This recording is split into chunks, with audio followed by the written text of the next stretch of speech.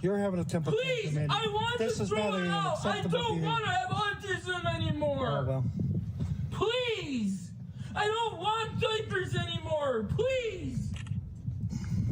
You're forcing me to do something I don't want because you're hurting me. Andy, if you wouldn't act like this, Andy, if you didn't act like this, we wouldn't have this problem. I can do this shit.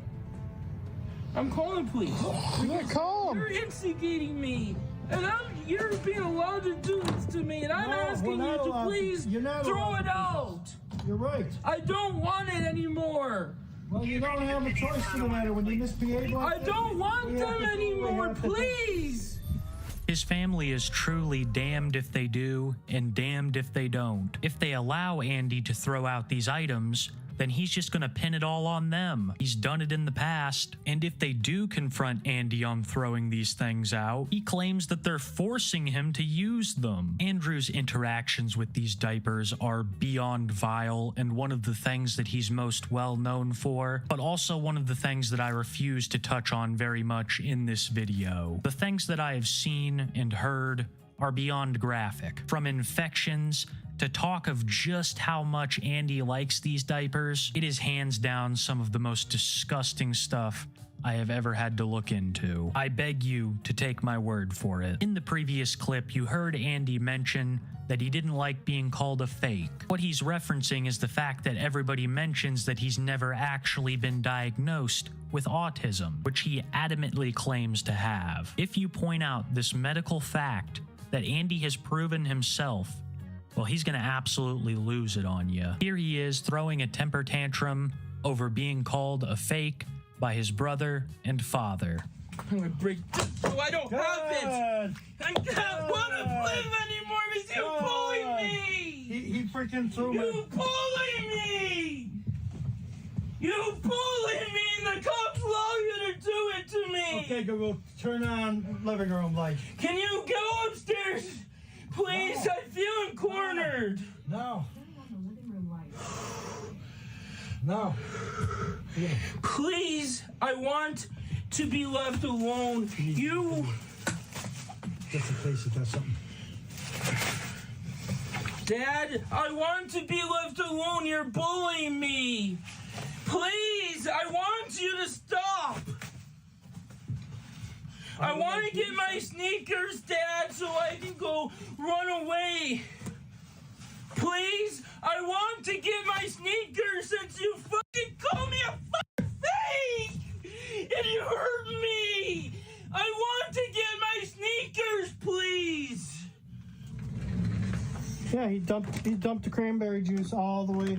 He dumped his cranberry juice down there into the dog food, destroying the dog food. No. I'm scared of you, I don't Dad. care what you think you are. I'm scared of you. You abuse me.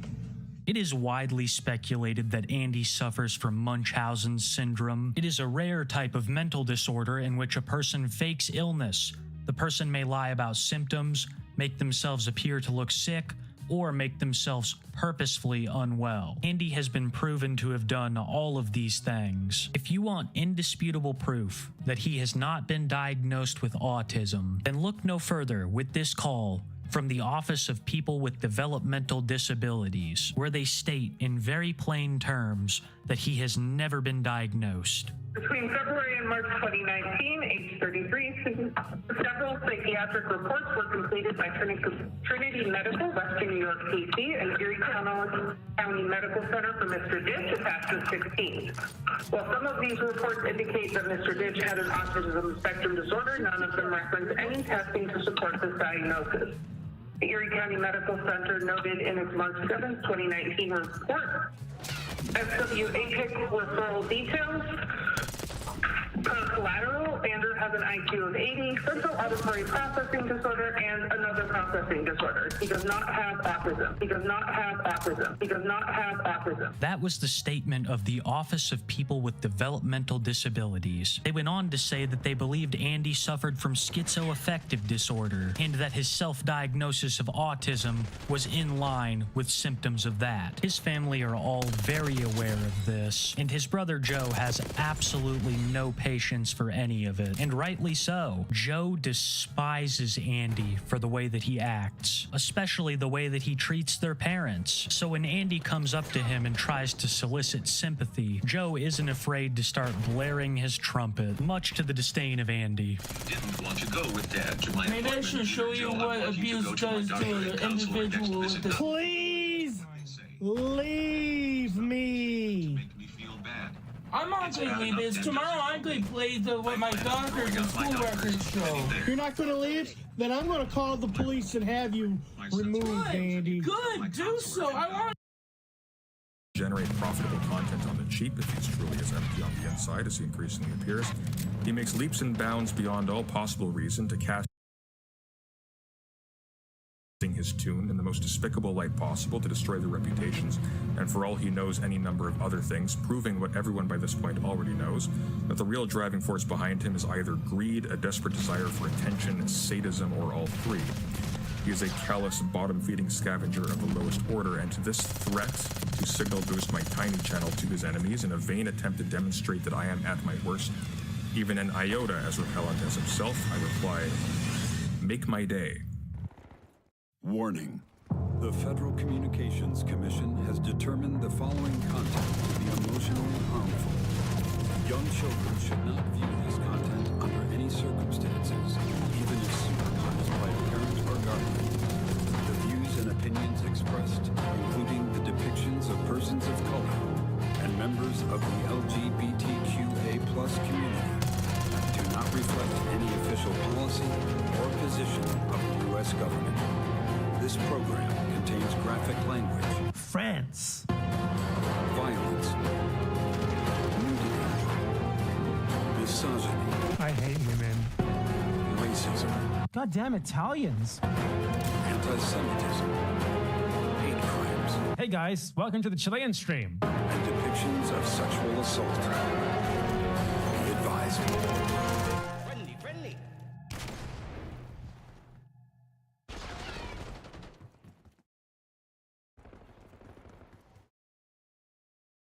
Enemy spring mine.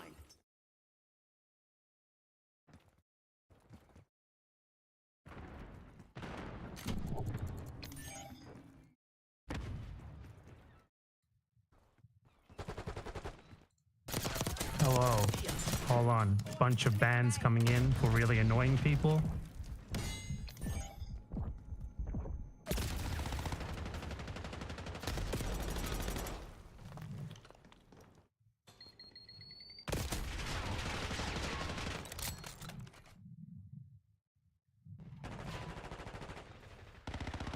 Consequences, asshole.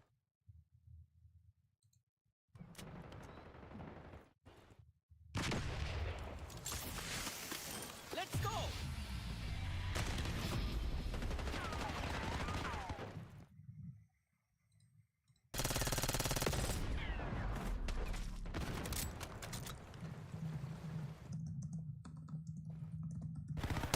Target ID. Enemy shot.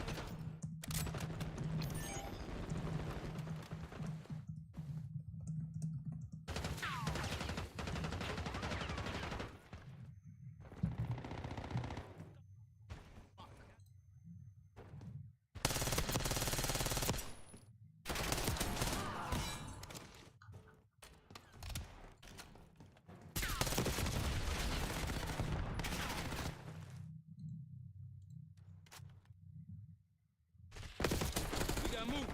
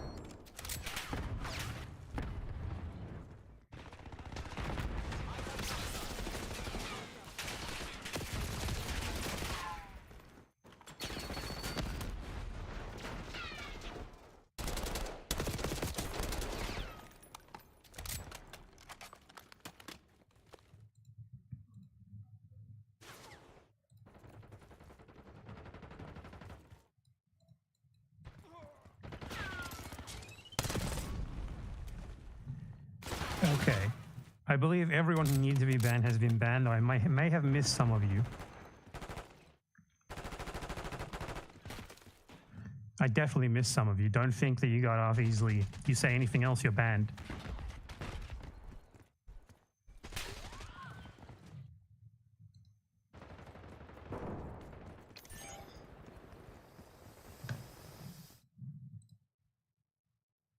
If you're testing, you're banned as well. That just shows that you know that you deserve to be banned.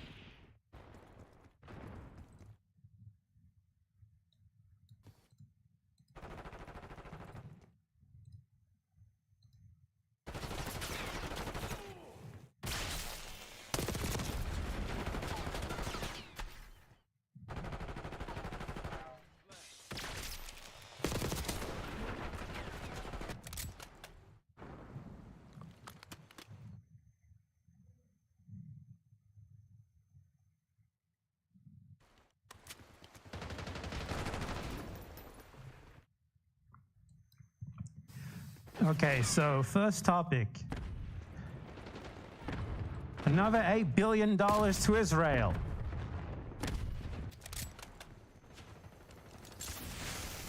Take him down.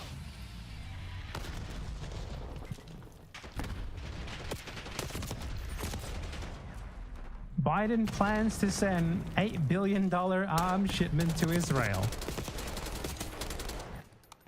You know, he can't just go out. He can't just graciously go out without sending another $8 billion fucking dollars to massacre children.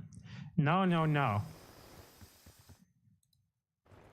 No, no, no. He has to show everyone just how much of a piece of shit he is before he fades into obscurity for like a year or two before he dies. Another $8 billion to Israel, which includes missiles, shells, and other munitions that will be used to blow up children. That's the Israeli specialty, the Israeli national pastime. Child murder.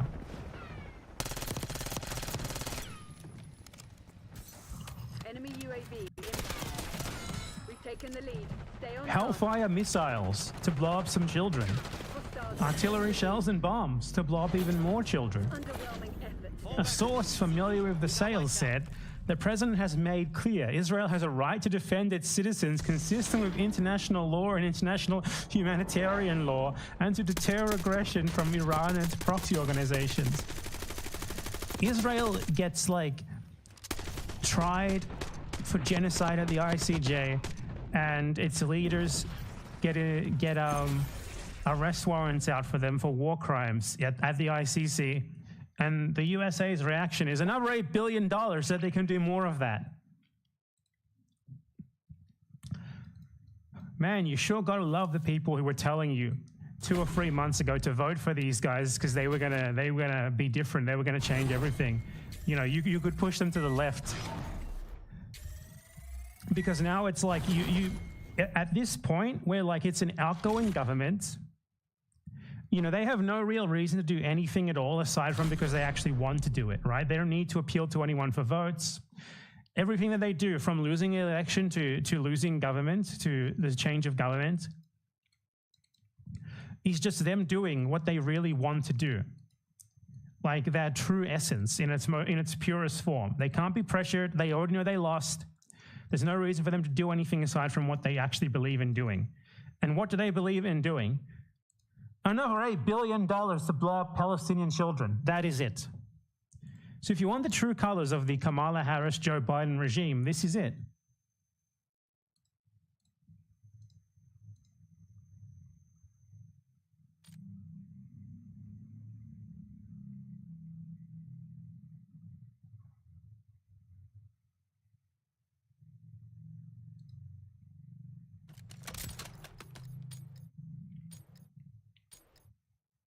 Domination. CIA, you're cleared hot.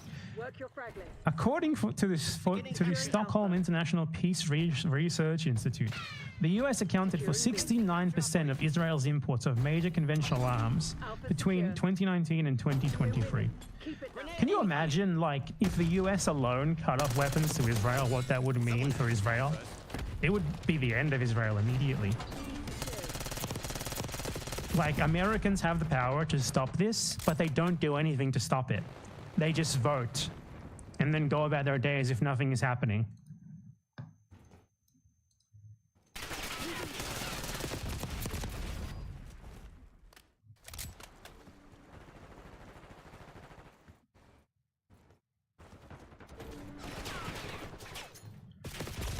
The planned shipment is one of a number of steps taken by the Biden administration in recent weeks as the outgoing president attempts to shore up his legacy.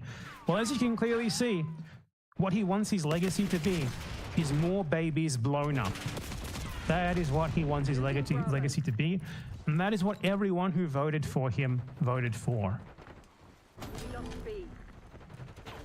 That is what everyone who voted for Kamala Harris voted for.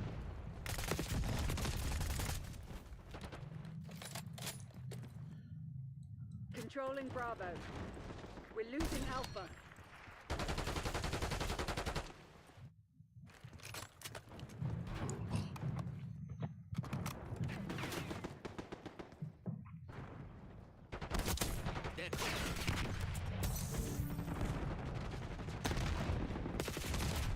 Securing C.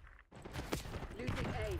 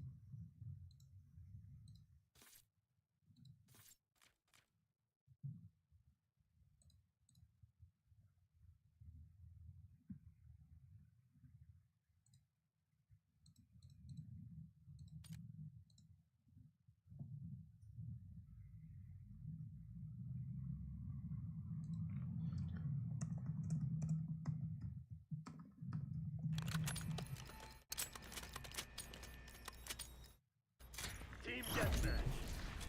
Remind those shitheads who their shields. Nice. We're pulling ahead.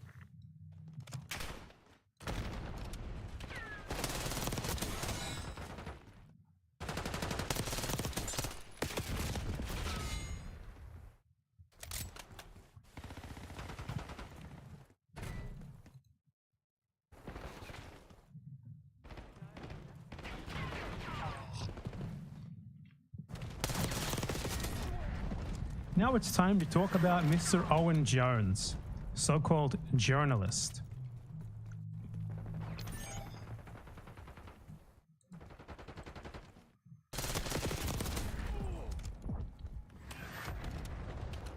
Heads out, frag.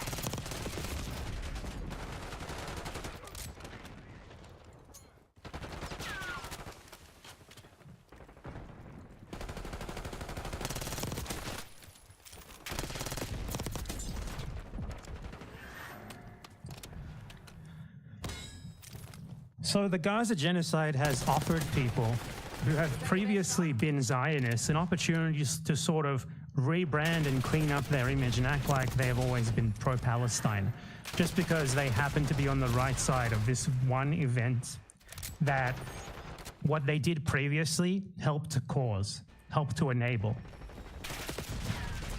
Because it's so easy to say, oh, it's wrong to massacre children as Israel is doing. But what it was less easy to do was to previously be against everything that led to this happening. And one of those people, one of these liberal Zionists who is now basically experiencing a massive resurgence and a whitewashing of their previous image, thanks to the Gaza genocide, is Owen Jones. Owen Jones is a lifelong Zionist, very much so. Someone who has always supported the existence of Israel, who has always supported the two-state solution, who has always been far more concerned with the feelings of Zionist Jews than he ever has with the Palestinians who they massacre. Someone who has made a career of pretending to be pro-Palestine while consorting with the Israel lobby, while being against the most basic facets of the Palestinian solidarity movement like BDS, and while talking far more about the supposed left anti-Semitism problem and coddling the feelings of Zionist Jews who want to kill all Palestinians than he ever has been with the actual suffering that they cause the Palestinians.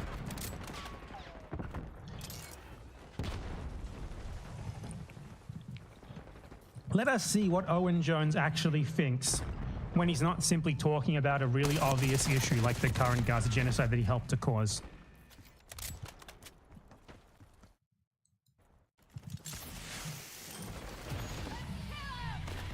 This is Owen Jones's 2020 book, which was about the Labour Party in the UK ostensibly, but about 3/4 of it is dedicated to whitewashing his role in the anti-Corbyn anti-Semitism smear campaign. And you can see in this book there is a number of pure Zionist whitewashing. Like, he just straight up recites Zionist propaganda wholesale. And this is the exact sort of thing that led to the situation of today where children are being mass murdered.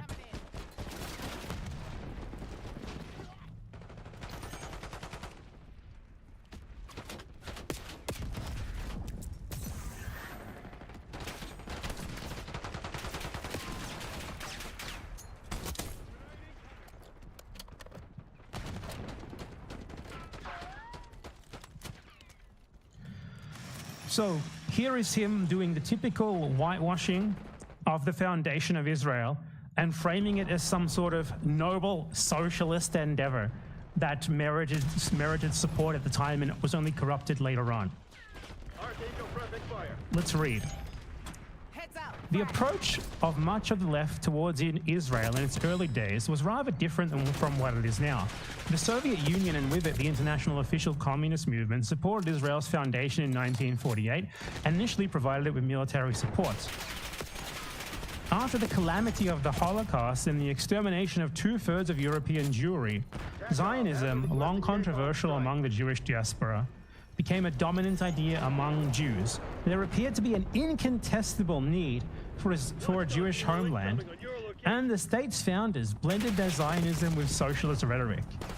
The collective communities of the kibbutzim seem like incubators of a new socialist society. Those who were regarded as the torchbearers of the Labour left, like Tony Benn and a bunch of other people who don't merit mentioning, were strong champions of the early Israeli state. Now, you might notice here that not at any point is there any analysis of what the foundation of Israel actually was, who founded it, what the character of this state was, what they did to get there, merely saying, well, the Soviet Union supported it. Well, these people from the British imperialist Labour Party also supported it. That's it. That's the argument that he makes. you know, the Soviet Union supporting the foundation of Israel, saying that as if like the Soviet Union would support things based on an ideological basis rather than foreign policy interests, not even conceiving of that as a potential reason for that. Like, no actual analysis of the supposedly socialist character of this state based on the facts, based on the material reality. Purely just an appeal to, well, these people thought it was good, ergo it was good. Now, this is a typical whitewash used by liberal Zionists, where they try to frame Israel as a noble endeavor that just went bad later on.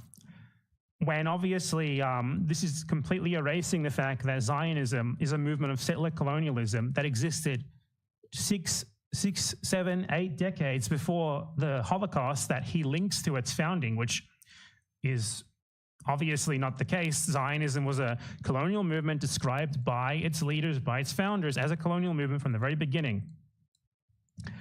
And he mentions like this sort of socialism without mentioning the fact that in order to have this supposed socialism, which was nothing more than a couple of communes and welfare programs, but only for one, it was all only for one ethnicity. It was only for Jews who moved there, who killed the people who were there, who expelled the people who were there, who took their land and excluded them from this supposedly utopic socialist society.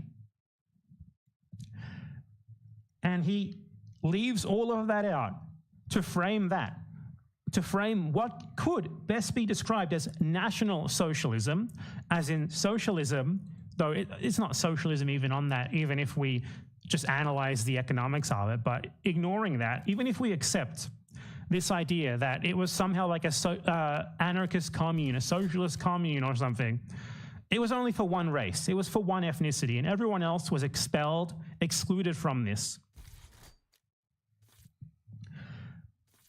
Owen Jones leaves that part out to frame it as some sort of noble socialist endeavor that only lost its way later on. Everything about what Zionism was, what it wanted to do, what it did do, is erased, is completely erased.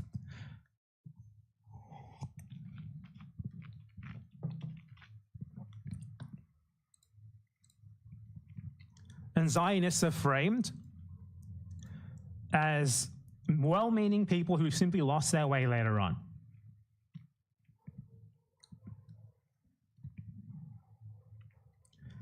Then he responds, what changed? In the ensuing decades, national liberation struggles against Western colonial oppression, notably the French in Algeria and the US in Vietnam, ignited the imagination of much of the radical left. I mean, no, nothing changed, nothing materially changed. It was all the same from the very beginning. Israel was a settler colonial endeavor from the very beginning. And he's going to explicitly argue later on here in this passage that it was not a colonial endeavor, which, just wait for that one.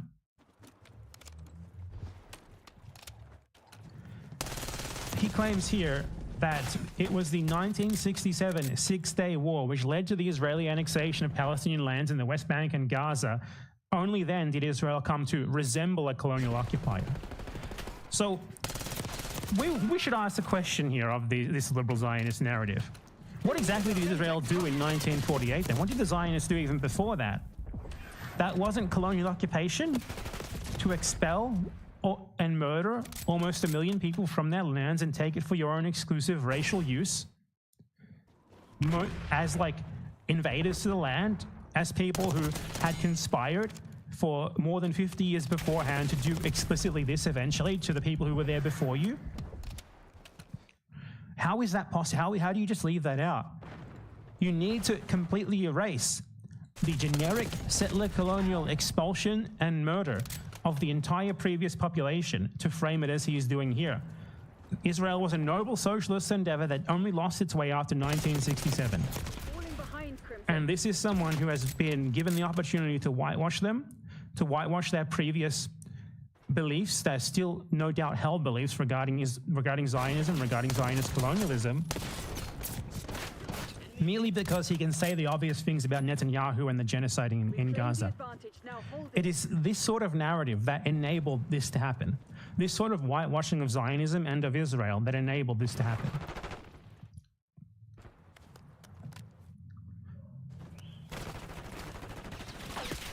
To some, the Palestinians came to resemble the Algerians, a subjugated Arab people struggling against the European settler state. What the fuck else was it exactly? How was it not exactly that? With the right-wing Likud party in power, Israel jettisoned its original socialist principles. Does anyone else love socialist mass ethnic deportation, land theft, murder, and colonization? That's what socialism is to Owen Jones.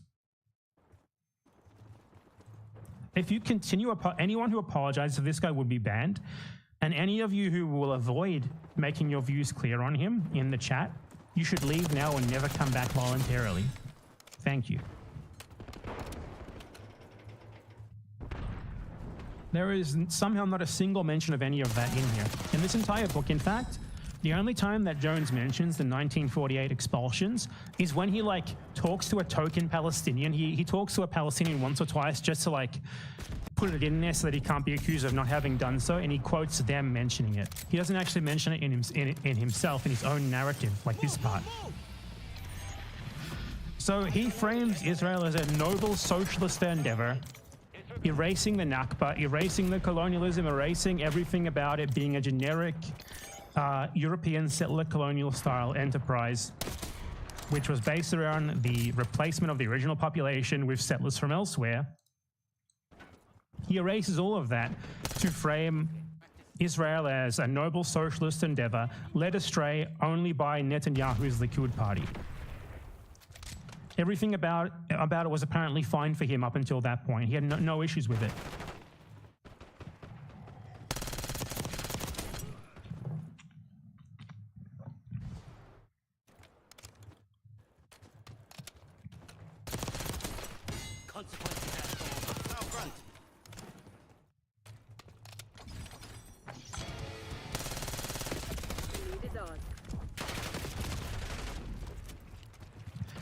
So in this next segment here, he basically whitewashes what anti-Zionism is and should be, which is obviously for the entire land.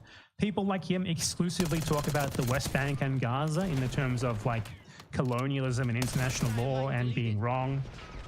But ask him what he thinks about Palestinians returning to their land stolen from them by Israel in 1948 in so-called Israel itself. He'd be against that.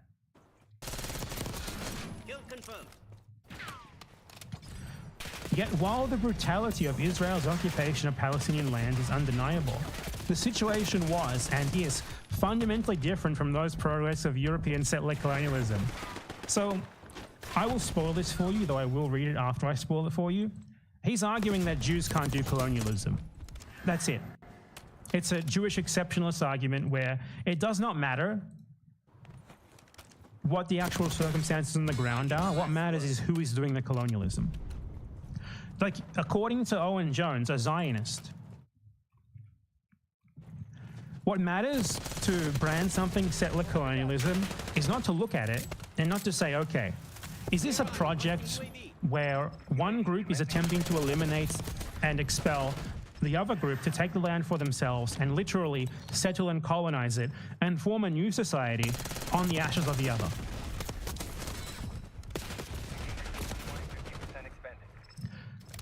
Because that is what settler colonialism is in a nutshell. And to analyze that, to decide whether something is settler colonial or not, you would simply look at it and ask that question. Is that what it is? Obviously, that is what Israel is. But what Owen Jones does is he appeals to the identity of the settler colonists to try and frame them as special and thus excluded from the label, a labeling of a material reality of a circumstance that they impose upon others, purely on the basis that they are of a special magical ethnicity that should not be branded with such phrases.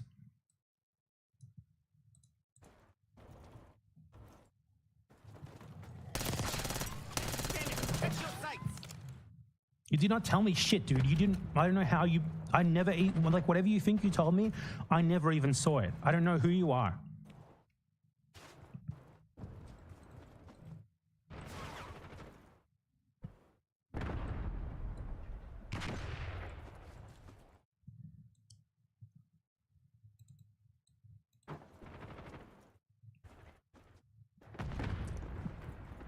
So he continues.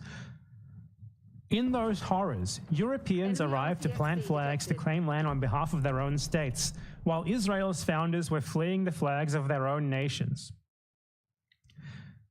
That doesn't matter, for one. For two, it's simply not even true. It's simply not true. Israel's founders arrived before the Holocaust began.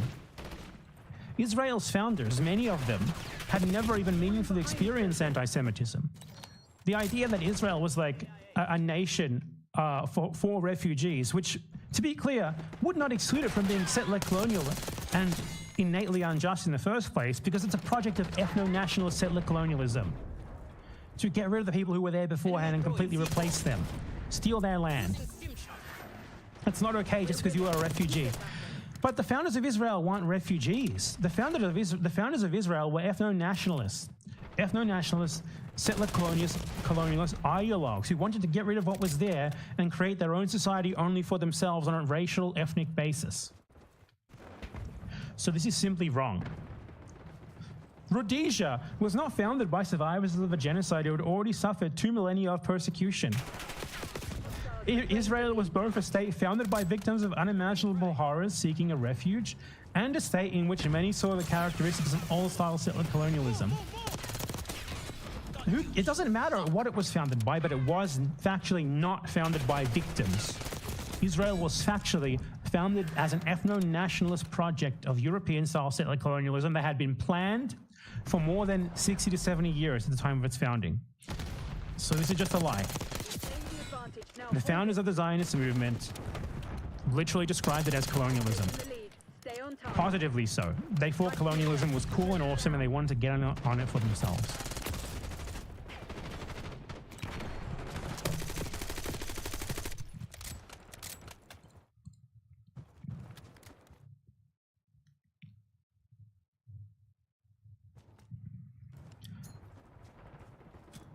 And then he says here, anyone who doesn't desire security for the Jewish people of Israel is as dangerous as they are wrong-headed.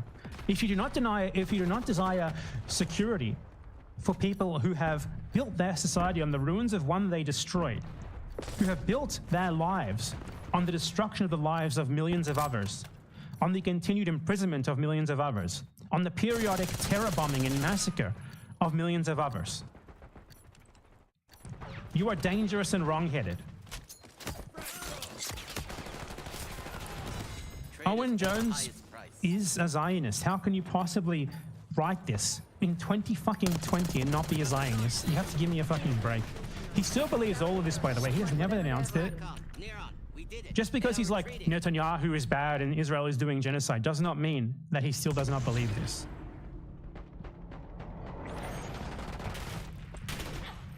Like, Owen Jones is and always has been far more concerned with Zionist feelings than he ever has been about Palestinian suffering. He has always been all about coddling Zionists and scolding anti-Zionists, way more than he ever has been pro-Palestinian.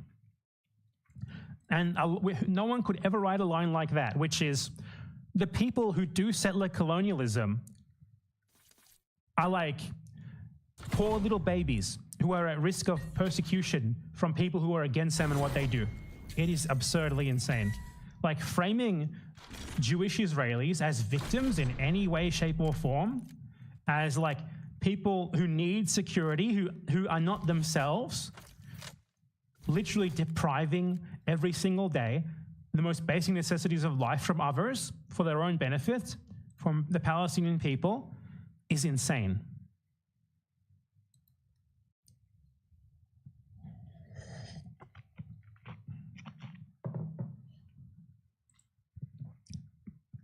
Many Jews who are politically hostile both to the occupation of the Palestinian territories and to Israel's depressing right-wing trajectory nonetheless retain a profoundly emotional connection with Israel, a state which is seen as a refuge, however imperfect, if once again the winds shift and the anti-Semites come back for more.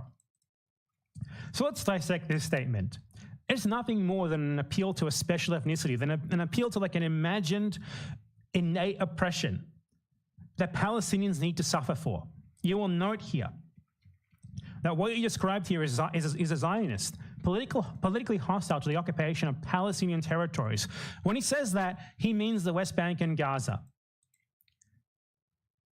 So millions of Palestinians, like the Jews who he is describing here, are people who, if they are Israelis living in Israel, they literally live on Palestinian land in Palestinian houses. Like their luxury, their cushy lives were created and have been maintained thanks to the destruction of the Palestinian people. And what Owen Jones is concerned with is their feelings. They have a profoundly emotional connection with a racist ethno-state run for one specific ethnicity, Jews, at the expense of another, Palestinians. If you have an emotional connection with that, you are an enemy to be fought against. Your feelings should never be taken into account. You and your feelings should be ignored. You are to be crushed underfoot. You are not an ally, a friend whose feelings need to be considered ever at all. What a fucking joke. Skin curling, honestly. You're a Charlie. Have to take us to Zone C secure. Palestinians need to suffer so that a white guy from Brooklyn can have a refuge if his imagined, like, American Jewish genocide happens. What an insane statement to make. We're losing Charlie. Sorry, I need to be able to go and live in someone else's house in Israel while millions of people are imprisoned for my benefit 20 kilometers away. Just in case this scenario that I made up that is never going to happen happens. What an insane argument. For many Palestinians, the concept of Zionism cannot be separated from their lived experience of occupation and the deprivation of their own right to national self-determination. Different sensitivities apply to discussion in the West. For some elements on the Western left, Zionist became the ultimate cuss word. Zionism was a political ideology, they argue, and one inherently rooted in oppression. How is it not? How is it not? How is forming a country for one ethnicity at the expense of another not rooted in oppression? Let's find out. Oh, he doesn't actually tell us. But the imprecise usage of Zionism and Zionists in the West is deeply problematic, leaving it eviscerated of meaning. Oh my fucking God. After all, those self-describing and Zionists include everyone from Israeli hard-right extremists who desire the annexation of all Palestinian lands to Israeli peaceniks who support the end of Palestinian occupation. After all, so his great rebuttal is to say that Zionists, the word Zionist encompasses Zionists and also different types of Zionists. Therefore, we can't use that term. Like this whitewashing of Zionism by like the word peacenik. What a disgusting word, by the way. To like use the Hebrew term instead. What does it mean to be a peacenik? It means denial of the Palestinian right to their own homeland, to their own land, to their own homes. An Israeli peacenik is like a Nazi German who thought that Poland and Ukraine should have been enough for the settler movement, and that going further than that was wrong. That's what an Israeli peacenik is. It's, we have taken enough. What we have is enough. Let's not take the rest. And let's continue to keep them out of our ethno-state on an ethnic basis. Let's keep what we stole from them. That is what a peacenik is. So yeah, those are two different types of Zionists, and I do not care to differentiate between them because both are reprehensible, disgusting Nazis. A soft Nazi is still a Nazi. A Nazi who wants to annex Poland is still a Nazi, even if he doesn't want to annex the rest of Eastern Europe like the full-on Nazis like Hitler does. A 2015 survey found that while 59% of British Jews self-identified as Zionists, 90% supported Israel's right to exist as a Jewish state. I don't give a fuck. I don't care. I don't care what Zionist means to what Zionism means to Zionists or not. Who gives a fuck? Since when have we ever required approval from the group that an ethno-state is for to be against that ethno-state? Why is this even being mentioned here, aside from just to appeal to like a special ethnicity that we need to take into account? Jews are doing the ethno-nationalist settler colonialism, ergo it's special and we need to think about their feelings. I will not think about their feelings, and I will not think about the feelings of any settler colonist ethno-nationalist anywhere. And the second that you do that, you are on their side. You are whitewashing what they're doing. Losing A. UAV MTS.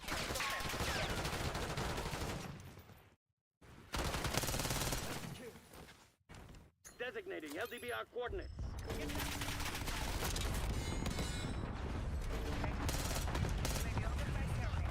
Like, Jones legitimately mentions the feelings of like Zionist Jews.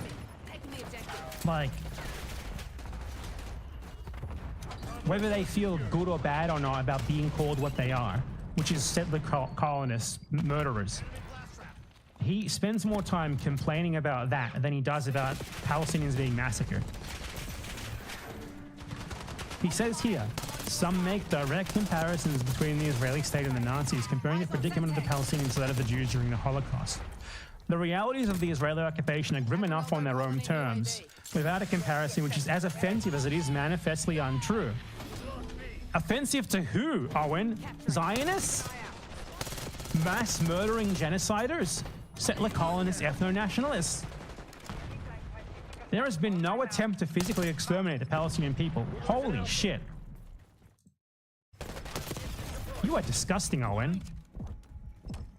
What is expulsion and massacre if not physical extermination? The idea is to get rid of them from the area. When they are physically removed, that's extermination for all intents and purposes. Do you know what the Nazis planned to do before they eventually decided on the Holocaust? The deportation of all Jews to Madagascar and reservations in Poland. They actually formed some of these reservations during the war. The Lublin concentration camp was originally the Lublin Reservation. The Zionists did to Palestinians by mass deporting them, particularly to Gaza, what the Nazis had originally planned for Jews. Why can we not compare that? Let's compare Nazism and Zionism, Owen. Ethno-nationalists, yes. Specifically National Socialists in that conception, yes. Settler colonial, yes. Wanting to eliminate all people who were not considered, wanting to eliminate or expel all people who were not considered of their own ethnic group, yes. Why is it that we cannot compare these two very similar ideologies, Owen? Take a Bravo underway. The only reason why you would ever say that is because you were a Zionist who wants to deny the power of that comparison, who wants to deny us, actual anti-Zionists, actual pro-Palestinian people, of using a comparison that every single person in Western societies will immediately understand. He continues. The comparison is meant only to bait Jews with the memory of their most murderous prosecutors.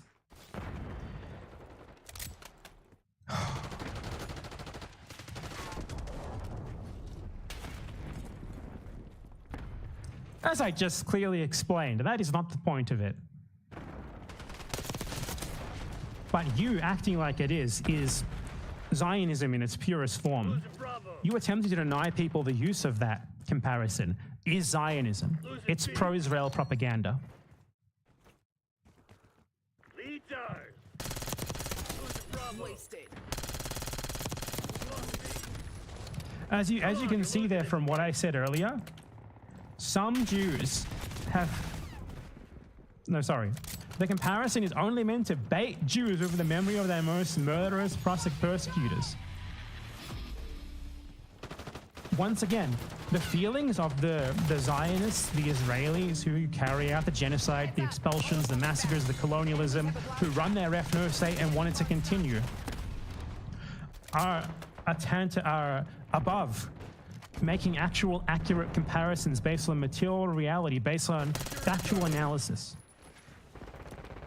If Zionist Jews are offended by that comparison, that's what really matters. Owen Jones is here to defend the feelings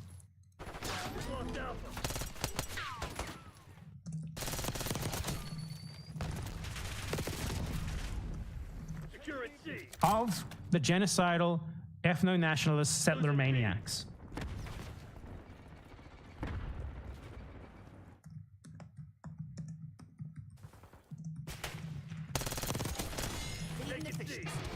Taking this objective. Hostile UAV established overhead.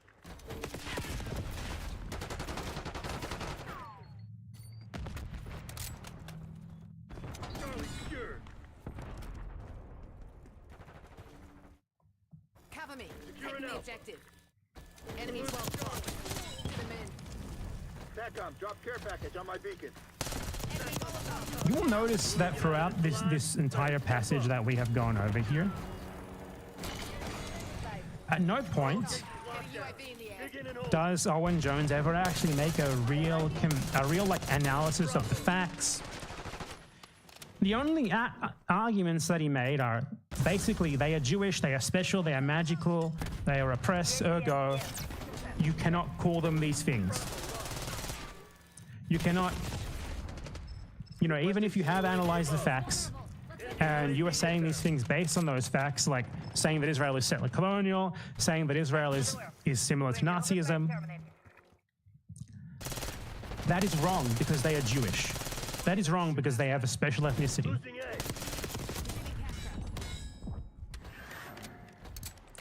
That and his other argument is basically Israel was socialist Maintain current posture. while erasing the Nakba, while erasing the literal fucking mass ethnic expulsion of everyone who was there, almost everyone who was there beforehand, the destruction of their society and its replacement with a European-derived new one, exactly the characteristics of settler colonialism.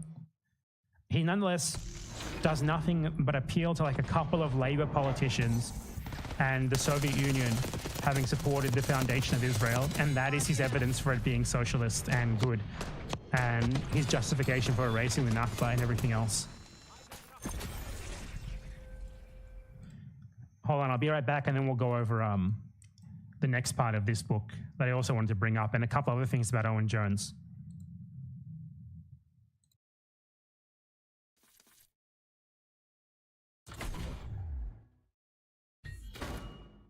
You two.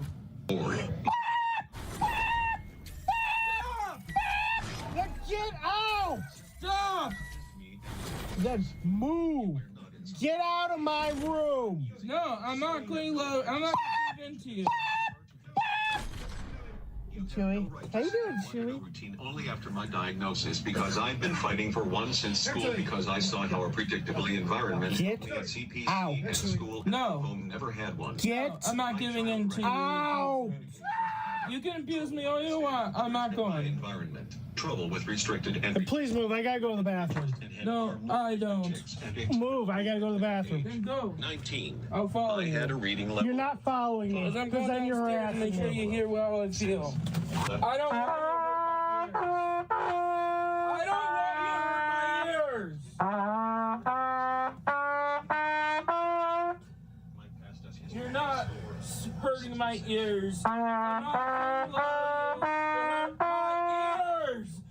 I'm not going to allow you to hurt my ears. Move. I'm abusing you. I don't want to see you abusing me. My teachers gave me. I don't want you to hurt my ears. You know what language? Rammed me in the wall. You to abuse me. Another thing that Andy is particularly fond of is covering up his ears and claiming that any loud noise is bothering him. Now you're probably saying, hey, Kiwi Tapes, that's awfully insensitive. You just heard that he suffered from processing issues. And I'd say that you're right. If Andy hasn't had a well-documented history of going to rock and roll concerts, that's right, the guy who assaulted his brother over a little trumpet playing is actively attending rock and roll concerts. If it was something more mellow like blues or jazz, maybe. But in my experience, the only thing louder than a rock concert is an EDM festival. You cannot tell me that that kind of environment, packed with people, really loud, is more acceptable to Andy than his brother simply playing the trumpet, and even his own father trying to play a little bit of rock on his guitar. Okay, Andy, you need to go and get off out of my room because you're not welcome up here. I need to get away from you. It doesn't matter. You either go outside or you sit in the living room while we finish eating, and then we'll be out of your way. We need to go. You say that every Andy, single night. follow instructions. You come up. No, Andy, get off my back.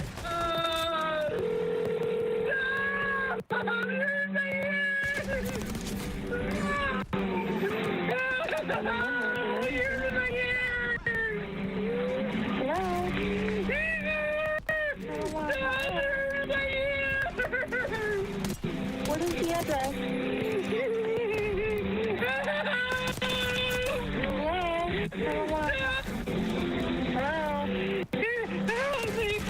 Help me, please! My dad's burning my ears! I'm at home! Please save me! Tom, on the off chance you ever watch this, you're a great guitar player. And Joe, you really know how to play the trumpet, man. It's a shame that your brother/son will allow a crowd of complete strangers to enjoy their music, but God forbid you try to play a little bit of your own. They gave him like a 5-minute warning before they even started playing. His father told him what was gonna go on and to either go outside or go to the living room somewhere where it wouldn't hurt his ears. What does Andy do?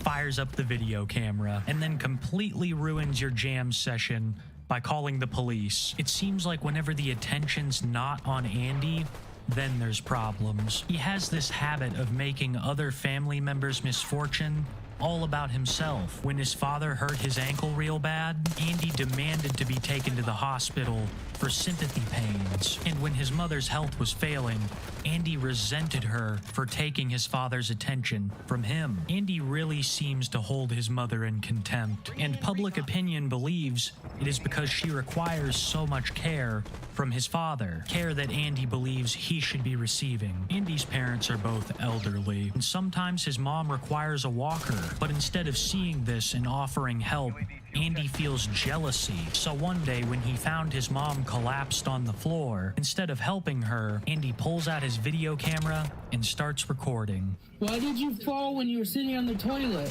I got off the toilet. And you can't get up and you couldn't call anyone. I did. Okay, Google broadcast. Dad, Mom is on the floor. She fell right off the toilet. She's on the dog's bed. Did you is it sugar? I hope not. Why were you sitting in the toilet for 2 hours? I'm doing a puzzle. For 2 hours sitting in the toilet? Did you poop or anything? No. You were just sitting. You were sitting there. Andy didn't lift a finger. He simply called his dad to come help. And then Joe coming in asking her what she's doing. The look she gives him is priceless. It's like, what the hell do you think I'm doing? Andy would rather see his mother struggling to get up than attempt to help her in any way but calling dad. And this hasn't happened.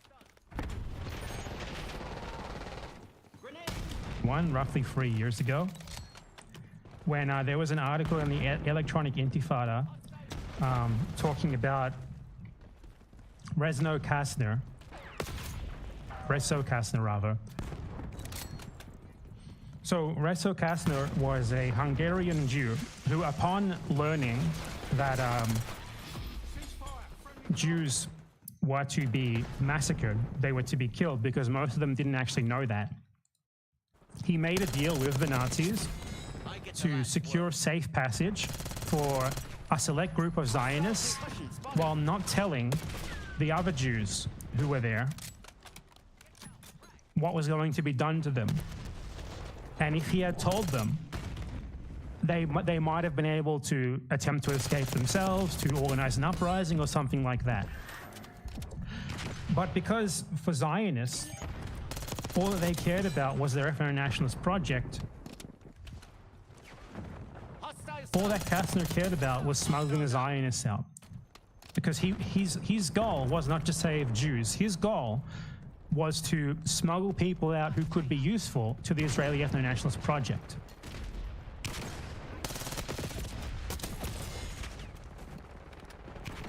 And in response to that article, is such a damning story, by the way, that Kastner, who was a member of the Israeli government, disgracefully, Right where we want them. Finish the job. he sued a journalist who revealed this about him in Israeli court, and the judge ruled that everything the journalist had said was true. So he was found in the Israeli court to have been a Nazi collaborator, factually.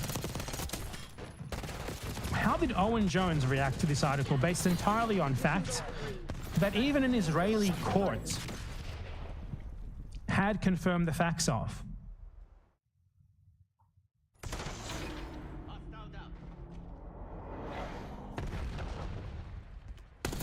Jones titles his article, "No, Jews did not collaborate in their own genocide," attempting to frame someone who wrote about specifically Zionist collaboration with the Nazis as them saying that, like, all Jews voluntarily marched to the gas chambers, which is an insane reframing and something that no one would do unless they are like a professional anti-Semite, false anti-Semitism allegation smear agent.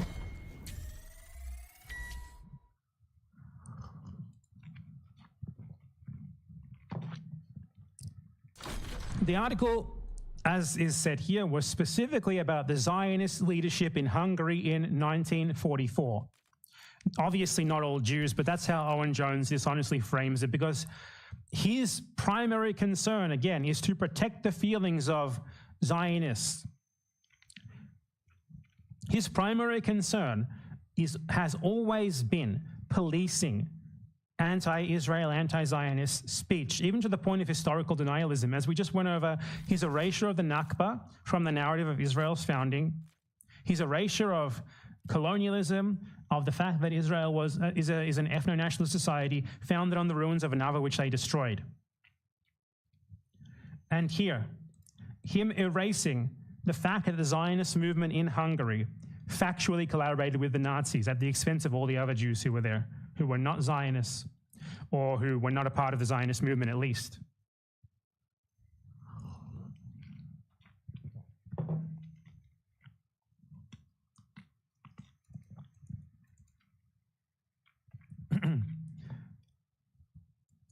The Israeli judge who ruled against him in the libel case said the Nazis' patronage of Kastner and their agreement to let him save 600 prominent Jews were part of the plan to exterminate the Jews.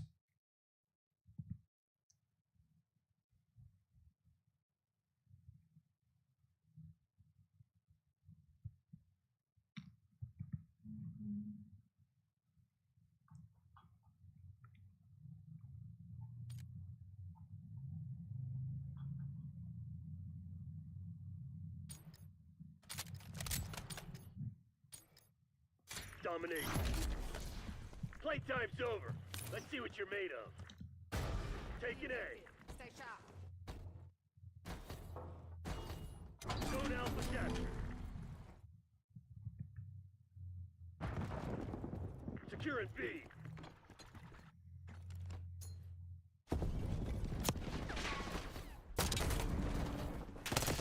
We're losing Alpha. Taking B. Bravo's ours. We got the lead. Now hold. Lost Alpha. I'm on the objective. This shit ain't working. We've lost the advantage.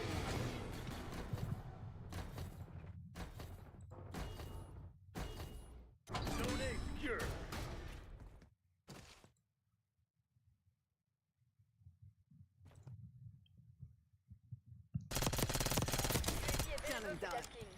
This entire article is just Zionists, like, the thing is, he's like, both non-Zionist and Zionist Jews told me that that this idea that Zionists collaborated with the Nazis was problematic. The entire article is literally just about the feelings of, and when he says anti-Zionist Jews, I do not believe him one bit, because Owen Jones himself is obviously not an anti-Zionist. His idea of what an anti-Zionist is like a two-statist who thinks that like the occupation of the West Bank goes too far, but the rest of the Israeli occupation of Palestine is totally fine. So when he says like anti-Zionist Jewish socialist, what he's talking about is just a Zionist, I guarantee you. Because no actual anti-Zionist would have a problem with someone simply noting the facts regarding Zionist collaboration with the Nazis.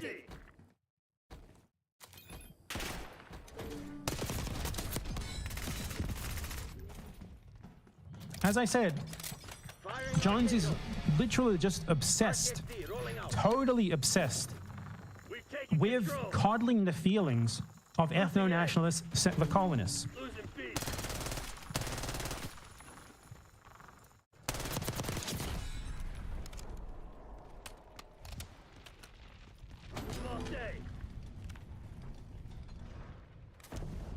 Take it, Alpha. Losing Bravo. Damn it, lost the lead. Alpha secure. Nice, we're pulling ahead.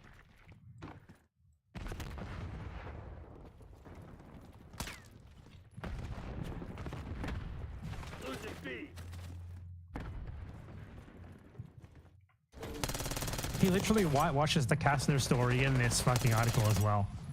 Unbelievable. Oi, enemy grenade. Catching grenade. Sentry turrets live. Whitewashing of Zionism as well, claiming that Zionism was once a multi-ethnic, multi-racial movement. Oh my god.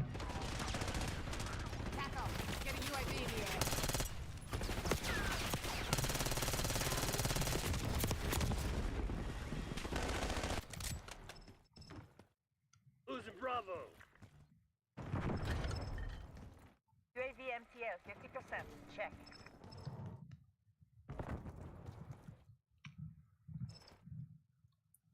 There is also another part of this where Owen Jones narrates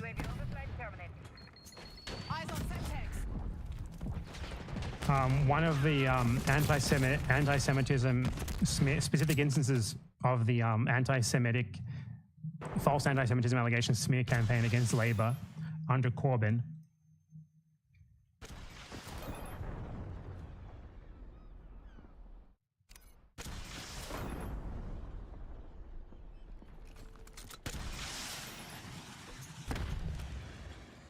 Moving with our game. So, he says here, in the first phase of Corbyn's leadership, attention focused on incidents which had occurred under his predecessor. In April 2016, it emerged that Naz Shah, the new Labour MP for Bradford West, had, during the Israeli military's August 2014 Operation Protective Edge, that resulted in the deaths of hundreds of Gazan Palestinians, shared a map superimposing Israel on the US, accompanied by the headline, Solution for Israel-Palestine Conflict, relocate Israel into the United States, adding that might save them some pocket money, the US, some pocket money. This was dealt with swiftly. Shah resigned as Josh McDonald's parliamentary private secretary, met Jewish community groups, and came to be seen as a model in rehabilitation. Jones presents this as if that is just sort of self-evidently actually anti-Semitic. You notice there's no questioning of that. Jones does not dare say the truth about this, which is that's not fucking anti-Semitic at all. What the fuck are you talking about? Saying, as Israel was literally massacring Gazans in droves for their race, that perhaps if the USA, which is the primary enabler and funder of Israeli genocide, and has been for decades upon decades, saying that if the USA loves Israel so much, how about Israel just goes there and Palestinians can have their land back? How in the fuck is that anti-Semitic? How in the fuck does that warrant meeting the parliamentary private sector, meeting Jewish community groups and going through rehabilitation. Basically going through HR bullshit to become palatable enough for Zionists. Regardless of how much Jones would deny they are Zionists, obviously that's Zionist bullshit. Losing Bravo. UAV fuel check 50%.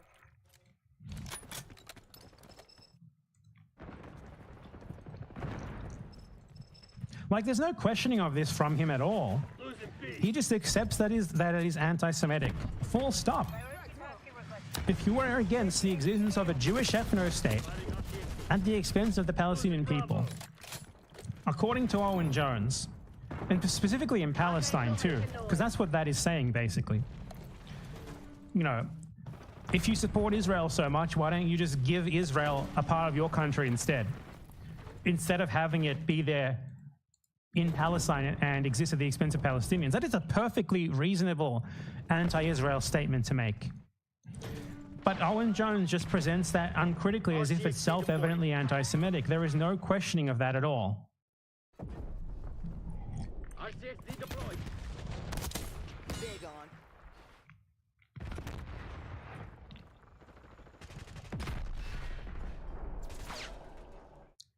Losing A.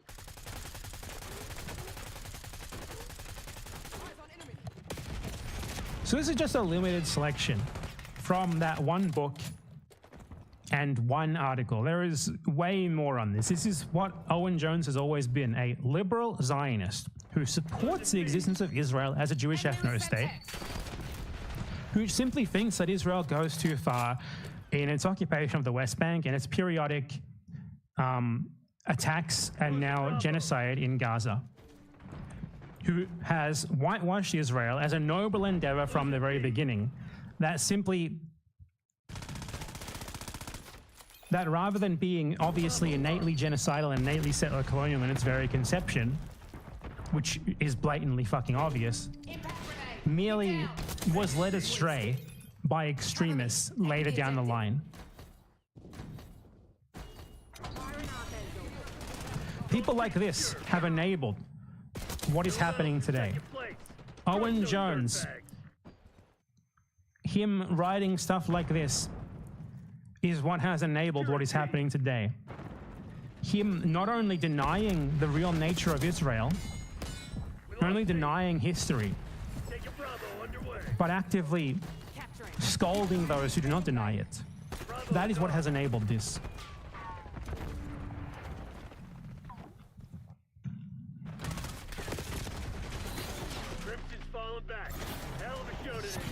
He has not only denied it, but he has tried to shut down discussion of it with false anti-Semitism allegations. He and others like him, don't just think it is only him, he and others like him have long been far more concerned with the feelings of people who are either Zionist Jews, who are themselves genocidal victimizers of Palestinians and whose feelings should not be taken into consideration ever at all, or other Zionist Jews who, in spite of Owen's ridiculous characterization of Zionism, are still Zionists. Because obviously you're a Zionist if all that you're against is the occupation of the West Bank. You can still be a Zionist and be against Netanyahu. Owen Jones proves that himself.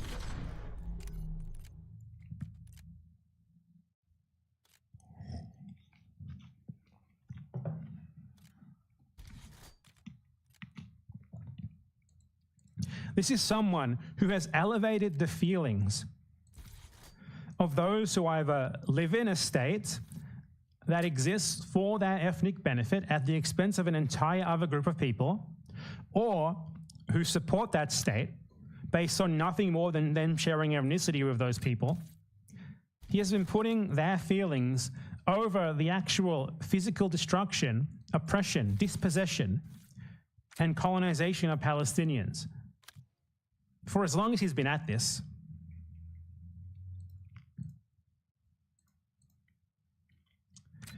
And just because he's suddenly on the right side now, that it's in these situations where it's incredibly easy to be on the right side, doesn't mean that he's an ally even one bit.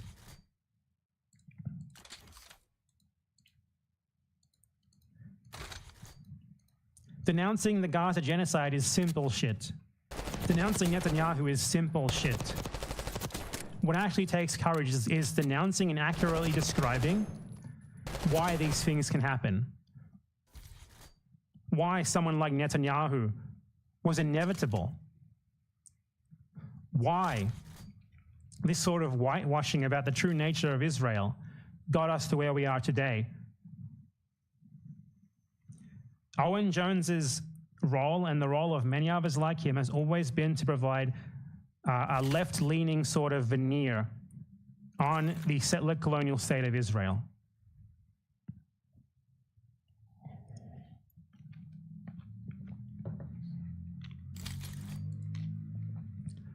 To justify its existence and to frame what is actually a victimizer population as victims. To even be talking about anti-Semitism in the context of Israel-Palestine, outside of the very obvious instances of it, like, you know, like actual neo-Nazis who just pretend to care about Palestine because they're anti-Semites. Outside of like that is a pure red herring designed to distract attention from what is factually happening there, which is Israel is a Jewish ethno-state solely for the benefit of the Jews who live there, that exists in order to oppress another ethnic group for the benefit of those Jews. That is the reality. And to talk about anti-Semitism at all in that context, to pay any water to some Jewish person's feelings being hurt or whatever, if you denounce Israel a bit too harshly, is ridiculous. It's like worrying about anti-white racism in the context of fucking South Africa under apartheid. It's like worrying about anti-white sentiments in the context of the American fucking Confederacy. It's ludicrous. What you have in Israel is a relation of oppressor and oppressed, not like some tragic scenario where an oppressed group of people who are forced into oppressing another group of people against their will. Give us a fucking break.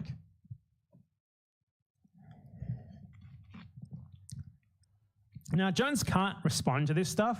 He knows he can't respond to it. The only valid response to everything that I'm saying here would be, you're right, 100% right. I have changed my views completely and I agree with you on everything. That would be a valid response.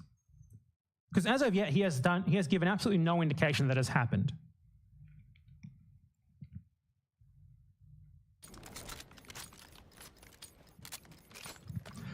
But what he is going to do instead is scream anti-Semitism at me.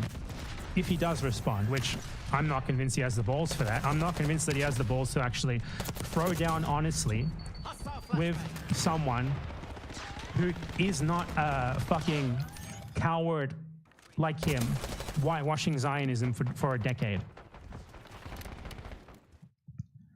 Because ultimately, that is what you have to do if you want to be a part of the mainstream British media, which he still very much is, regardless of how he tries to frame himself as independent now. You know, he's still writing periodic columns for The Guardian and stuff like that. If he described Israel as what it really was, if he described the history of Zionism accurately, if he stopped coddling the feelings of Zionist Jews as if we should give a fucking shit about what people who support a genocidal settler colonial ethno-state think and feel. The reason why he does that, at least in part, is probably not because he really believes it 100%. It's because he values his privileged position in the British mainstream media more than he does talking about things in the terms that actually need to be talked about. And he gets a lot of clout from, like, policing those who actually do that. Like, back in 2017, he even gave a keynote speech at a Zionist organization at a Zionist organization's event.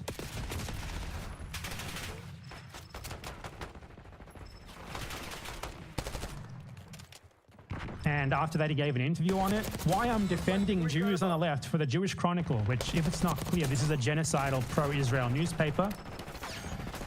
On its front page, you go to the front page and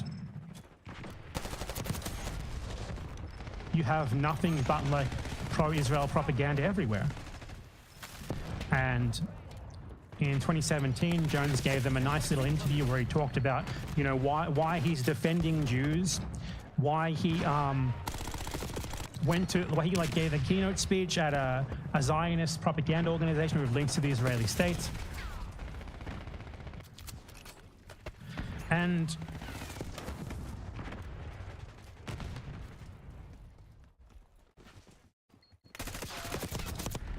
he does not support academic or cultural boycotts because there is a danger you end up indiscriminately targeting Jewish people. I've never been involved in BDS, he says. He only supports boycotts of products from illegal settlements.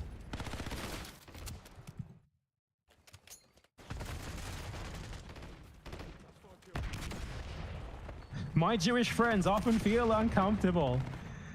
Oh yeah, what's important isn't Zionist massacre of Palestinians, isn't Zionist settler colonization. It's the feelings. It's the feelings of like rich white first world Jews.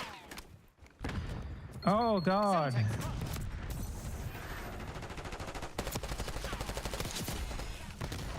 Look, this is someone who for a decade has been Zionist.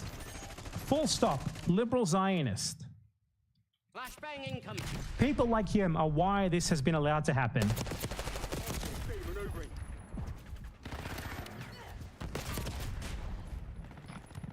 The only adequate response to this from him would be, you're right. I repudiate what I used to say, what I used to do. I agree with you now. Not to give interviews to literal fucking Zionist propaganda outlets, assuring them that you're against the most basic boycott and sanction movement, and that you're only against products from illegal settlements.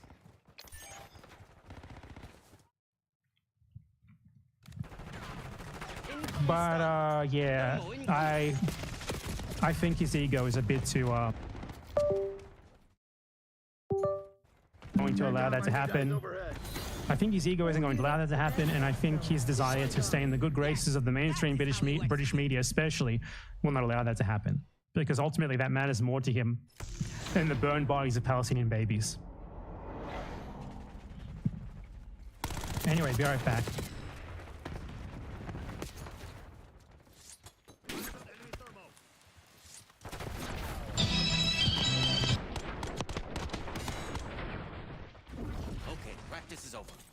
And just once, but twice. Dad, she's leaning off the chair and she's going to bend over. She does a lot of things. That's why I say you gotta watch her. She's like grandma. Andy, please. Well, Mom, you don't do anything. He's laying in bed all day. So do you. So be quiet, please. Beat that dude's ass. Boy, that was my kid. The past 2 days, I was taking it easy for my emotional well-being, Dad. Am I right? There are two things about this video that really get me. First and foremost being the criticism that Andy is spewing forth. Sitting on the couch, wiggling his toes, and telling his mom that she's like grandma, she doesn't do anything. All while his dad, who I've never seen without a lower back brace, helps her up to use her walker. Which leads me to my second point. Do these two people look like they could abuse Andy? Do they look like they should be legally required to take care of Andy? For Christ's sakes, Andrew went to the courts and tried to make them legally force his parents to change his diapers. You see, despite the way Andy acts, he's never afraid to get the legal process involved. In particular, he likes to bring up his rights quite often. Andy will go from speaking in the third person to then talking about why the police can't do this because it violates his human rights, all to the 911 operators who are very well familiar with who he is and what he tries to do to his family. Well, I also went to our dad's house. I have a right to throw out my diapers. I have a right to throw out my medications. I was allowed to throw out my medications pill by pill, but I'm not allowed to throw out my diapers because you guys are depriving me of my civil rights.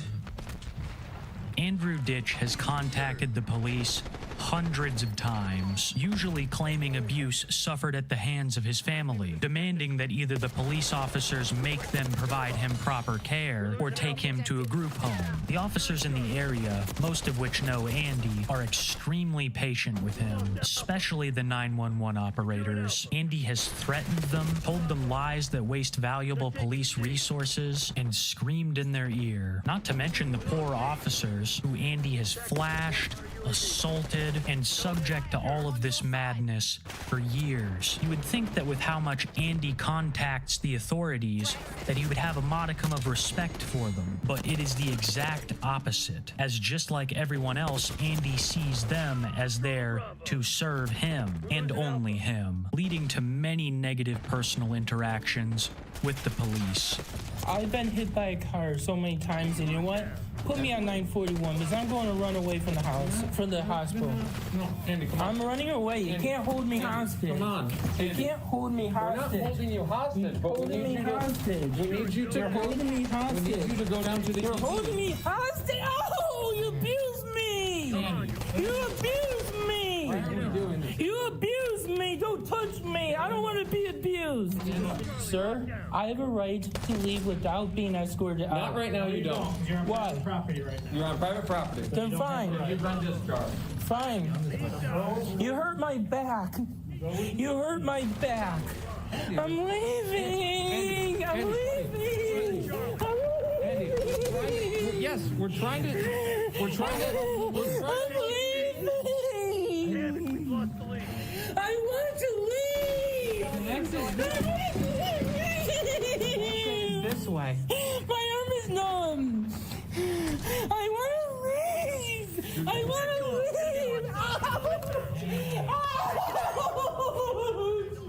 They were simply trying to escort him out of the hospital, but Andy refused. He didn't want an escort, he wanted to go his own way, and that's what caused the issue. That clip was another brilliant display of Andy quoting his legal rights. Once he starts doing that, you can pretty much rest assured that he's not going to comply, because in his mind, you are no longer an authority figure. If you try to stop him, you will be one of the accused, one of the people responsible for making Andy's life as horrible as it is. Because as I've said before, that is the whole point of Andy whipping out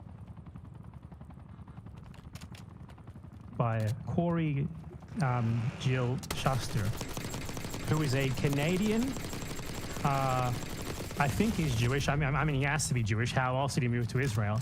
So he's a Canadian Jewish guy who voluntarily moved to Israel. And now he runs a YouTube channel where he goes around interviewing people. And it's easy to get fooled by him, as you might think that he's doing this out of a genuine desire to like see both sides. Like maybe he's not like a Zionist or anything. Maybe he moved to Israel when he was like a naive, idealistic kid, and he's changed since then. Now he's trying to, reveal like how racist and hateful and genocidal Israelis are, while giving a voice to Palestinians or anything. But if you actually watch his videos and pay attention to them, you'll see he gets incredibly argumentative with the Palestinians. So he interviews to the point that his translator often has to stop him.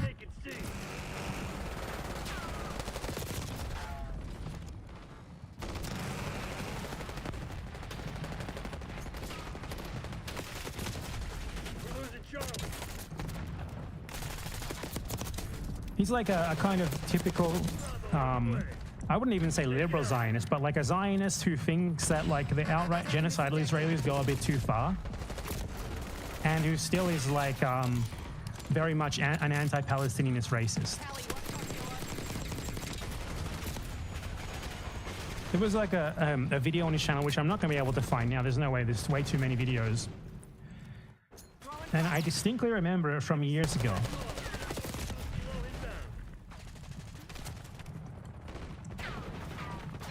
See if I can find it. Controlling Bravo. But it was a video where he has this one specific interview with like a Palestinian shopkeeper. I believe it was in Jerusalem, or I think it was Jerusalem. And the Palestinian shopkeeper was a citizen of Israel. And he was like talking to Corey. And it's supposed to be like a neutral interview, right? Like he's giving them a voice. But the Palestinian shopkeeper like responds to a question that Corey asked him, and it was like, so like, why do you live here? Like, why don't you live somewhere else? And the shopkeeper's like, well, I'm not allowed to live in Jewish areas. And Corey like replies to him, oh, that's not true. There's no law against that. And he's like, no, it doesn't matter if there's no law against it. Like, no Jew would ever rent me an apartment. No Jew would ever rent me a shop. And Corey continues arguing with this guy, like trying to deny the segregation, trying to deny apartheid. And his translator starts saying like, no, Corey, you know that what he's saying is true. You know that what he's saying is true. And then it cuts. It's going to be impossible to find this video because I don't even remember what the actual topic of that video was.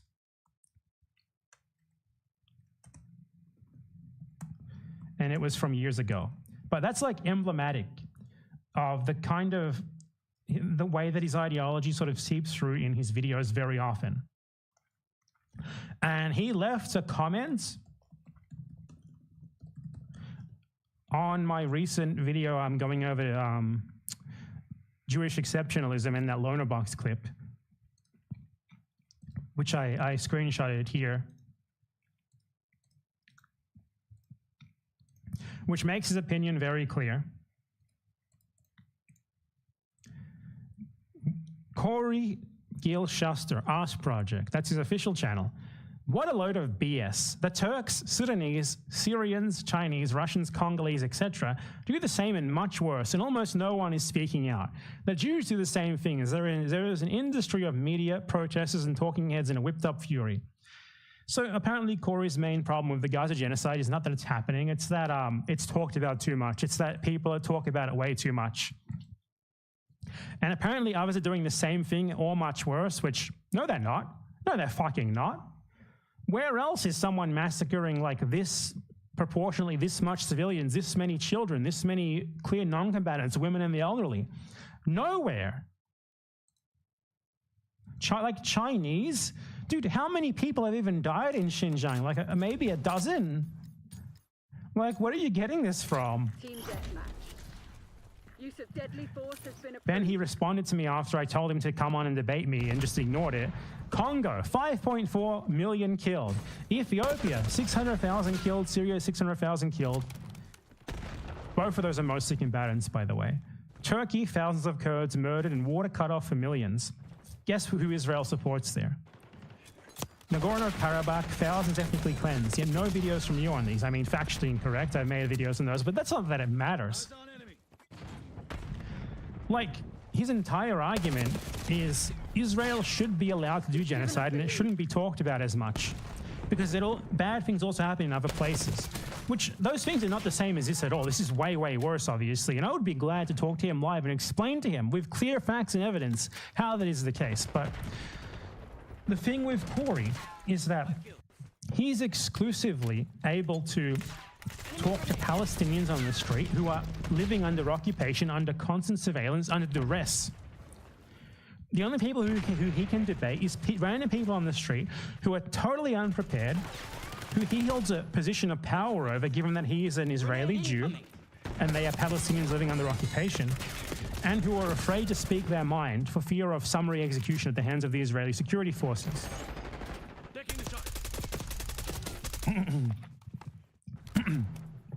Because while he does sometimes blur out the faces of the people who he talks to, that's obviously not enough. Obviously, the Israelis are going to be able to track down someone based on their voice, based on their location. Like, they have the most dystopic surveillance network in the entire world. Palestinians are the most surveilled people in the entire world. Like, if the bumblefucks at the NYPD were able to find the healthcare CEO shooter, Israel can find any Palestinian they want, regardless of how much their voice is distorted, regardless of how much you blur their face, especially in the West Bank and in Israel proper.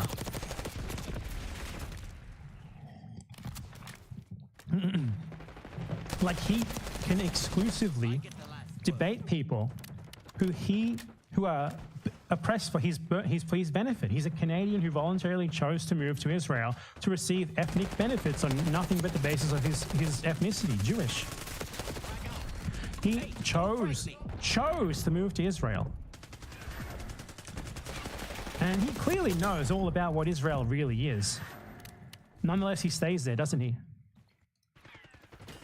So it's obviously not surprising that he's like this. It's obviously not surprising that he would argue that, like, talking about Israeli genocide is wrong because other people also kill people.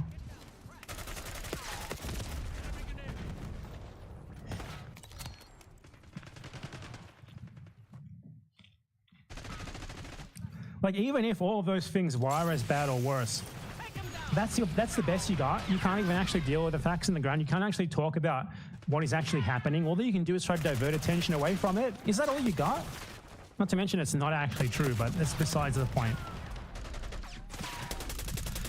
So yeah, that is what this guy is. Don't be fooled by his videos where he like interviews genocidal Israelis and lets them speak freely. Don't be fooled that that means that he is like pro-Palestine or anti-Zionist, because he's absolutely not.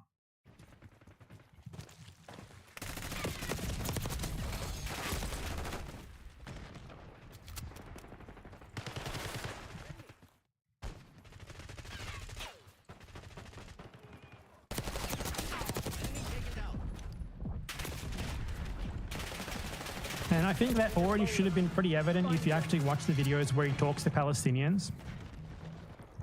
Because you have to consider, for one, he gets editorial control. He gets control over what gets included in the final cut. If he loses a debate, obviously, he's probably not going to include it in the video. And besides that, even what he does include in the video makes it clear what he really believes. Because he constantly argues with people. He constantly like tries to refute them. He constantly tries to paint them in a negative light. He asks them probably, leading questions to try and get them to say what he wants them to say, to make them look bad.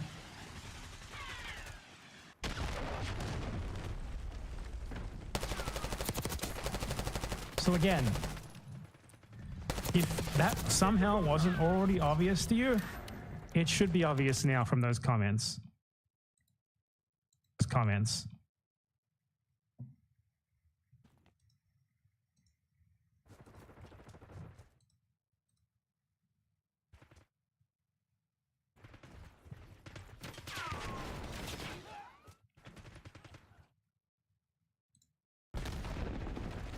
Stop being victims of British oppression. You are British if you're Scottish.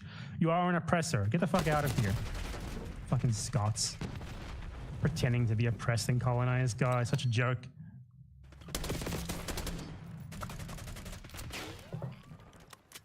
Hey, don't prank me. Hold the line, Crimson. This is ours to lose.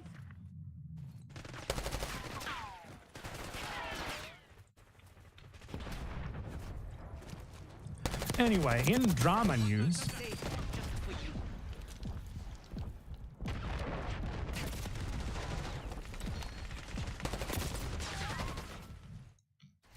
so I've kind of hinted at this before, but I don't think I've ever made a clip at it. I don't think I've ever made a clip about it. The day is ours. The traitors are done. So there is like this trend among online creators, I guess influencers, e-celebrities, that also mirrors what happens with real celebrities, with groupies and stuff, where like they actively seek out basically sexual interactions from people in their audience who are already like predisposed to like them, predisposed to sort of be more susceptible to their advances. Obviously, because they have like this impression of the character they play on the internet that has given them like a preconceived notion of who you are and what you are, and when you talk to them, that makes them feel special And that puts them in sort of a vulnerable position where it's a lot easier for you to sort of coerce them into fucking you, basically. And Destiny has had a bunch of people come forward saying that he basically did that to them. Which is not really surprising if you had already seen like the chat logs, like the recent leaks of his revenge porn, all that sort of stuff. The guy seems like just completely and totally obsessed with sex. And he seeks it out from his audience. Like he basically seeks people out in his audience, gives them special attention, pays for them to fly over and fuck him, and then discards them afterwards.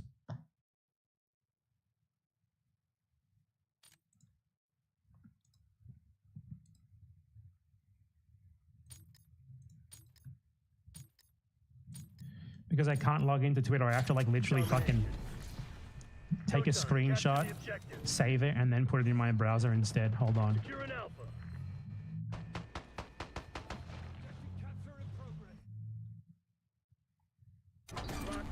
I should just make a Twitter account just to view Twitter, I guess.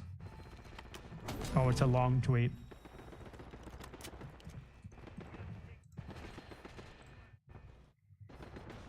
Take a beat.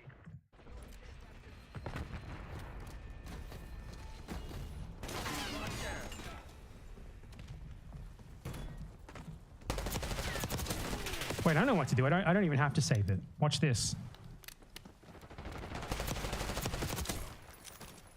Okay, no, that doesn't work. Or does it?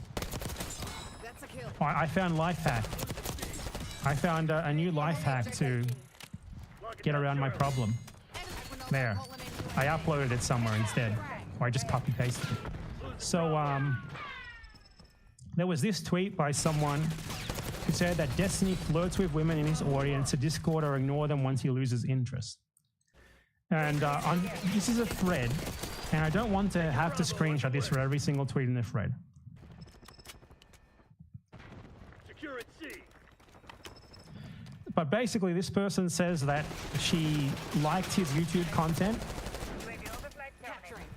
and she ended up asking him for an autograph after like a debate that he had.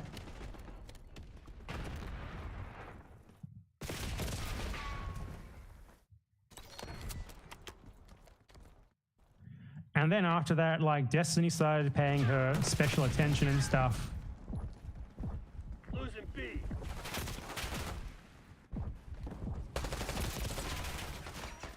Locking down Charlie. Lost B.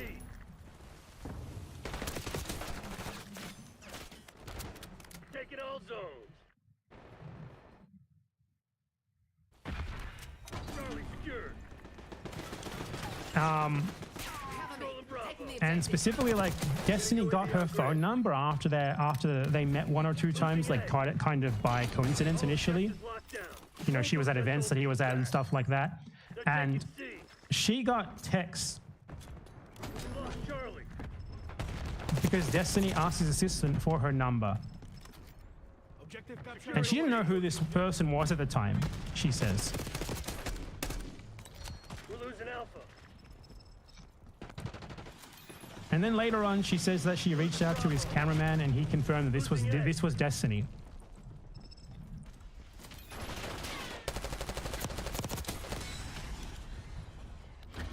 Archangel going hot. Losing B.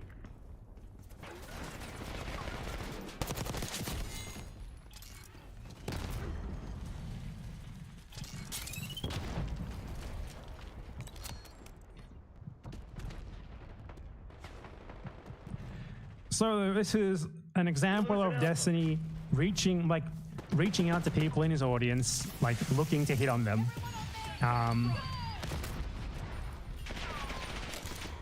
Someone else who said that the same thing happened to them. Here. Losing Bravo.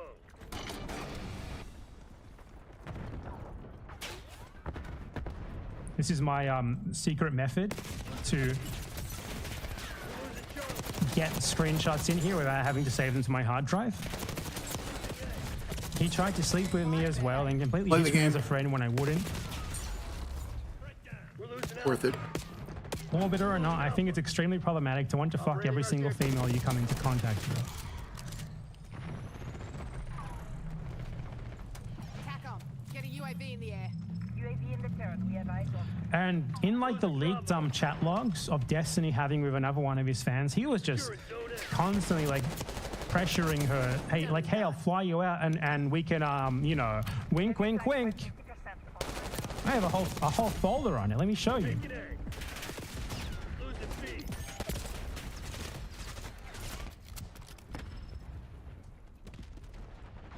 Losing Bravo. TACOM, we're flying on cue. UAV returning to base.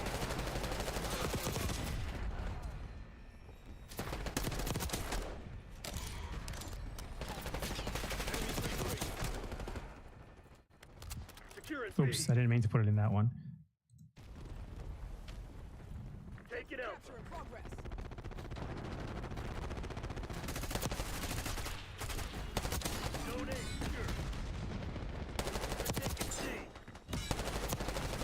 Like, there's so much of this shit.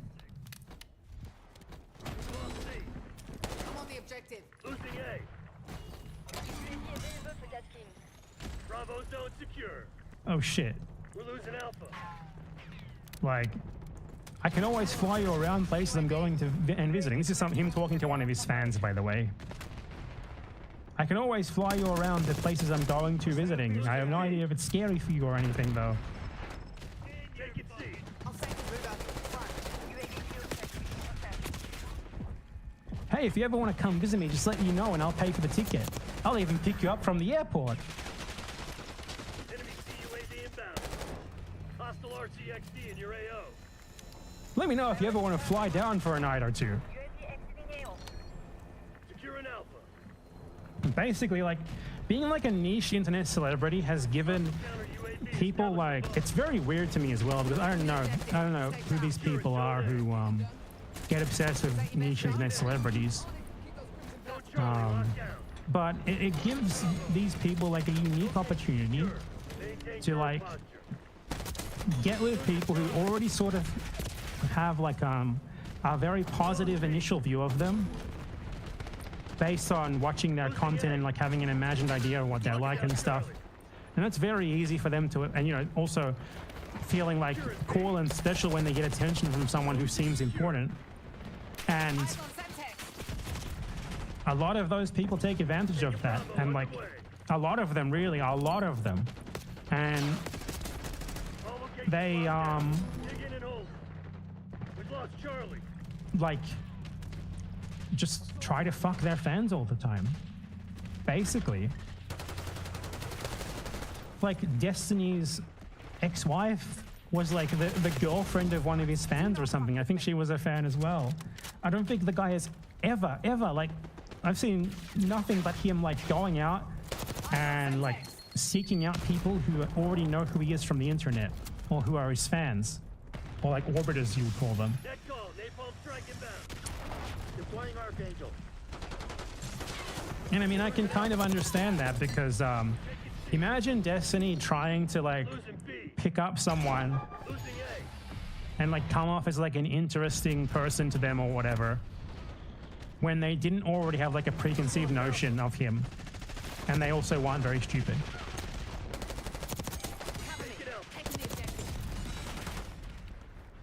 Get a counter UAV in the air. I don't think there's much of a chance of that ever happening, so yeah. I guess it's easier to seek out like fucking impressionable 19-year-old girls from your audience and like shower them with praise and compliments and desperately trying to get them down for like a one-night stand with you or something just to use them. Cool. But yeah, this is a wider problem than just Destiny, but he's the one for whom I've seen this sort of thing recently. So I wanted to mention it because it's something that I've noticed beforehand. Like niche internet celebrities, this has been a thing forever with real celebrities, make no mistake. That's what the whole groupie thing is. Like celebrities, you know, after a show or whatever, like singers or whatever, bands or whatever, would like get like tons of impressionable, often underage girls to come in backstage and make them feel special so they could fuck them. This is that sort of thing, but for the digital age. And it's even more pathetic, honestly.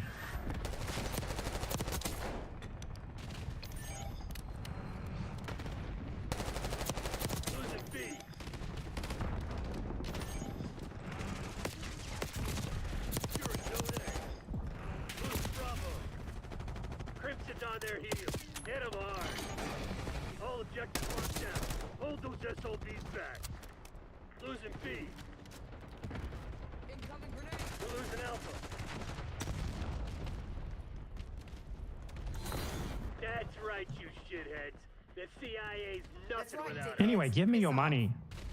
What's wrong with you? You never give me money. Cheapskates. You don't need food. Give me money. Revenge is an bastard, isn't it?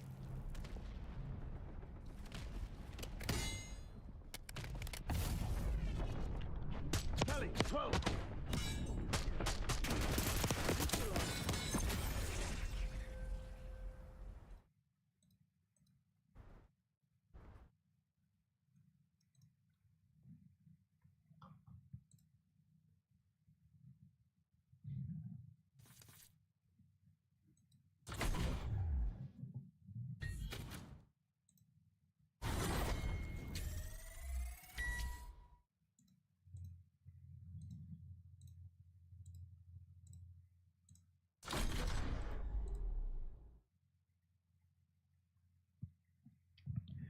Pathetic. All I have to do is say, give me money, and you give me money.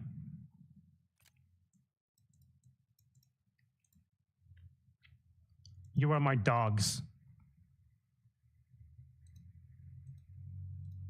Just like Owen Jones is the dog of Israel.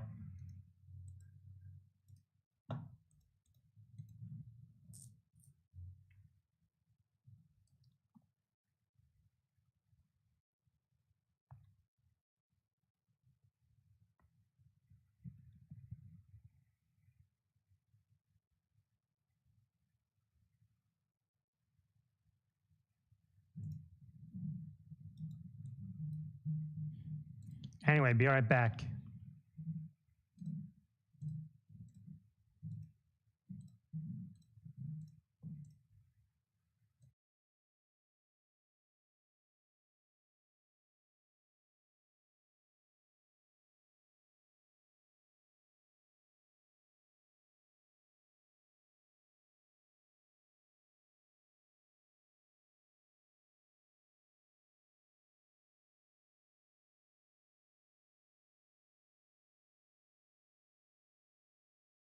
Out the camera. When Andy whips out the camera, it's almost always in an attempt to solicit pity. He wants the people on his channel to see a video like that and see a man who is being abused by the system, as well as his family. It usually ends up displaying the exact opposite. A man in his 30s with complete disregard for his elderly parents. All I have seen in my time researching Andy is elder abuse. I feel like there is no better example of this as to when Andy got arrested for his oil diffuser. This is probably the second most infamous event in Andrew Ditch lore. Don't worry, the first is yet to come. But as for the oil diffuser arrest, it's a doozy. It starts out with Andy putting an exorbitant amount of oil into his oil diffuser, a humidifier type device which you can add scents to that will spread throughout the room. The only problem is that certain types of oils have been known to affect people with breathing issues, as well as animals. Andy's parents and their dogs all started to experience breathing issues, and upon confronting Andy about this,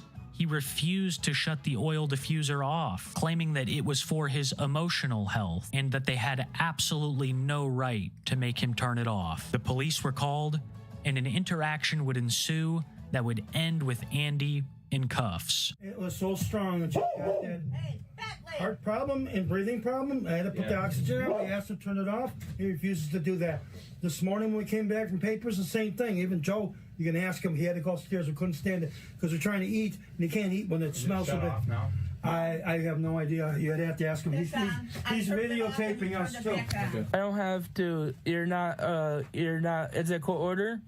We want to know if we can press charges because this is our home and it's bothering our breathing. You didn't ask me to turn it off. Could you stop shining that light in my face? I can. Is that order or is that a violation? You gonna arrest me for having my light on camera? No, I'm asking you as a matter of human decency if you could stop shining a bright. Well, I did nothing wrong except for just trying to sit here, relax. So I'm asking you to shut the oil diffuser off. It's for my coping skills. And I don't have to answer to you unless it's a court order for it. Andy, can you please not? If there's a court order, is that a request or is it an order? It doesn't have to be a court order. Why do you have to talk like this all the time? Is that a request or is that a court order for me not having my oil diffuser that helps me relax? You don't have to. You don't need that.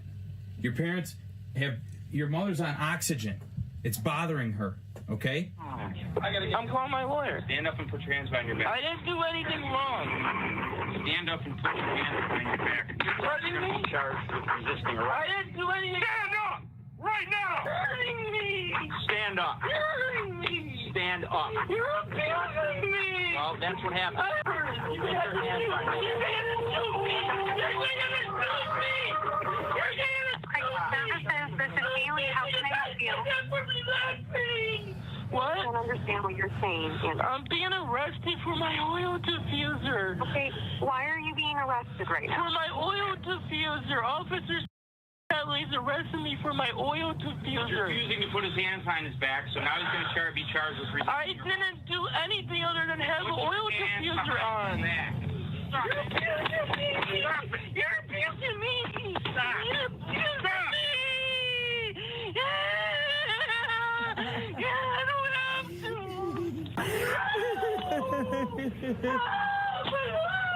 The oil diffuser incident is the perfect encapsulation of Andy's character. People politely ask him to turn off his oil diffuser because his mother is on oxygen and it's bothering her. Andy says no, the cops are called, and he resists the cops. That officer has had many interactions with Andy and was extremely patient with him throughout this whole thing. You have to wonder if this is really the outcome that Andy wants. Overly standoffish, unwilling to cooperate, and unwilling to believe that he is anything but the victim. And as soon as he's taken into custody, he starts making accusations against the officer and calling crisis hotlines. A lot of the content you've seen throughout here that's been audio have been messages that Andy has recorded himself while he's either talking to police or some kind of social services. During all of these calls, Andy is claiming to be the victim of some grave injustice, when in my opinion, it's been the family of Andy who have really been victimized. If you want proof of this,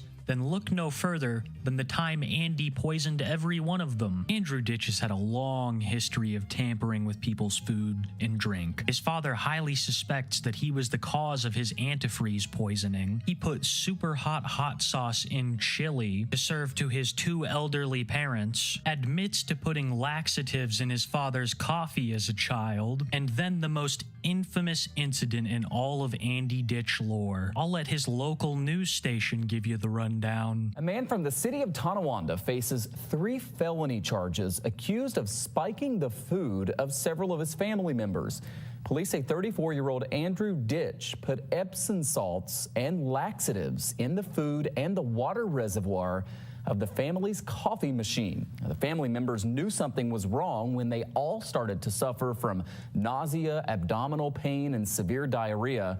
Ditch was arraigned and is being held on $5,000 bail. He will return to court tomorrow for a felony hearing. He denies it. Last year, me and his brother, and even my wife, got sick constantly, running the job, diarrhea, even crap in our pants. No way to describe it, and we got frustrated. And he made a comment to one of his friends on the internet that he put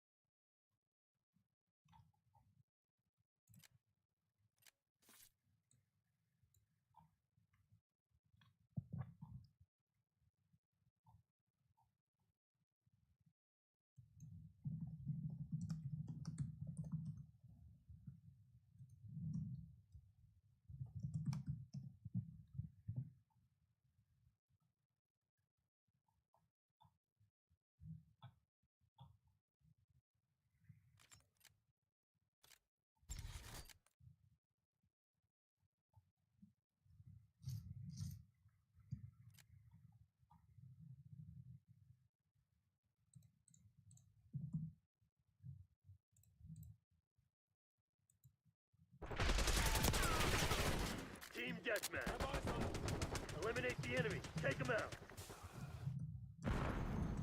TACOM, LDVR on my mark.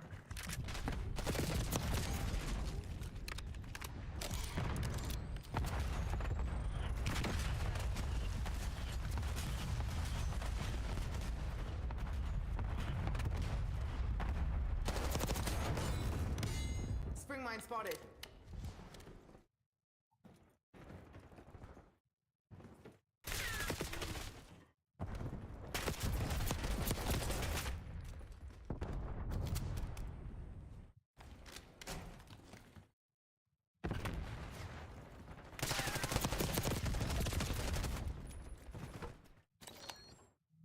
Oh, whatever. I can't find the fucking clip of it. Of the guy fucking talking. Whatever, who cares? Not important. Fuck Elon Musk.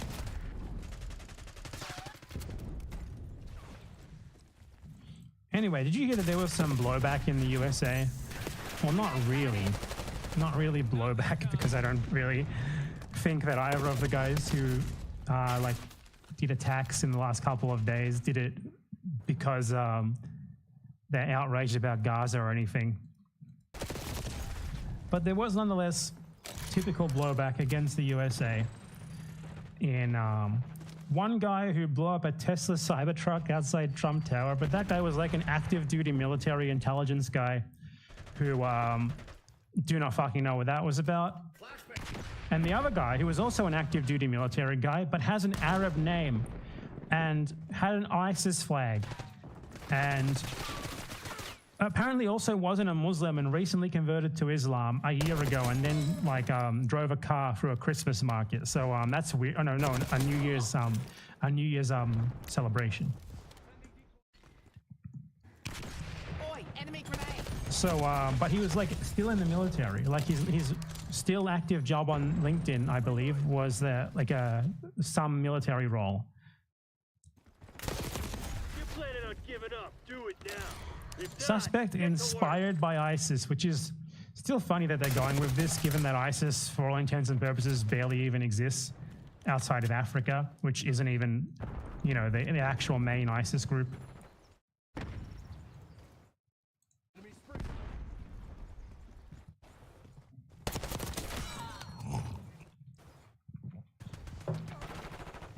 So he was a US-born citizen from Texas named Shamsud Dinjabar. CIA.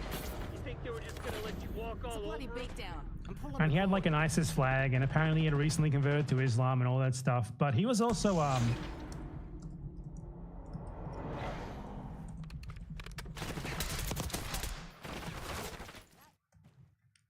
fucking S-key.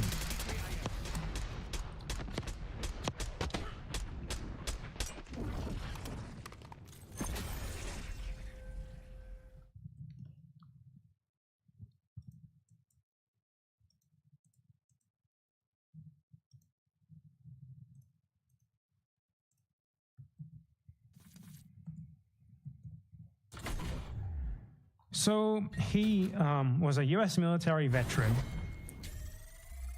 who recently converted to Islam, according to this New York Times article. And then like drives a car into a Christmas market. Honestly, seems like a psyop to me.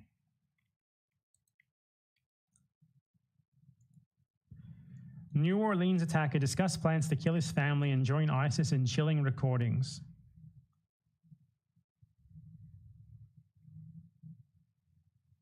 And having dreams that helped inspire him to join. It just sounds like your typical like mass murderer guy who claims to have like visions or whatever that told him to do it. Except in this case, he latched on to like the boogeyman in the US. Like this is a fucking army veteran who killed Muslims in Afghanistan, and he wasn't Muslim himself.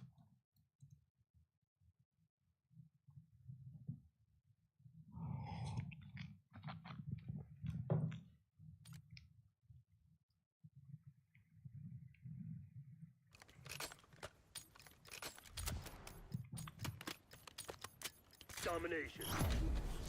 Secure the objective. Taking A. I'm on the objective. Control the front. Lock down A. Lead guard. His brother said he's never understood what it meant to be a Muslim. He was never religious or anything like that. He served in the military and was deployed to Afghanistan. And in 2020, he was a real estate agent, apparently. Losing B.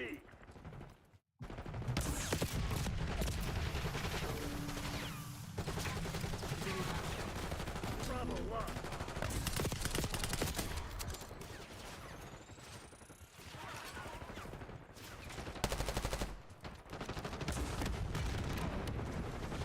This just sounds like someone who like got divorced and turned to like the closest thing he could find, which in this case was like, ooh, radical Islam. That's hated here, isn't it? Time to do a terrorist attack. You've fallen behind.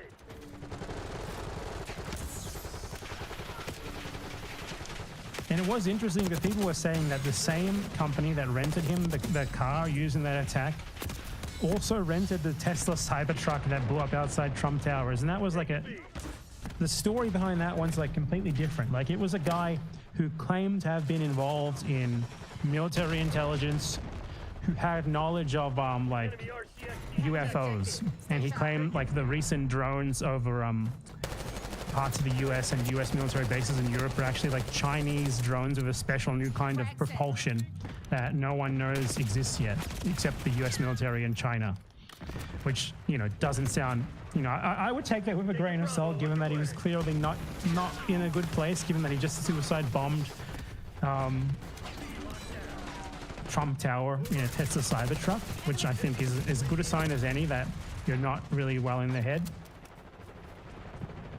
But it's kind of just seems like two very weird coincidences that these, what seems to be two attacks. Obviously, the New Year's attack was the car attack was an attack, but like the second one, like why would you just blow yourself up outside of Trump Towers with an improvised bomb that clearly was not very effective in a Tesla Cybertruck?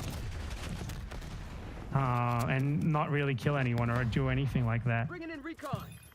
Maybe they knew each other or something and we don't know about it yet. Maybe it's two false flags, like victims of MK Ultra. Who knows? You never know. It just seems very fucking suspicious that these seemingly unrelated attacks were both carried out with vehicles rented from the same provider, more or less on the same like within 24 hours of each other. Both by military, one was active military, the other was a veteran, who are apparently both from the same area as well.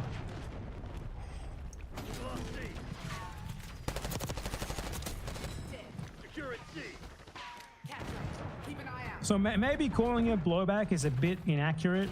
I don't think, like, guy who just converted to Islam a year ago, according to himself, and like thought that he had visions to tell him to do ISIS terror attacks, is particularly concerned with US foreign policy when carrying out those attacks. But it could also just be like a pre-Trump false flag being carried out in order to legitimize like a future Trump scare campaign against Muslims, which it may be, honestly. Gotta love the American repurposing of anti-Semitism to use against Muslims, all in service of defending the mighty Israel and legitimizing their imperialism overseas. Hallelujah.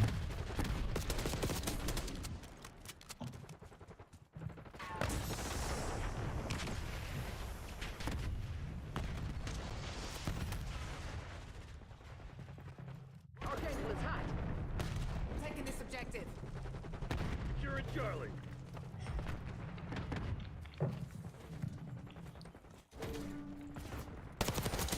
Secure at C.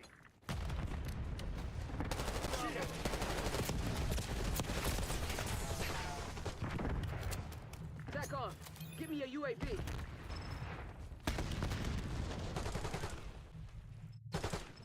What else has happened in the world? Nothing ever happens. I hate it.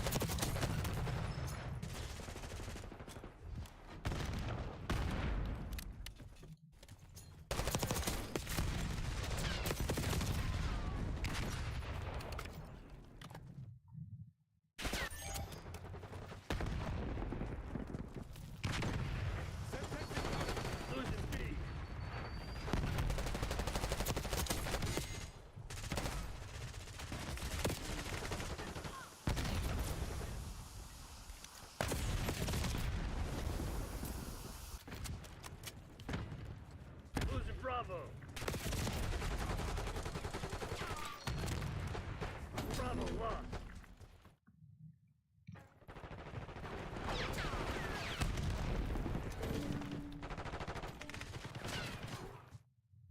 Eyes on hostile contact.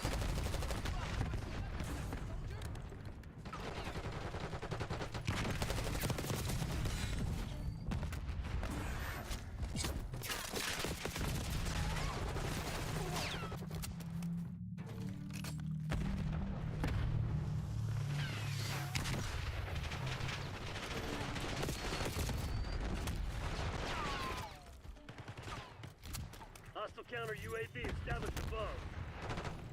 I am scrounging the internet. I need slop. I need slop. Wait, whatever happened to Dennis Prager? Why haven't I looked into that? Let's check out if PragerU has anything to say about him. Or anything. Have they been uploading new videos? Attending a gender studies class to challenge it? How is Dennis Prager still uploading fireside chat videos? Isn't he like in hospital, like desperately fighting for his life? We're losing Alpha. They made a video about how awesome George W. Bush is. Are you kidding me?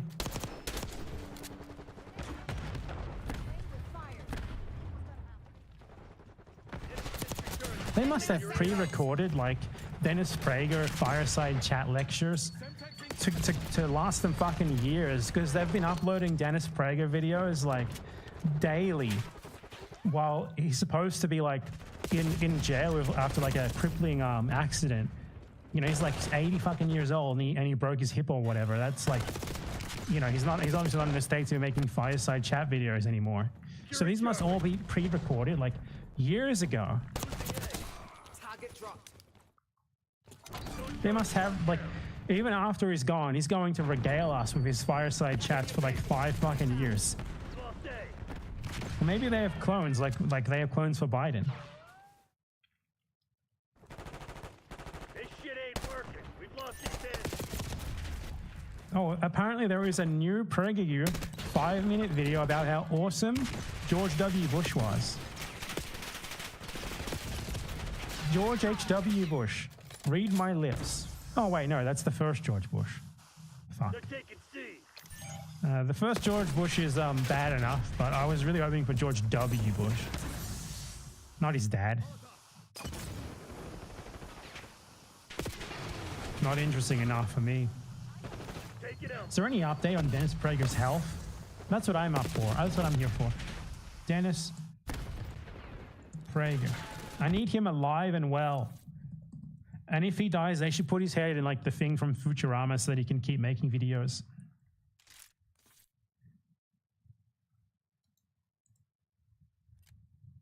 Who gives an update on Dennis Prager after his visit to see him? I don't know who this is. Morning, Glory, America. Bonjour. Morning, Glory, America. I don't know what this is. Like a YouTube video that is in the style of like mainstream TV and he's like in his bedroom. Hi, Canada. I'm Hugh at Studio West. I have relocated back to the Golden State as I am teaching the semester Constitutional Law 1 and 2. And I'm back on the West Coast until April. And so I bring you that West Coast vibe as we get ready for California. Shut up. I want to know about Dennis. I need to know what's up with Dennis. Okay, so we visited Dennis. What has he got to say? Sue and Dennis Prager. I want to bring you a full update on that. But I want to begin actually. No, we don't care about anything else. Get to the update now. We're skipping this shit. Fuck off.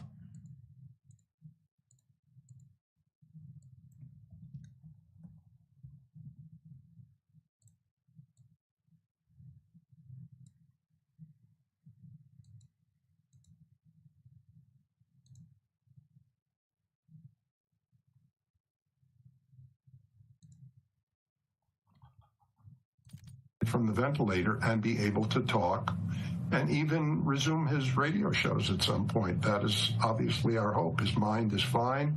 Having said that, there's also, of course, the problem of movement and the paralysis. And so right now, Dennis does not move his arms or legs. And that is the whole of it. Dennis suffered a C3, C4 spinal injury of unknown duration. Don't know how long it's going to go on for. He's off the ventilator. I went and spent an hour with him yesterday. Dennis could have 20 people visiting him at any time, so you got to kind of work through Sue when you go, and I spent an hour with him yesterday. He is as funny as ever, only a different kind of funny because he can't talk yet. He has talked a little bit and hopes to be back. He doesn't want any false optimism about when, but he hopes to be back in Q1 sometime on the air. Dennis, if Dennis can talk, Dennis will be fine. I've said that from the day I heard about his injury. And he looked so much better than I expected because I've been getting secondhand reports from Ellen Estrin, from everyone in the immediate aftermath of his accident 6 weeks ago. I didn't know what to expect. So it sounds like Dennis Prager was paralyzed by his accident, yet his brilliant mind is still there, and he's going to be able to continue making PragerU slut content for years to come. Probably, hopefully. So I'm happy with that. I'm glad. So I guess, yeah, he's still in hospital after his medical emergency. And PragerU really does just have Dennis Prager fireside chat videos lined up. Hi, Dennis. I filmed like literally fucking years ago that they just upload and upload and upload. They have these like in the pipeline forever. Like they don't even need him alive anymore, except to film more of these so that they can just keep uploading them for a year or two longer. But yeah, that's the Dennis Prager health update. Pray for Dennis because PragerU is awesome and we need more of it. I do not want the mastermind behind the greatness that is PragerU gone so early at the ripe old age of like 85. It's too early. Pray for Dennis. Hashtag pray for Dennis.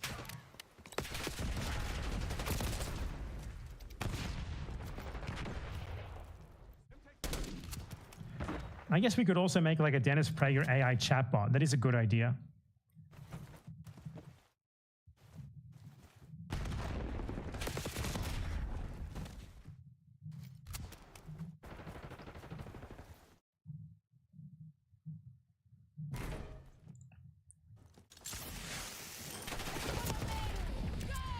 All right, anything else to speak about? Let's find out.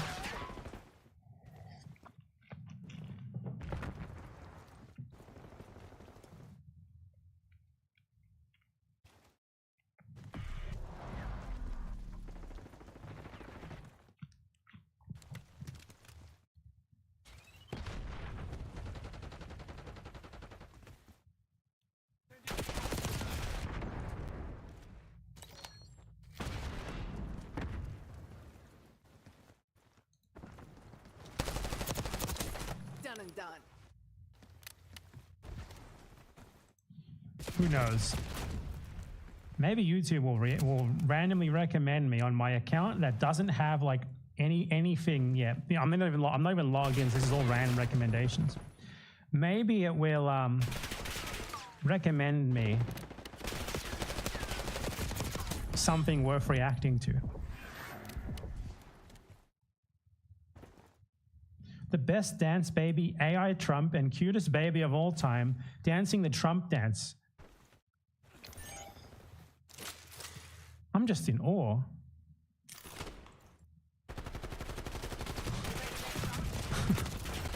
What the fuck? This is what you get when you don't have anything recommended to you.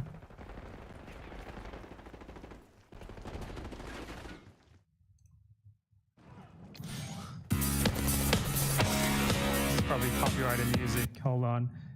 Gotta turn it off. Let's check out the Trump baby dancing the Trump dance.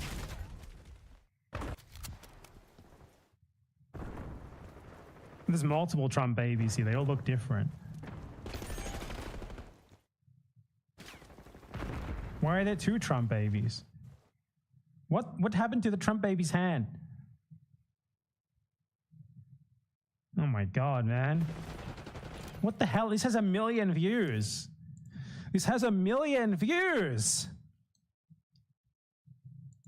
Dude, this is cursed. This is what happens to you. When you first get exposed to YouTube on a fresh account, this is what you get. Trump and Kim Jong-un perform Turkish saz.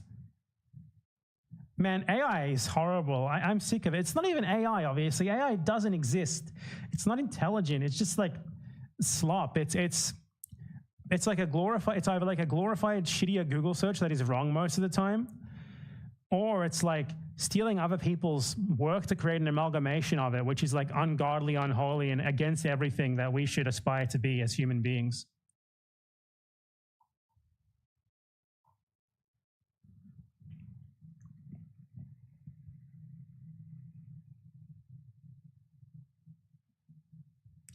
Trying to find something.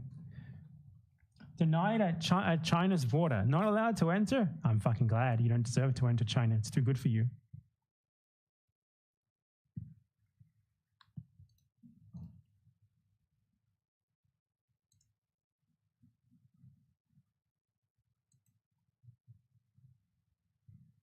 Cuba has collapsed. I didn't know that. It's gone. It's over. Cuba's gone.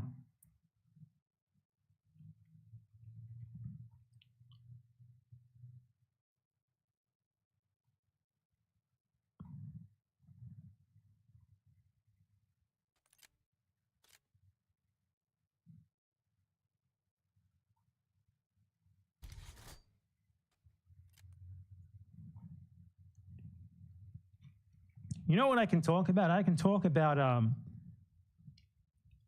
an incredibly great example for us all.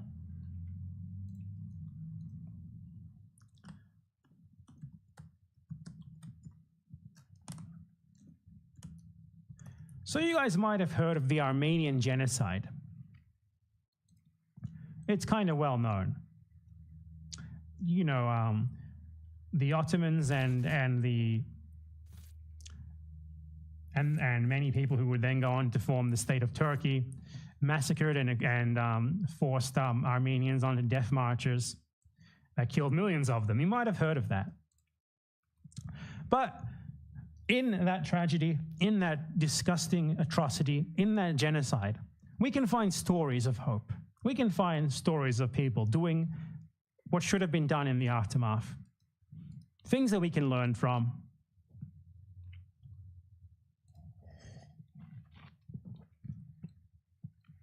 In the aftermath of the Armenian genocide, the former leaders of the Ottoman Empire were exiled by their co-genociders who formed the new Turkish state. One of them, Talat Pasha, went to live in Germany. Team deathmatch. Work quick and clean. No and he was found there by an Armenian who I'm going to try to say his name, Soghomon Telerian, found him there and brought him to justice with the barrel of a gun. I think it was a gun. Maybe I should learn before I say it so confidently. And this was an operation by Armenians themselves because they decided that given that Europe was just giving exile and refuge to these mass murdering genociders, they would take justice into their own hands, and rightfully so.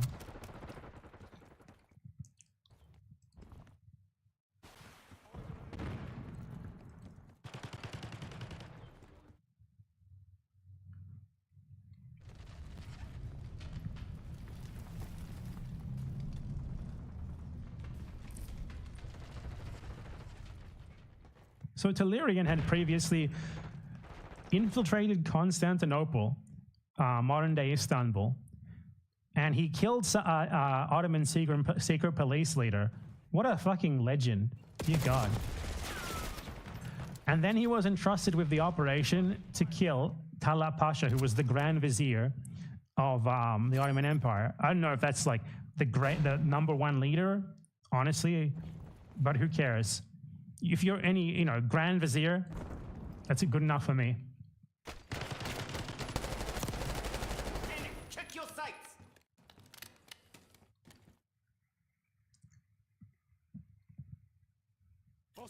So this cell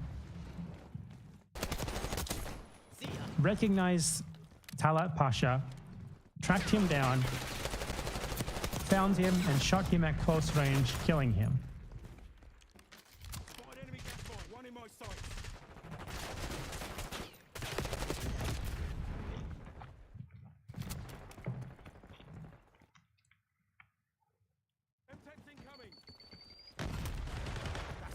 Then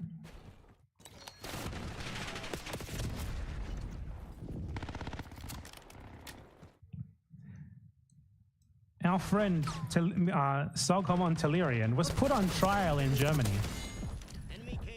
And he admitted, yeah, I killed that guy. Technically, I guess I murdered him. But he was still acquitted.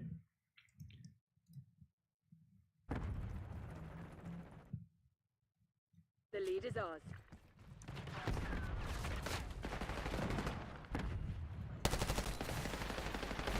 Basically because the court gave Telerian and the other Armenians like a chance to like talk about the Armenian genocide and directly link Talat Pasha, you know, his responsibility for it as like the leader of it, or one of the leaders of it. And in the end, they were acquitted. Of course, it was by a jury, so it wasn't a judge. The jury, these are Germans, by the way. 20 years later, I bet you some of the people on this jury participated in the Holocaust. It's insane how they didn't see any similarities.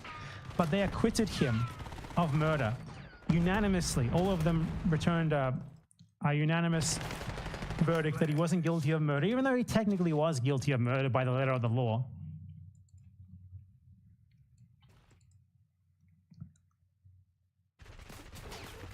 Basically because they thought that him killing Talat Pasha was justified, that he was bringing to justice a genocidal murderer. Which is true, he did.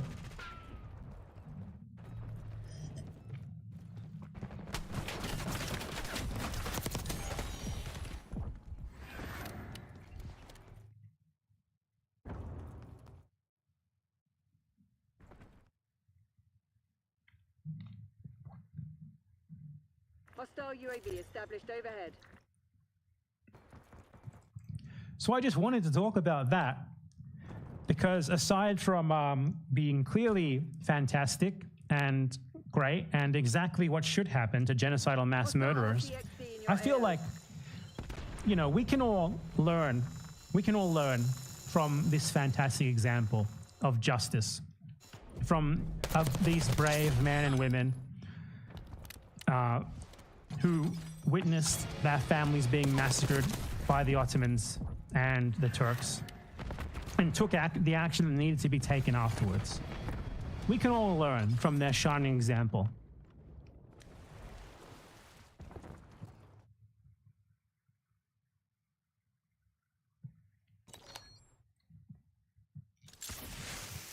Take him down!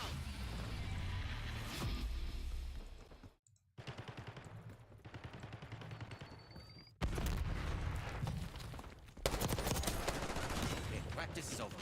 5 enemies spotted.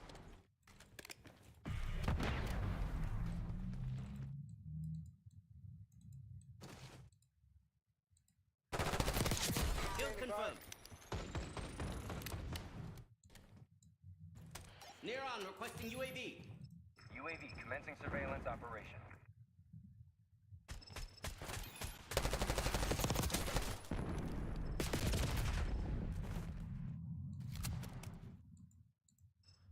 UAV mission timeline 50% expended. Anyway, why don't you give me all your money? I'm sure some of you have at least $1 or $2 that you haven't given me. You're hoarding it for yourself like a greedy dragon. It's not okay. I need that. You don't. What do you need? You need to buy food? You need to eat calories to live? No, you don't.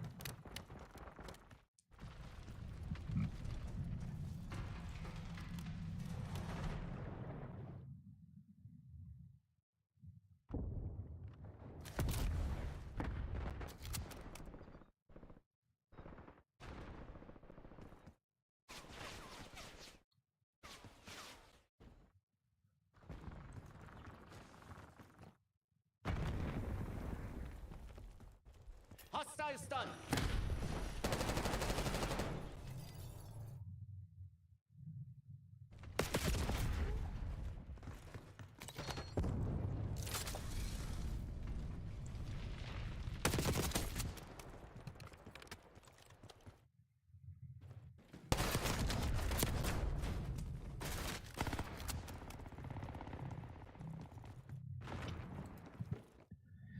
I need money. I don't actually need money, but I need you to give me money because it's better with me than it is with you. I am superior. I am great. I am the greatest person ever. I am Gonzalo. Just call me Chairman Bad Empanada. Gonzalo had a blood quota. I have a money quota.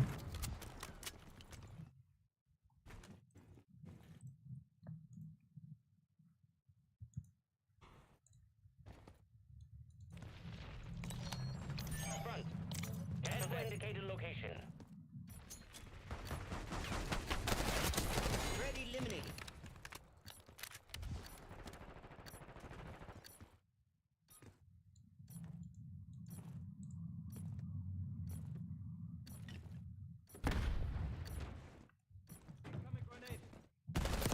Pay me your jizya.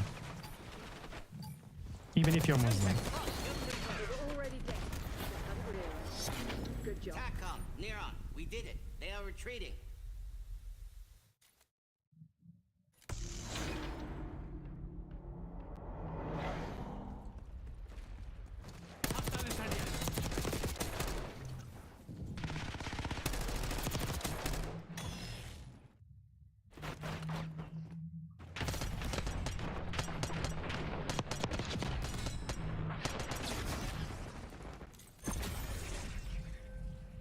Anyway, goodbye.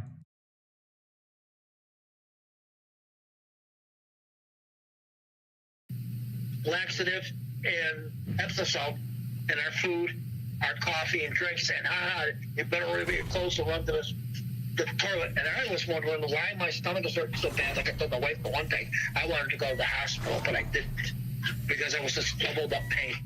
And the strange thing is that since he's been gone, even though he doesn't like to hear it, we no longer have the problem, none of us.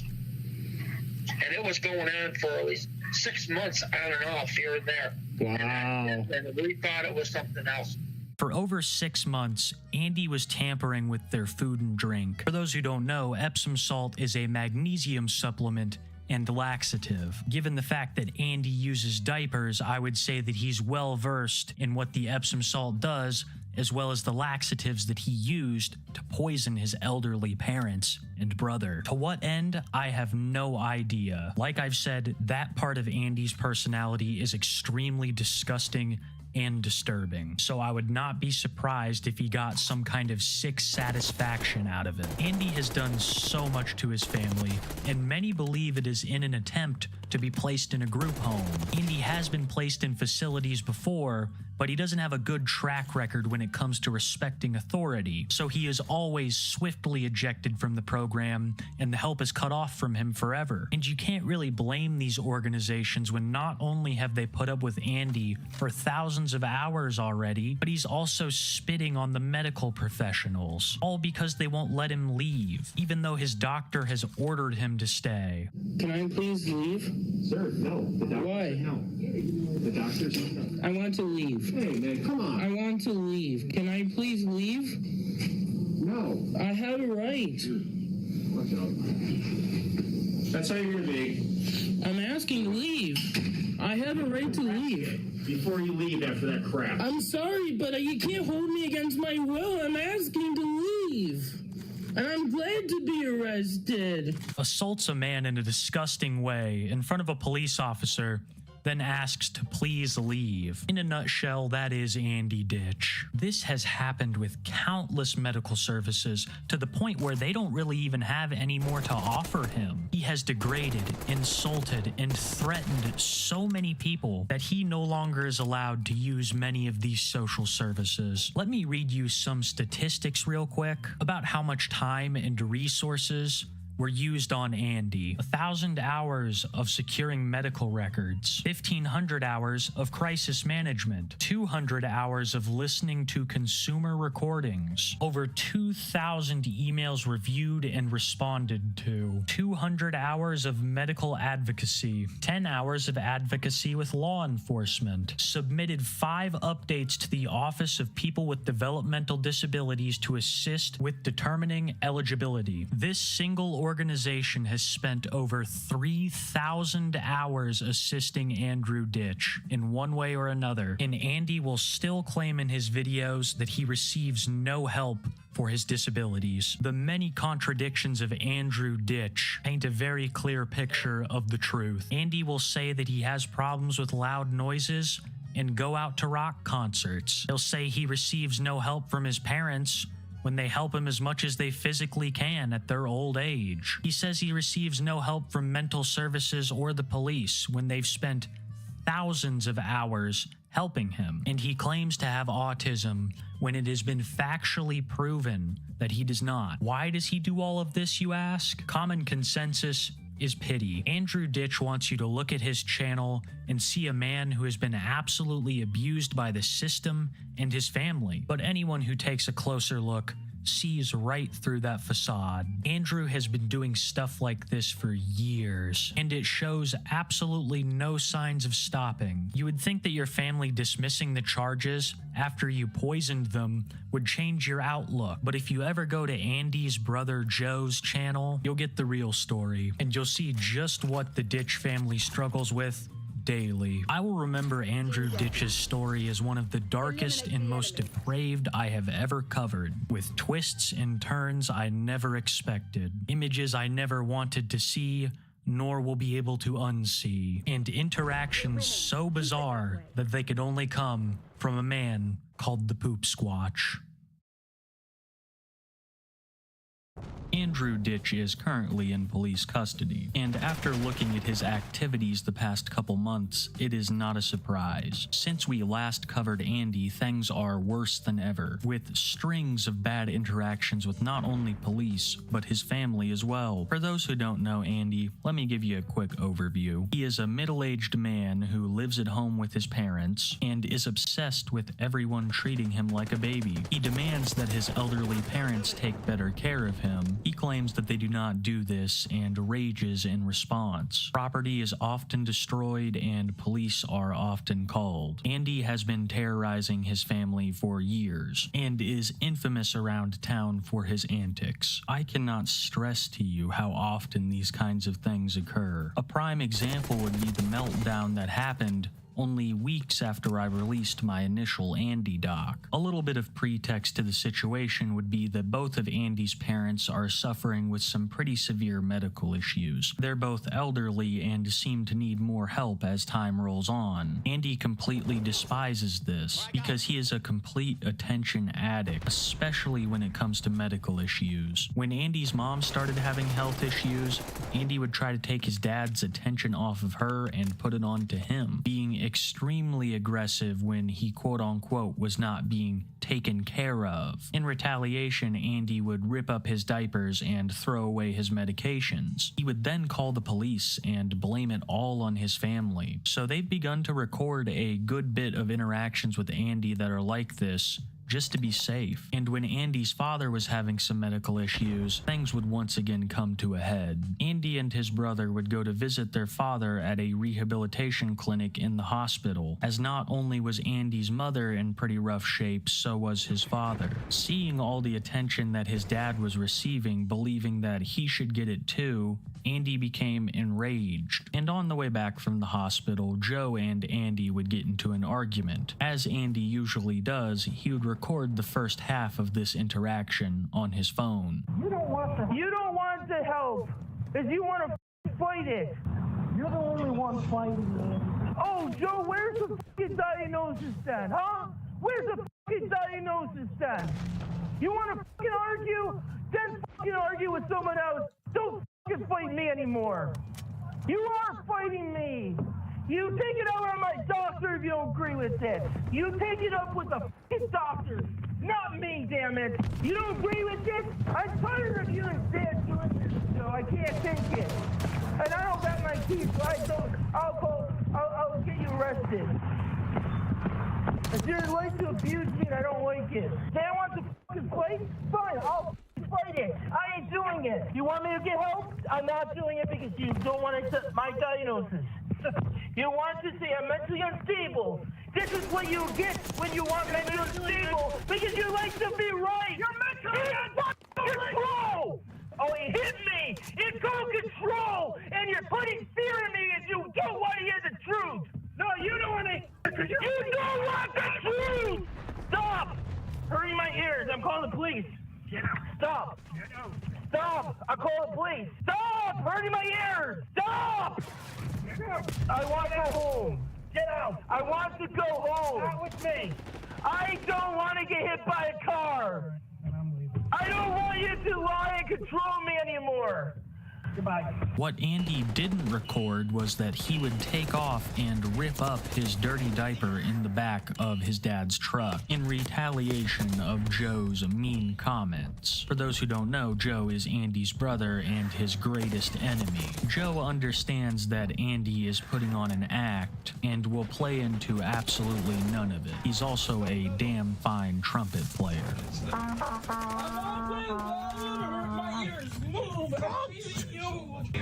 I don't want you to hurt my ears! After witnessing this dirty diaper ripped up all over the back of his father's truck, Joe rightly pulled over and called the police. Joe would also fire up his video camera on his phone to capture this interaction between Andy and police. He has in the past beat me up in the car, and I feel threatened with him. I'm going to show you what my diagnosis is. What he just said is a false statement. Do you mind just sit in the car and I'll come talk to you in a second? Well, I'm the complainant here. I called. He hit me. He's harassing me. He likes to have control, and I do not feel safe with my brother. He hit me. 517-596. Alright. You want to take your seat in the vehicle then? We'll just get you guys separated and I'd like him arrested. I can't sit there taking his soiled diapers on the driver's seat. but he refused. Why don't we talk down here?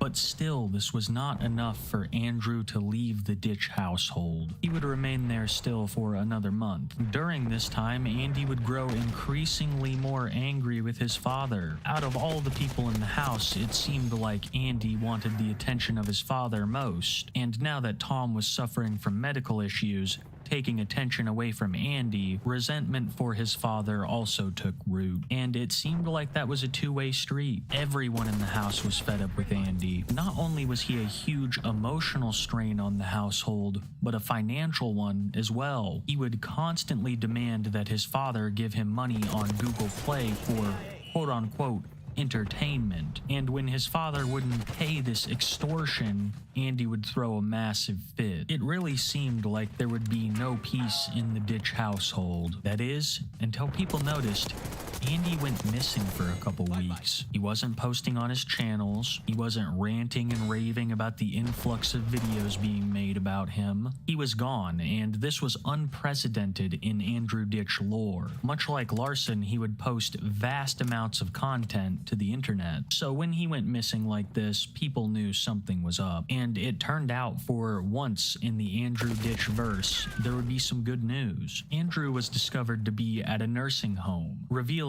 that he was no longer allowed back home. But even though Andy was in a new place, a more controlled environment didn't mean things were gonna change one bit. Because as soon as Andy was able, he began to post videos and live stream from this this nursing home, talking about how they were not taking proper care of him and attempting escape. They're trying to ignore me instead of work things out with me, and I don't want to be here. They kept on closing the door on me, so YouTube knows. The nurse pushed me. I hurt my back because of that, and I'm waiting for the police to show up for my police report. They're not allowed to keep me here because I made a complaint with the New York Justice Center. This is a medical rehab, and they're not allowed to just not allow me to leave. If you hear they're laughing because you didn't get your way type of shit. We're gonna play baby games here, and I'm gonna just have reports on it.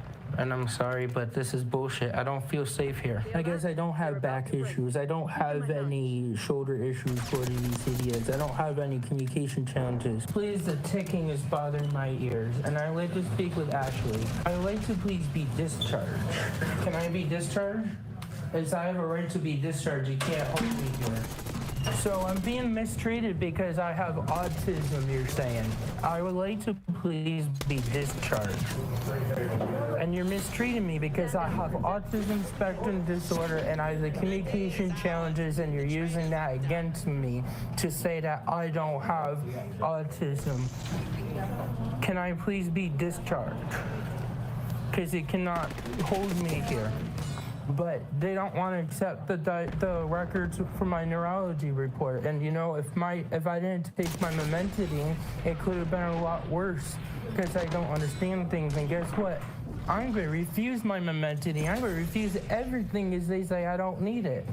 I ripped up my diapers and threw out my sensory stuff because they said I don't need it. So I'm going to have this on tape, and I'm going to get my shoes on, and I'm going to go running away because they think I don't have any rights. I don't want to be treated here because they don't think I need diapers. They don't think I need help with my hygiene. They don't think I need help with my speech therapy and stuff. They don't think I have problems. Well, then why am I doing this all the time? Why?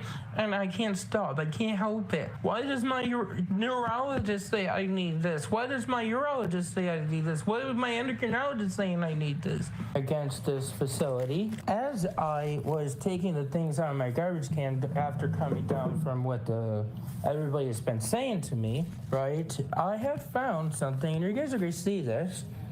They have bleach wipes left in the garbage bag, and they should not be doing this to patients when they have cognitive issues and disabilities, leaving something like that. And take a look at the garbage can. And by the way, because they're failing to recognize that I have autism and I'm not wearing a diaper, and I'm not trying to prove anybody wrong. Hey, I'm the victim here. Okay. And I have a witness, and I have the conversation on YouTube. Okay. Can I have that nurse's name? And I would like to be seen. I would like to be transferred to a hospital to be looked at for my back. It was caught on recording. Mary is the receptionist's name at the endocrinologist, which is at UBMD. I have it on tape. I record phone calls. You cannot just push an individual. I'm going to a different hospital, or I will walk out of here. I'm going to the hospital. We're trying to figure it out. I don't feel safe here because they have mistreated me and they pushed me. I'm recording you guys. They're denying me my right to be seen because I was assaulted by a staff member. And I have a witness. Her name is Mary. Saying I now have developmental issues. You're refusing to accept that. That's why I'm incontinent. That's why I am incontinent, because of my autism. Hey, officer, can I have the nurse arrested, please? Why? Why not? You said that, or they said that? What evidence do you have that says that the nurse did not strike me? Yeah. Yeah, and you know that there's no camera here, and I have it on recording, but where does it point? Not, oh, it looks like it's over here more. It would not be right here where she pushed me. Okay. So, So, officer, I made it up? I'm delusional? Oh, no. If I made it up, he said. I'm done arguing with you. We're getting an ambulance here to take you to the hospital. I would like to please file charges because I was pushed. Please? Why? Because I'm mentally ill and the mentally ill doesn't get that right? No, you are saying that. I have evidence that she did that.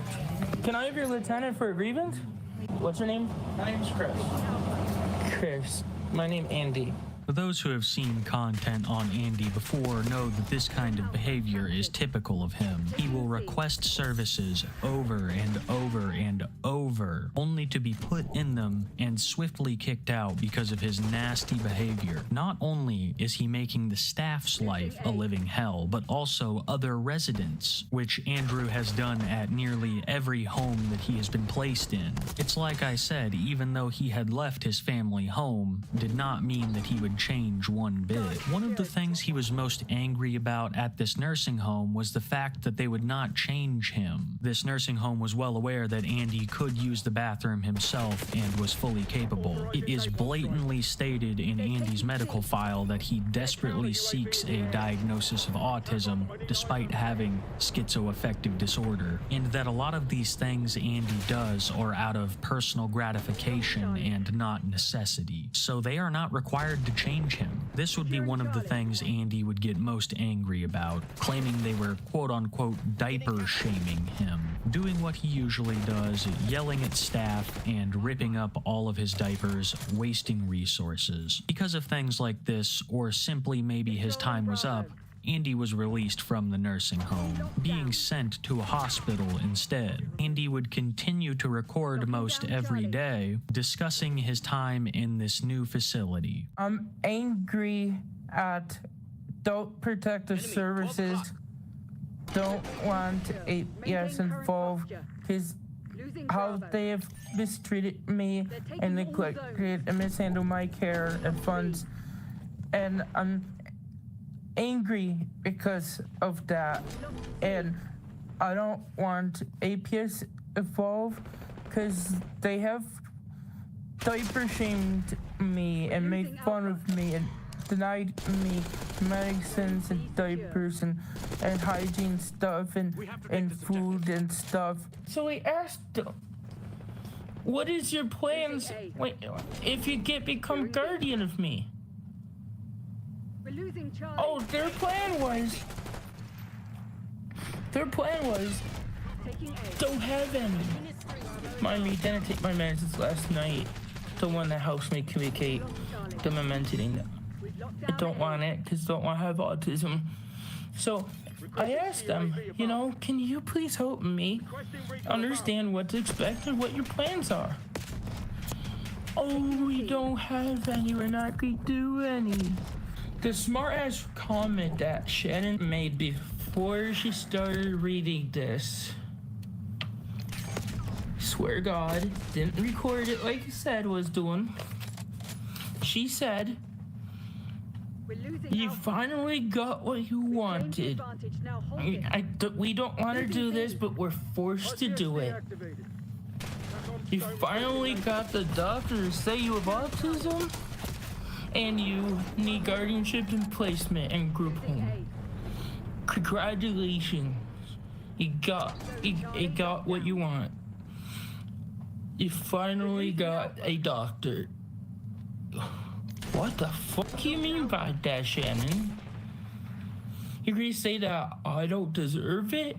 I mean, you didn't get your way, Shannon, and APS, so you're going to take it out on me by reading this so fast and not accommodating my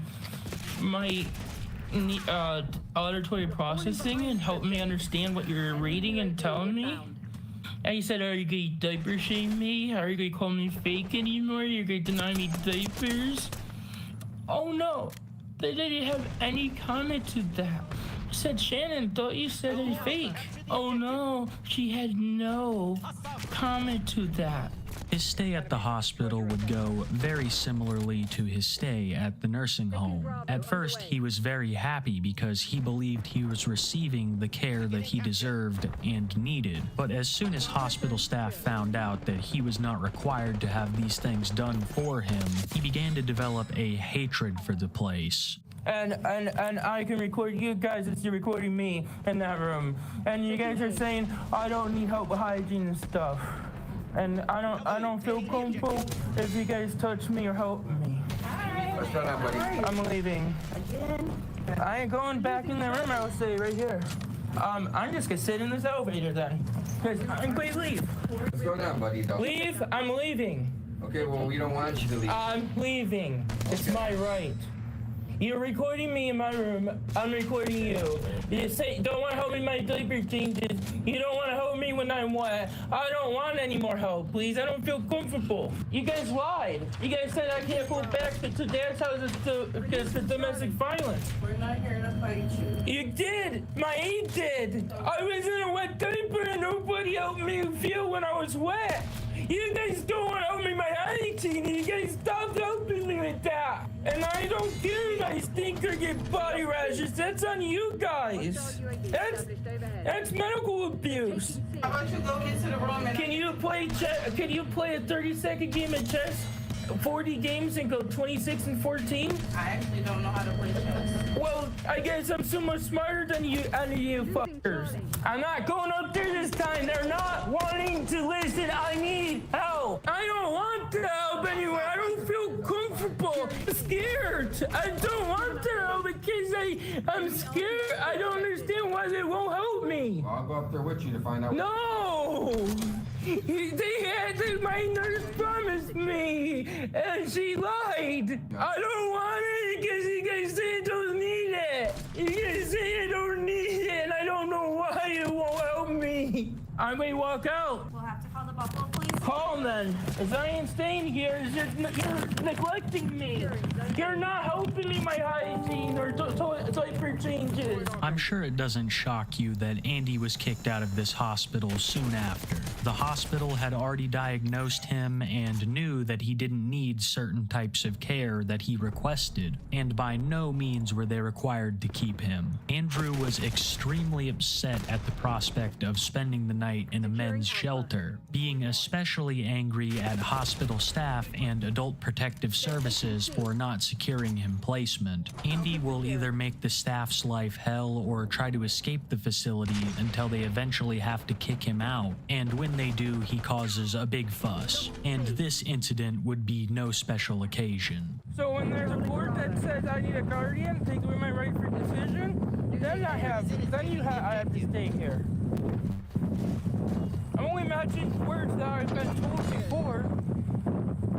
Have a good one, because if it's a choice to not take care of myself and be in diapers, I don't need a guardian or placement. I'll find my own shelter.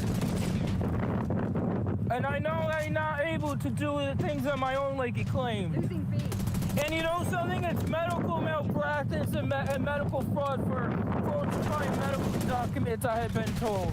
In past. Right back. It really seemed like Andy was now the state's problem, and that his parents were finally free. But then I would see an image that would chill my blood. A picture of Andy sitting with all of his worldly possessions outside of the hospital at a bus stop. It had been confirmed that he was discharged from the hospital and no one knew where he was going. An extremely scary prospect when you think that his only options are homelessness or going back to his parents' house. After realizing that he had not returned home, many people assumed that Andy was homeless, and that this might be officially the end of the story, especially since both of Andy's channels were now either privated or deleted, going without posting for quite some time once again. That is until Andy was discovered under a new YouTube account, one that included his father's name, calling him lazy and entitled. He would upload a video there where he talked to his father and mother, revealing that he was currently in Cleveland, Ohio, seeking treatment. She's trying to get you in trouble for what reason? Yeah. Why? Because she said that I don't say the right thing. Right things for what? Anything. Like what? Like defend him for his opinion? Yeah. Like for my autism and stuff and my needs? I don't know if it's bad. Why can't he just listen to the doctors about me? I don't know, Andy. Because it really, at the end of the day, it makes it harder for me to get the help that I need. And everybody likes to use my needing help and knowing what I need help with to get me upset and frustrated, you know? What? Yes, I did.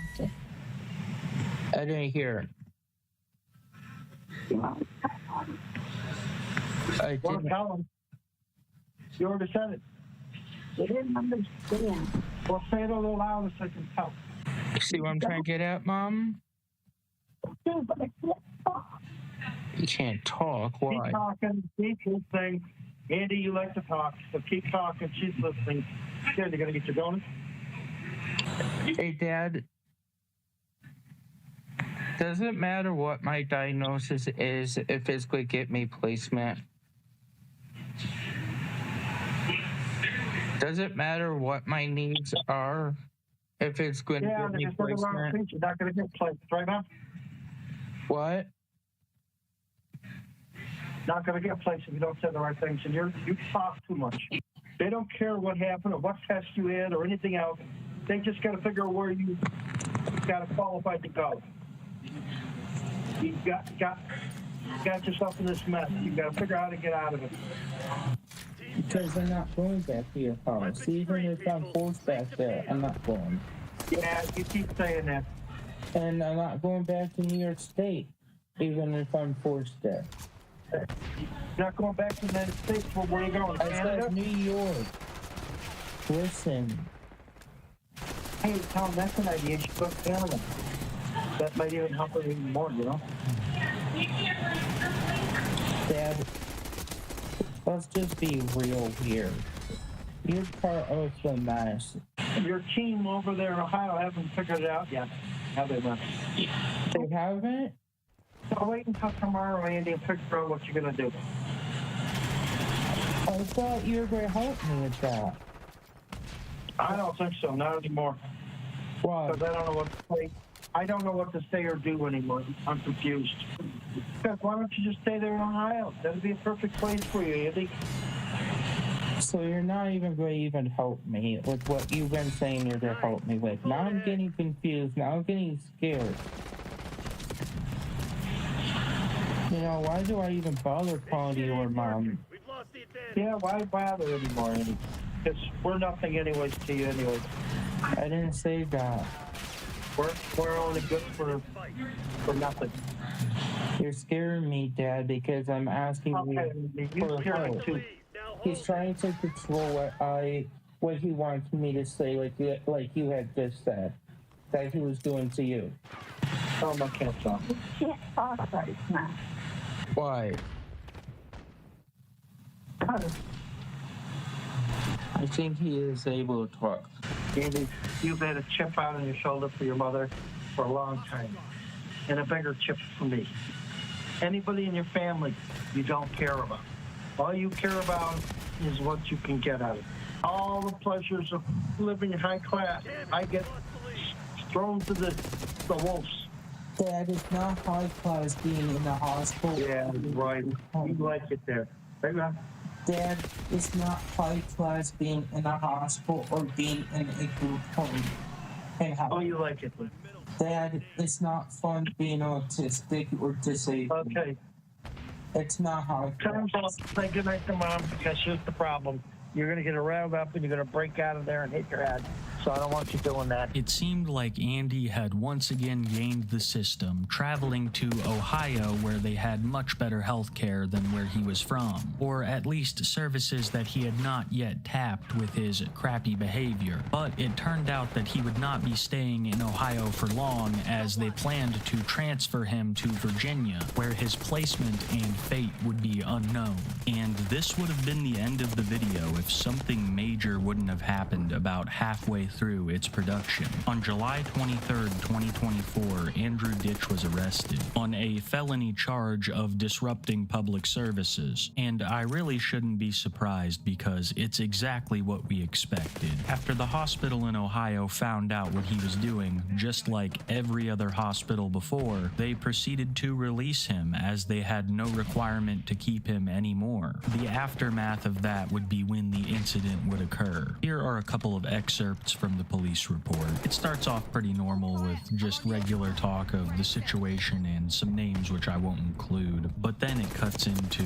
upon further review, we learned that the complainant has an extensive history regarding misuse of 911 emergency services. Allegations also include a history of multiple domestic violence instances regarding his parents. One allegation consisted of complainant poisoning his family members with antifreeze and or fecal matter. Additionally, it is alleged that the complainant mimics an autism disorder for secondary gain and has done so for several years now. After obtaining this information, I contacted Tonawanda Police Department and spoke with personnel regarding the complainant. Personnel were very much aware of the complainant, as they had responded to numerous calls for service for he and his family. Personnel at the Tonawanda Police Department confirmed the information regarding the complainant mimicking autism disorder or helplessness regarding his ADLs. It appears at this point the complainant had exhausted resources in the Buffalo, New York area and decided to board a Greyhound bus to Cleveland, Ohio for unknown reasons. Now we're actually going to discuss the situation that landed Andy in cuffs. I arrived on the scene and made contact with members of Fire Engine Number 4 who were blocking the northbound lane. Members confirmed the male had been sitting in the street, which had drew a large crowd to the area who were concerned regarding the situation. I observed the complainant, who was sitting on the sidewalk crying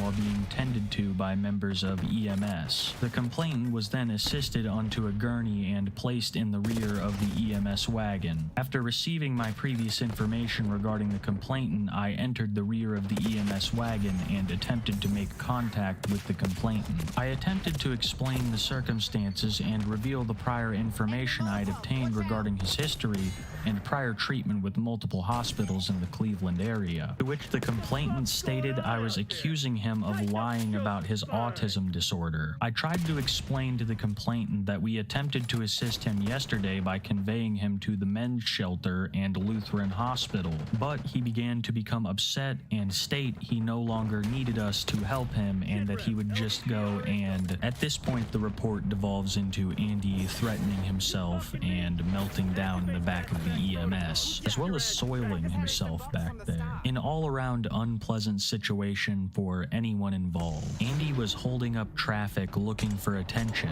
and since he was in a new state, he really expected that he was going to get that attention.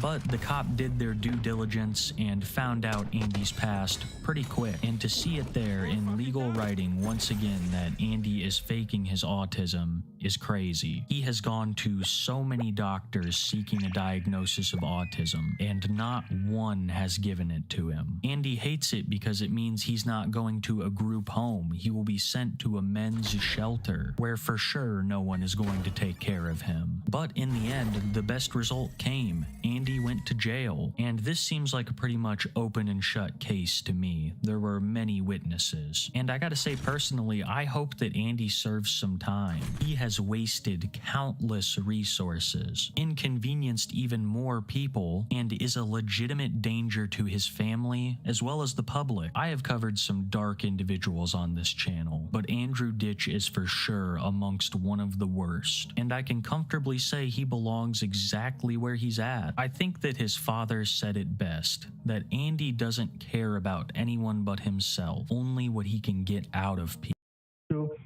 And it's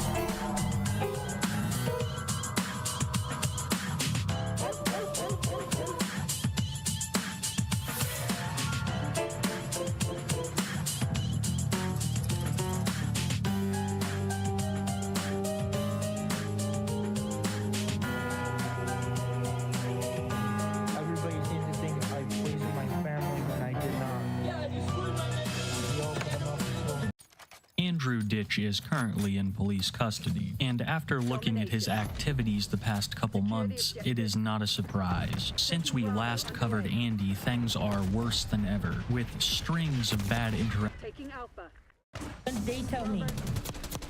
The last time that we looked at Andrew Ditch, aka the Poop Squatch, things were worse than ever. He had been kicked out of his parents' home and was wandering the streets. That is until he eventually found his way to Ohio, and that is where our story begins today. For those who don't know about Andy, I highly recommend my other 3 videos on him, but a quick rundown would be that Andy is a person who went viral online for making his family's life extremely difficult, from tainting their coffee maker with Epsom salts to causing many confrontations with the police. Andrew had put his mother, father, and brother through hell, and they eventually had enough, telling Andy they were no longer welcoming him in their home. His father even going so far as to remove himself as Andy's legal guardian, leading Andy to a nationwide hunt for social services. He would travel from New York to Ohio to seek assistance from government agencies. Only problem for Andy is that Ohio was already wise to all of his tricks. During my last video on Andy, I covered a police report about an incident that had happened in Ohio. Andy was laying in the middle of the street,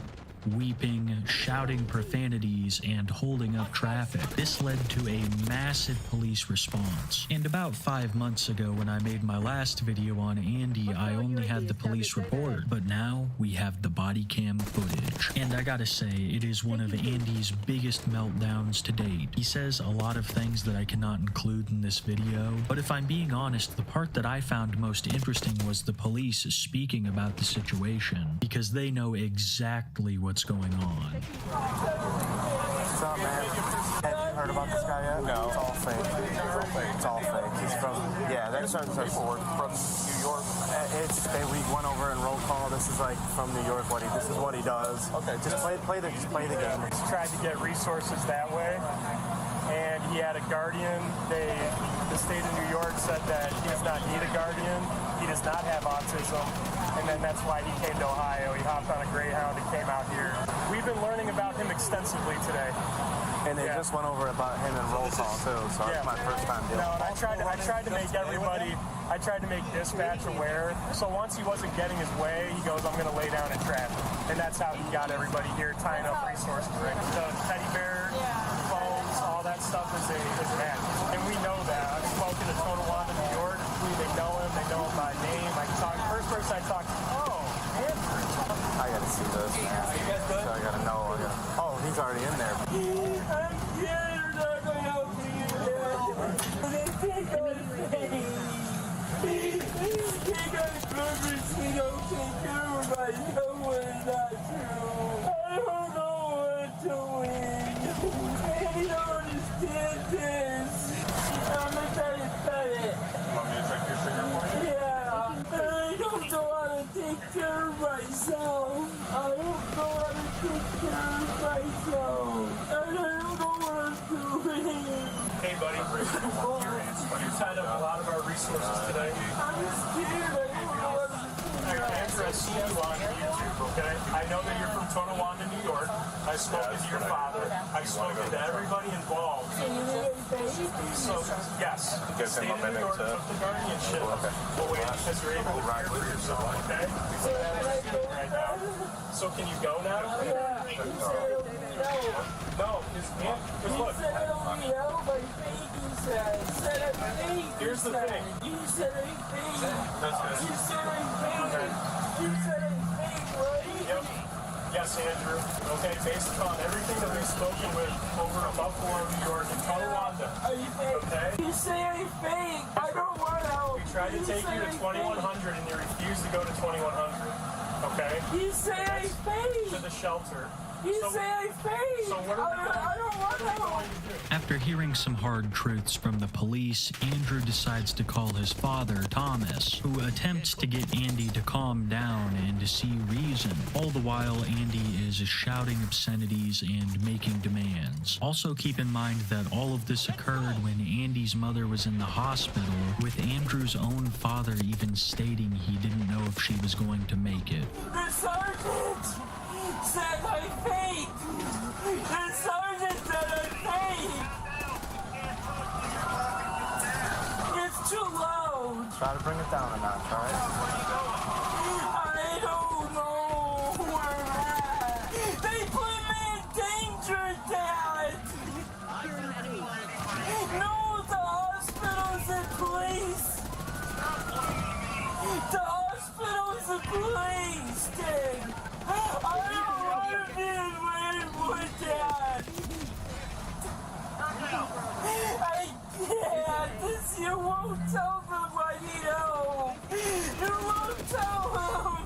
I have interpreted services here involved now, and the DD system involved. After briefly going to the hospital to be checked out, Andy would be taken to jail, something I don't think he really expected. We're not going to hospital stop this situation, alright? So what I want to do is let's go...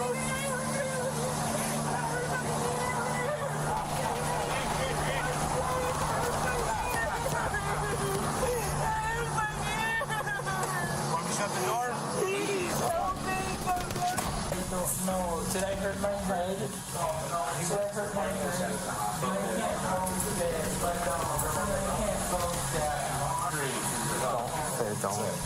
They don't understand this. It's all fake, alright? Andrew was not receiving the services that he believed he needed in Ohio, so I firmly believe that this meltdown was a direct result. He realized that he would have to do something extreme to get their attention and force them into putting him in a group home. But instead, they took Andy to jail, and I really thought something was going to stick, but they just let him back out on the streets. After realizing that Ohio only had men's shelters to offer him, he would contact various states seeking assistance. First, it was Pennsylvania, but he was not a resident of the state, so that didn't work. And then the same thing happened with West Virginia. Andrew didn't know where he was going to go next, but one thing was for certain. He could not go back to Tonawanda. Not only did his parents say that he was no longer allowed to stay there, but it also looks like the town has a warrant for his arrest. The charges include first-degree misdemeanor falsification, improper use of a 911 phone system, and aggravated disorderly conduct. Then there's a second-degree misdemeanor for obstruction of official business. What you just saw happen in Ohio has happened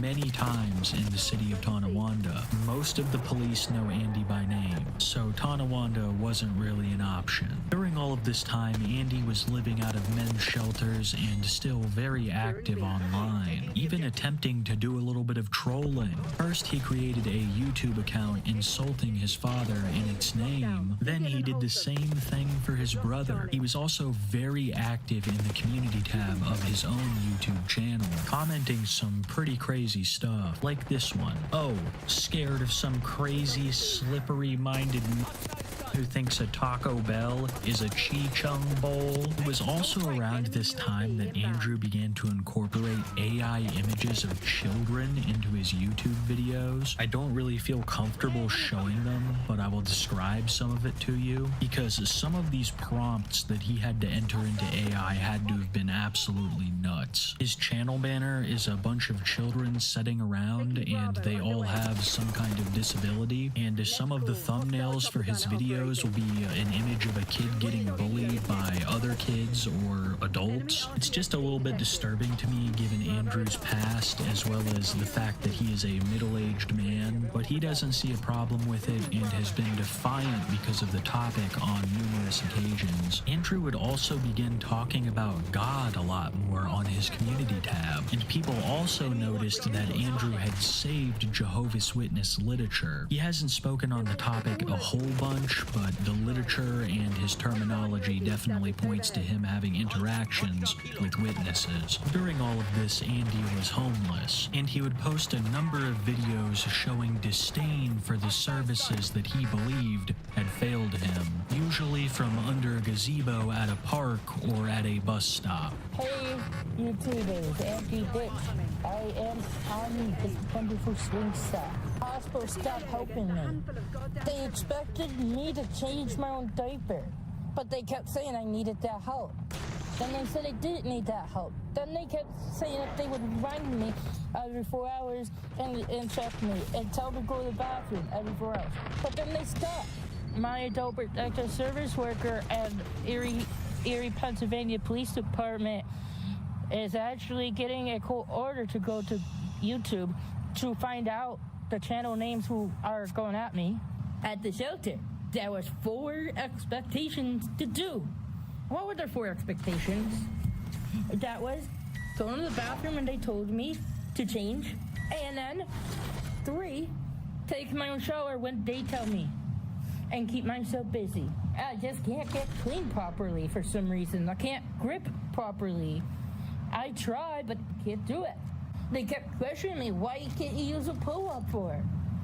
Well, you tell me why. I can't cope with the texture.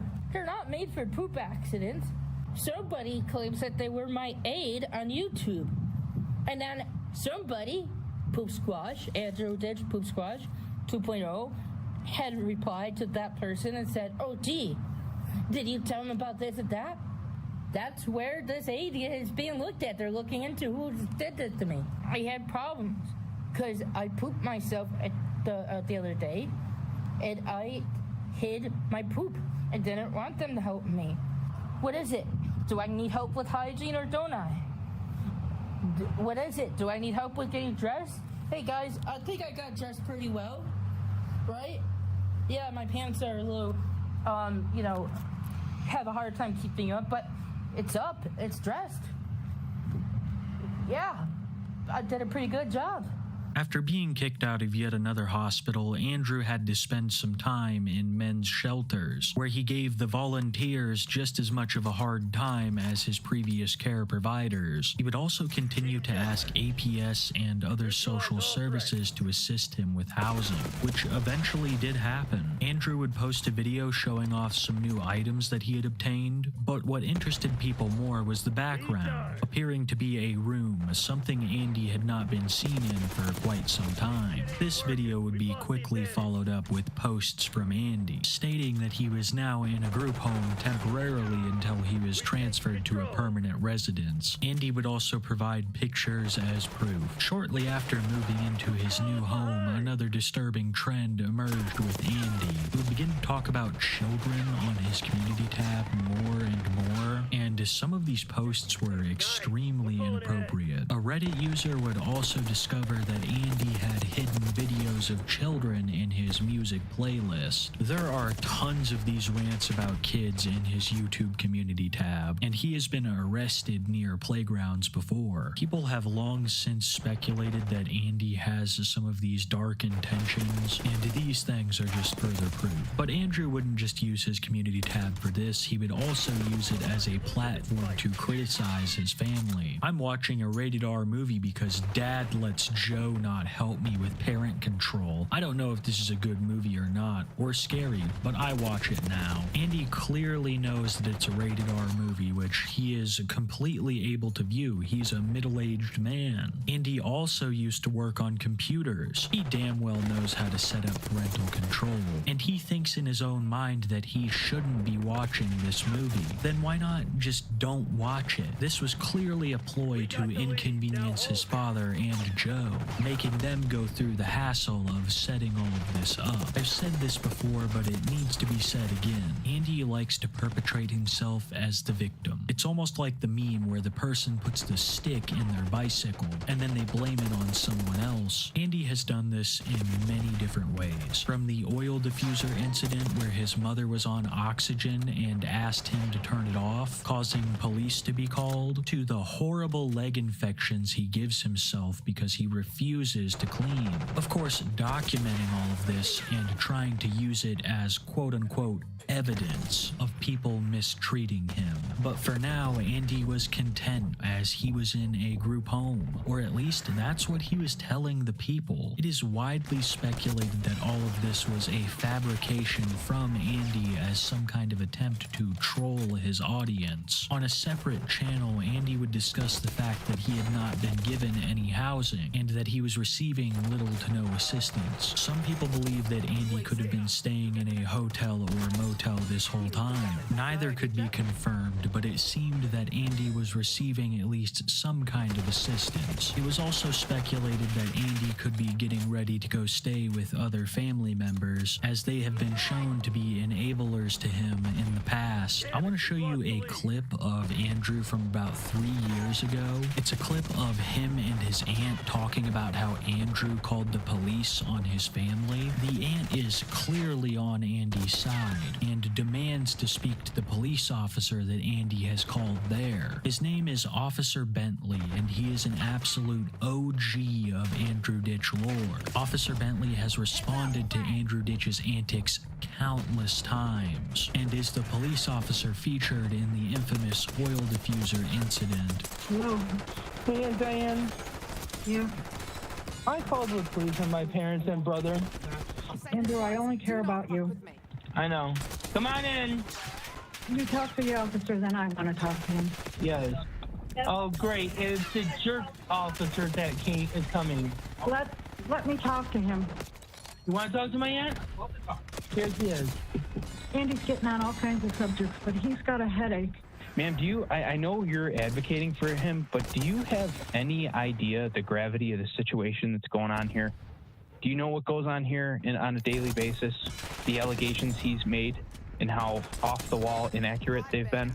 Do you truthfully believe everything that he's saying? I disagree with you. Okay, well, the problem is we have more contacts here in the past couple weeks than any other house. And every single officer that comes here, we're talking about the combined experience, probably 70 years of law enforcement experience, are all in agreement. Andy is not being harassed. It's not about Andy. What is it about then? Andy needs to go get his head checked at the hospital. I will have the firemen come over here and check him out. I have no problems there. But what I have an issue with is every single time I walk in this door, I'm being told that I'm going to be sued and my job's going to be taken away, and he's pointing a camera in my face. It's getting ridiculous. I did not hear that. I think you were reading into it. I did not hear that. I've been on the phone. You didn't hear what? You've been on the videos. You're all over the internet. I didn't hear him say he was going to sue you. Yeah. He just said it not 5 minutes ago. All right, then you're done here. I'm going to file a complaint against you, and you're going to be out of a job. Every single time. Every single time I walk in here. He's got the camera pointed at me. I don't even know why he calls us, because it ends up just screaming at us and telling us we're wrong and telling us we're violating all these disability laws and everything like that don't even exist. I have a stack of papers that he dropped off in my mailbox at the police station of nothing, of some type of a disability awareness act that was, I read all through it. It had absolutely nothing. Did he give you the thing from the jail psychiatrist? No. Saying he has, it's like DIS and four or five different things. Right. I'm not debating the fact that Andy has issues here. You understand what those are? Yes. Ma'am, I'm crisis intervention CIT certified. I've been through training.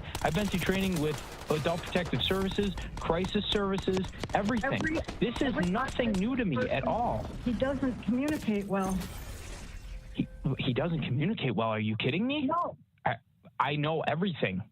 No, you don't. All I have to do is go on YouTube and watch his videos. You know, he's told me he can't cook for himself. I called him on that. He has Facebook posts about meals that he's cooked. He has literally told me before that he needs reminders taking his medication, and then tells me when he's supposed to take his medication. He says that he has memory issues. He says that he has trouble remembering things. He has himself on video calling all these numbers to adult protection, to crisis services, to the police department, to law firms. He memorizes all of the extensions. He has them all memorized. That is not a severely disabled person. You're not getting it. No, he has you duped. He has you duped, and you're diagnosing him. You're diagnosing him. He wants us to come in here every single time and take his mom and dad and brother away in handcuffs because they won't wake him up in the morning? What? Because he can't wake up to the alarm or a phone call. If I were to call him, he doesn't answer. He needs to take his antibiotic morning and night, but he can't take it in the morning, so what good does it take it just at night? Okay, so why didn't he come live with you? No one, huh? Why doesn't he come live with you then? Because I live in a one-bedroom senior apartment. Okay, so? I can't have him live here. No bed for him. This bed's tiny. It only takes up like 6 feet by 4 feet. I am disabled also. So are his parents. I don't think so. What do you mean you don't think so? I've been here for it. I've known them ever since I was a little kid. Okay, there's something wrong when one single person is making all these allegations. An entire police department and his entire family are calling him out on it.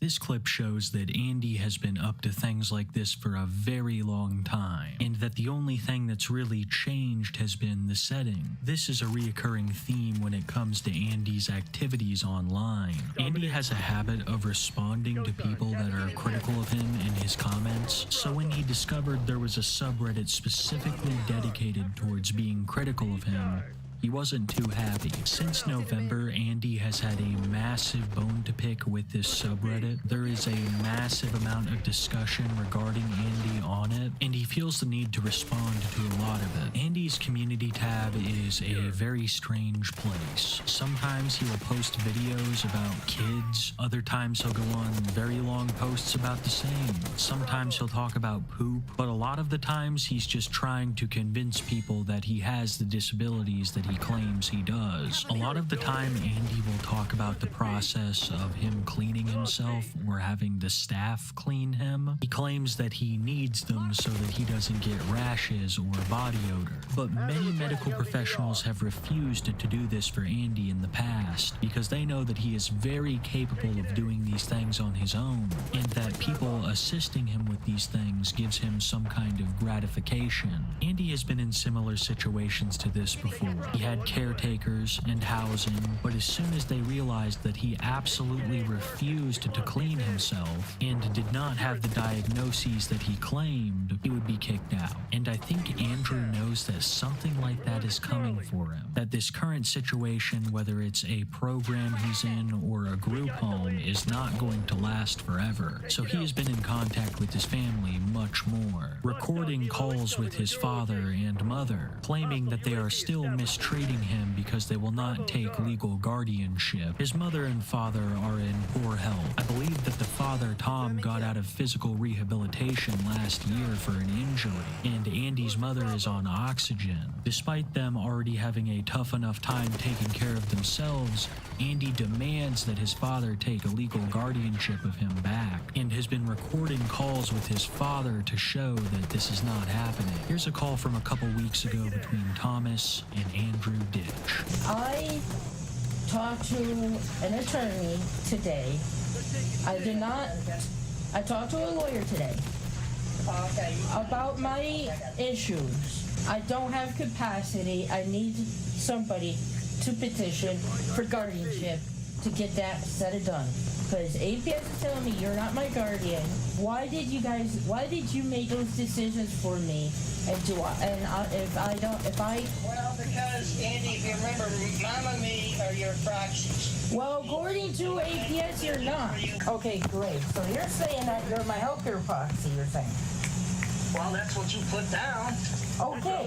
Remember when you were medical, the first thing that asked you was what?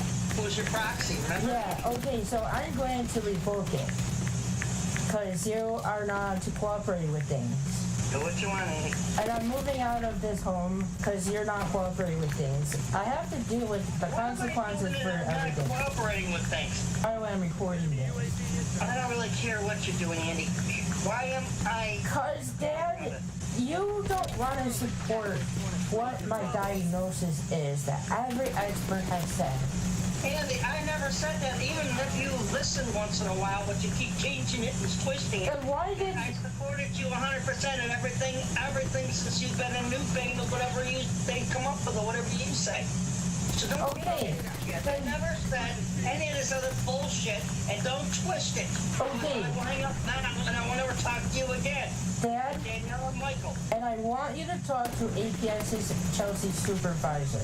Because if this is the case, you're going to tell her what every mental therapist that you have taken me to has stated about my developmental disabilities causing me the emotional behavior issues. I'm going to tell you that is what you're going to tell them. I think it's about the bullshit, but okay.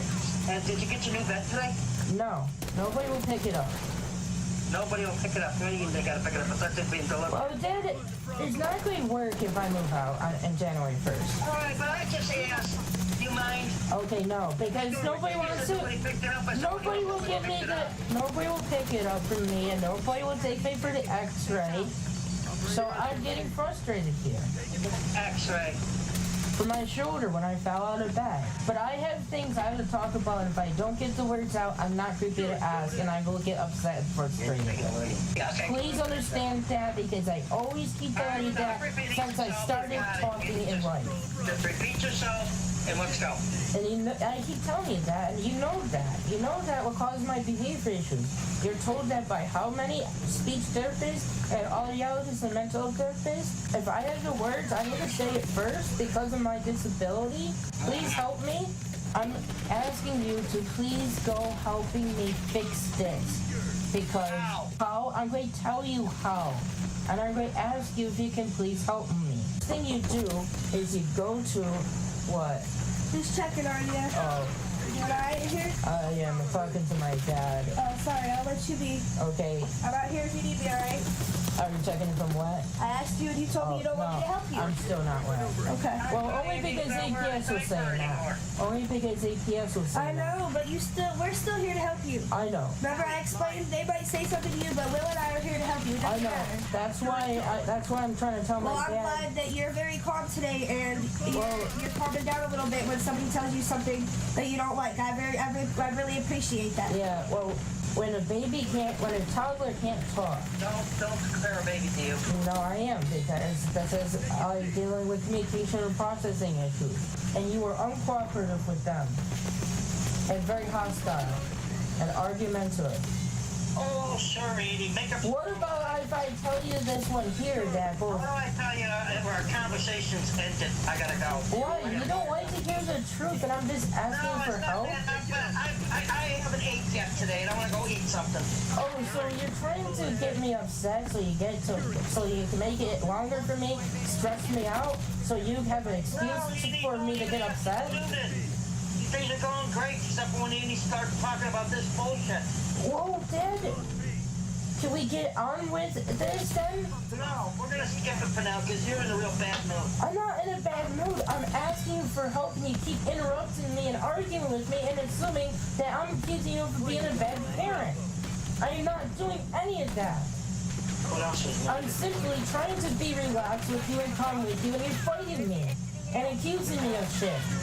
Okay. And I'm tired of you doing that because you want a response from me. Things back up from 1990. Dad, stop being defensive. About what we said, about what the cops said about So why are you being so defensive of this? I think that Andrew has realized that his father will no longer be of use to him, and that he has almost no shot of returning to New York. So he's not only been contacting his old family members, but he's also been angrily contacting crisis services, as well as APS. Andrew claims that they are cherry-picking times that they provide him services, and that they are going back on their word in a number of things. But I think that once again, people are wise to what Andy's been doing, and God does that piss him off. And I never once made any threat, and you can't use, and I'm not looking to get hurt, and you can't use my right to walk outside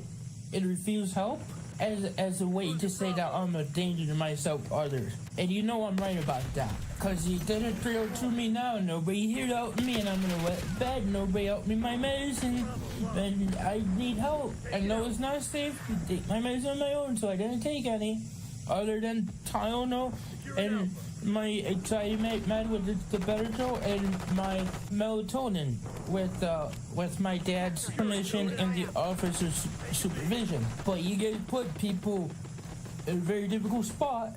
You can't just cherry pick. Your police can't cherry pick.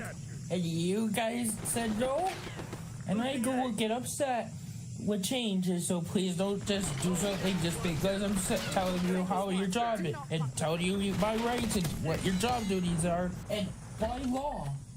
Just because I'm making this complaint and nobody here to help me, and nobody here to say I can't run away or supervise me, doesn't mean you can pick and choose when you're going to do something that you're supposed to do.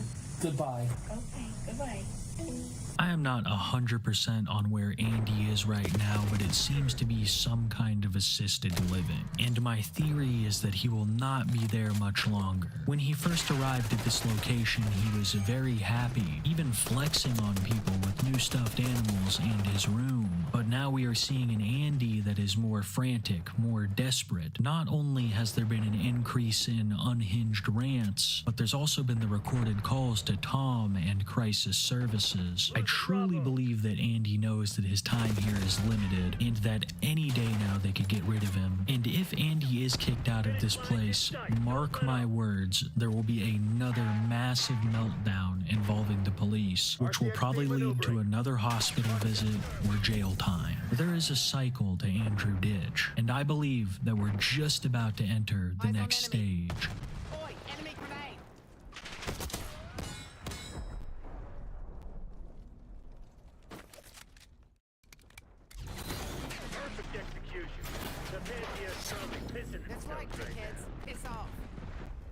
This alpha male influencer just destroyed his life as he's now facing decades in prison, all while being a guru and essentially telling people how to live life. Guys, I'm 21 years old. I own a hedge fund. I own 3 businesses. I have to manage my 1% chat. I have to manage all this stuff, and I still don't get stressed. You guys have one little bad thing happen, or someone said something to you on the internet, and you have a bad day. Your problems are not that big of a deal. Well, his are, as he's now facing 20 years in prison for wire fraud, conspiracy, and stalking. So this is Gavin Mayo, and he's made a fortune off of NFT projects because about in 2021, he launched a bunch of questionable NFT projects that had some pretty fat promises, promising some fat gains. And this attracted some degenerate investors, and here we go. They're left with not too much, and he's worth multiple millions of dollars. Sadly, that's kind of a common theme in that industry. But obviously, this guy must be a solid and credible and honest businessman, right? Well, 2 local men are charged with defrauding investors out of more than $22 million in cryptocurrency.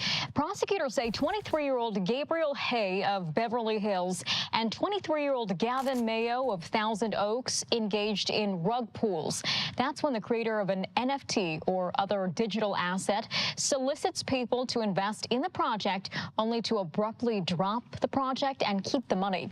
The defendants also face a stalking charge for allegedly harassing and intimidating a project manager who exposed them. Apparently there's just a massive disconnect in how he told the world he makes money and how he actually makes his money, which is also extremely common with these guys. But Gavin Mayo rose to fame off of launching a bunch of NFT projects back in 2021, which now the authorities are calling scams. And obviously his success was also short-lived because he was arrested on December 19th for wire fraud, conspiracy, and stalking. But the dude is only 23 years old. So what did he do to gain $22 million? Because no matter how you look at $22 million, that is a metric ton of money. So my question, like everyone else, is who in their right mind is sending this guy their hard-earned cash? Well, apparently he started on TikTok, just like so many other grifters. And he has been found throughout the platform giving advice on crypto and how to live your life as a successful businessman. Sit like this for 2 minutes. That is actually proven to increase testosterone. If you're smoking a cigar and you feel like a G, like a mafia boss, you got it in your hand like this, there's nothing better than smoking a cigar in a Lambo, let me tell you. When I'm sitting back, smoking in my Lambo, driving, everyone's looking at me, I think, yeah, that increases my testosterone because I feel like a beast. Hell yeah. This is what I want to invest money with. I mean, the dude is even using the same background music as all these Andrew Tate videos. But before he was an alpha male influencer and alleged scam artist, Gavin Mayo was actually a UNC swimmer, and he was actually set to graduate in 2024. But he dropped out because he had different plans, like making $22 million in JPEGs. Trade offer. Here's this squiggly JPEG, and in return, you give me $22 million.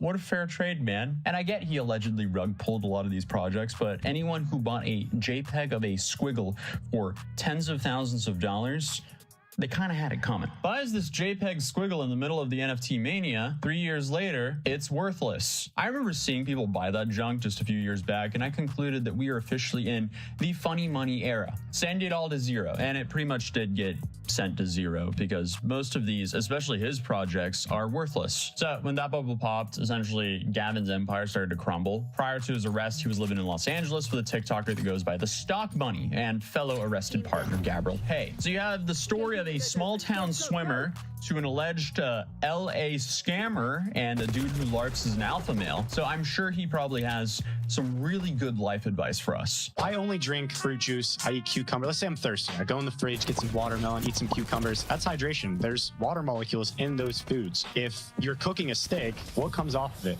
Steam. What is that water molecule? So I just eat raw meat. I eat raw chicken, raw tuna, raw steak. That's where I get my hydration from. I get my hydration from those fruits, from fruit juice. Water just dilutes the vitamins in your body. No, you never hear anybody say this, but try just drinking fruit juice and vegetables and fruits for a week and you'll feel like Superman. We're really telling people to eat raw chicken now. Yeah. Okay. I think you should meet my Uncle Sal. Okay? Sal Manella. Thank you.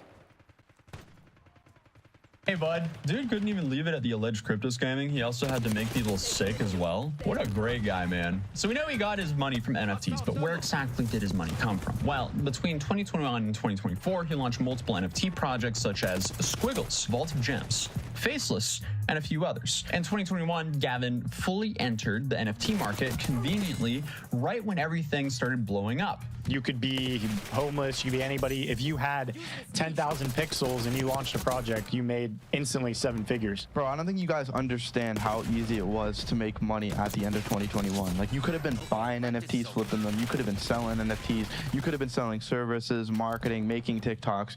Like, you literally could have been doing anything. Yeah, man, you could have been doing anything. And he chose to rug pull over and over again, allegedly. And one of the more brazen ones was his project by the name of Vault of Gems, which claimed to be the first NFT project backed by jewelry, even showcasing a marketplace. Apparently, if he'd been telling the truth, these, I guess, tokens would have been backed by real jewelry. So this was promised to be the first NFT project backed by a hard asset, and he raised over $1 million for that and then said deuces. So right after the money landed, he bounced and went onto a podcast and said, yeah, the marketplace never materialized. Right. Okay, what are you gonna do about it, bud? All of that money, it doesn't just disappear. It goes into the economy, and there's so much money out there, and most of the people that now have that money are rich people that were smart, but everyone was making money. Your mom was making money. The homeless guy down the street was making money. You saw your Uber driver was talking to you about crypto and NFTs. So there was so much money around, and people could afford to get scammed for $500 on some stupid art piece. And turns out he was also wrong here because the money just did disappear. It was gone. In the projects he was a part of, the money just vanished. Where could the money be? Where is it, Gavin?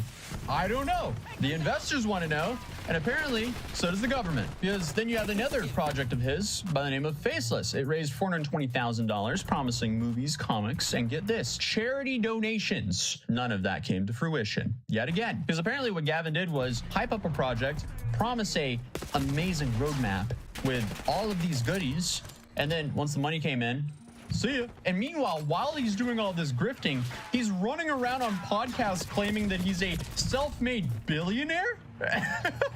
Like, how is this a real person? And did he not expect that people would maybe start to question, hey, where is this guy getting all the money he's claiming to have? But things get crazier as, you know, when the targets are starting to get zoomed in on them. Gavin and his business partner, Gabriel, they start pointing the finger at other people for running the projects that they ran. So essentially, they were snitching on other people to avoid charges for themselves. And I mean, just going through his media content, it seems like the only people he wasn't screwing over were scammers. If you tell me I got scammed, I will send you another like $200 or $300. And they're so confused by it. They're like, what do you mean? I did not scam, sir. And I'm like, okay, tell me, did you scam me, yes or no, and I'll send you money. And they're like, fine, I scammed you. Let's see if you hold your word. I ended up sending them like $200, $300, and they were so confused. And they were just like, okay, let me get it done. now I feel bad. Yeah, let's just give scammers some extra money after they scammed you. Why not? I guess he just likes his own kind. And a report released in 2023 revealed that actually 23 million individuals now hold NFT investments that have become completely worthless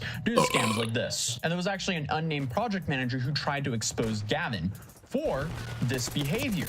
But this is where the stalking allegations come in. Because when this person tried to expose Gavin, Gavin apparently started dumping where he lives, a bunch of personal information, and even contacting this guy's parents. So let's just count the charges here. We got wire fraud, check.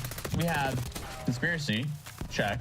We have stalking, big check. So you would think maybe he would spend all of his time, I don't know, managing all these scams to make sure he doesn't get caught. No. Instead, he's spending his time going on to podcasts trying to convince the world that he's actually a billionaire. I'm the youngest billionaire in the world right now. I can explain this in a way that might sound crazy. I'm a billionaire. Let's think about it. Does a billionaire have a liquid $1 billion in his bank account? No. Okay, so is he actually a billionaire? No. Like liquid billionaire? No, I'm not a liquid billionaire yet. Probably will be mathematically soon. But I'm a billionaire because, number one, let's just say I can... He asked you a simple question. ...mil a month. That's like 12 mil a year. You do like a money calculator since it's like a hedge fund. That's not close to $1 billion, though. In the hundreds of millions. And then other businesses. I'm a Web3 wealth manager now. Like I own a hedge money for people. If I went in the chat today and was like, I have this huge opportunity. Everyone give me $500,000 that can afford. Probably could raise about $50 to $100 million right there. So that's not $1 billion. That doesn't mean that you're a billionaire. Is over $1 billion. Hopefully $1 trillion soon. Right. Yeah. Hopefully a trillionaire soon. Right. It's not like doing the calculation of that would be very difficult. It's just like, you know, your assets, subtract your debt. Congratulations, there you have your net worth. Not all these like, oh, but I control these things and I can get people to invest here and here and here. Okay, no, you don't own that. Dude just essentially spent 48 seconds there proving to the world that he is not a billionaire. The only thing he has is a PhD in yapology. But while he was doing all this yapping on various podcasts, he ran the projects by the name of Sinful Souls, Clout Coin, Dirty Dogs, Moon Portal, Squiggles, and Roost Coin. And overall, he pocketed $22 million alongside of his co-founder and arrest buddy, Gabriel Hay. He then ended up funneling this money into various stable coins and Chainlink. But obviously, there was a decent ending to the story as he was recently arrested in California in December. But I read the indictment, and this is essentially what it says. First, they supported the NFT project. Then they would use their lies to gain buyers and investors for these projects. Then they would make these fake plans and share them with the investors. They had plans they never intended seeing through from the jump. Then they would actually hire people to complete different tasks for these fake projects. So these people would create assets and manage chat groups that they had just set up for these projects. But again, from the start, nothing was going to come from this project ever. They're just buying time. After the investors signed on, they would ghost them, and Gavin and Gabriel, the two Gs, would split the money between them. Sometimes they would use fake names or point to other people to make it seem like they had no involvement in these projects, let alone the fact that they were the owners. And of course, they harass people who expose them. So all around, I mean, they just sound like some great guys. So as of right now, this case stands as the largest NFT fraud ever prosecuted, and that's coming straight from the Department of Justice. Gavin is currently facing a maximum penalty of up to 20 years for each count of conspiracy and wire fraud, as well as a maximum of 5 years for the stalking charges. This case is currently still pending, but it's now been set with a specific judge. So it's really going to be interesting to see what actually comes from this. Will the government actually go hard on these guys, or will they let them off easy? That will really set the tone for future prosecutions, because let's be real, this guy is far from the only dude that's been doing this stuff. But either way, YouTube thinks you'll enjoy this video. And hey, if you're new here, feel free to drop a subscribe. So sorry for the extremely poor setup currently. We're literally rocking off my phone and camera. I'm currently visiting Norway, and I'll be back home soon. But Norway shuts down their entire government on the 1st of January, which I'm filming this video. So I couldn't go buy some additional equipment that I managed to forget back in the States. So I'll have that fixed for the next video. But until then, I'll see you guys in the next video. Peace.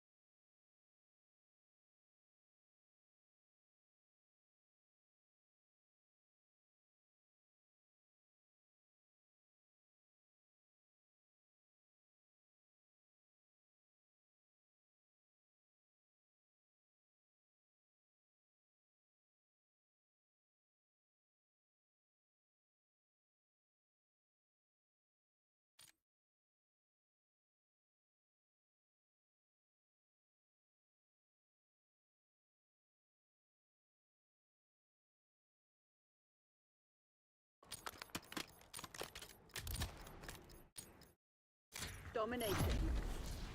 Capture the objective. Taking C. Charlie, getting captured. We're winning. Keep it that way. Taking B. TYT is dead. Long live TYT. That the model of a charismatic Cenk Uygur, who is the president and CEO over his own little corporation that people trust is going to be progressive, that model has to die. Why? Because that model has failed us time and again. That model is what the North Star was supposed to be. Where is it today, Sean King? That model is what we built with Bernie Sanders. That model is what we built with Barack Obama. And I see how much we, the people, entrusted in those movements, into those organizations, into those charismatic leaders. And as soon as those elections were over, where did all the infrastructure go? Where did all the email lists go? Where did the ability to mobilize the masses into a movement go? That model of progressive leadership is dead. TYT is dead. Long live TYT.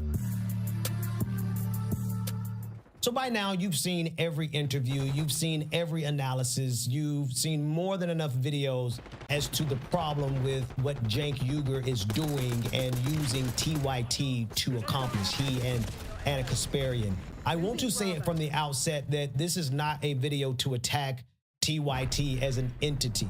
In fact, it is an appeal to Cenk Uygur to preserve and to save TYT for what it was, what people invested in it to be.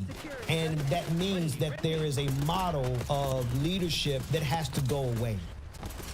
This is not an attack on TYT. In fact, I hope that this is a way that TYT can be preserved, because as it stands right now, the trajectory that Cenk Uygur has chosen has been rejected by the people, the very people who helped build his platform, the very people who gave rise to his voice. He is in the position that he is in, not because of his own ingenuity, but because the people trusted in him as a charismatic leader who was going to do what he said he was going to do.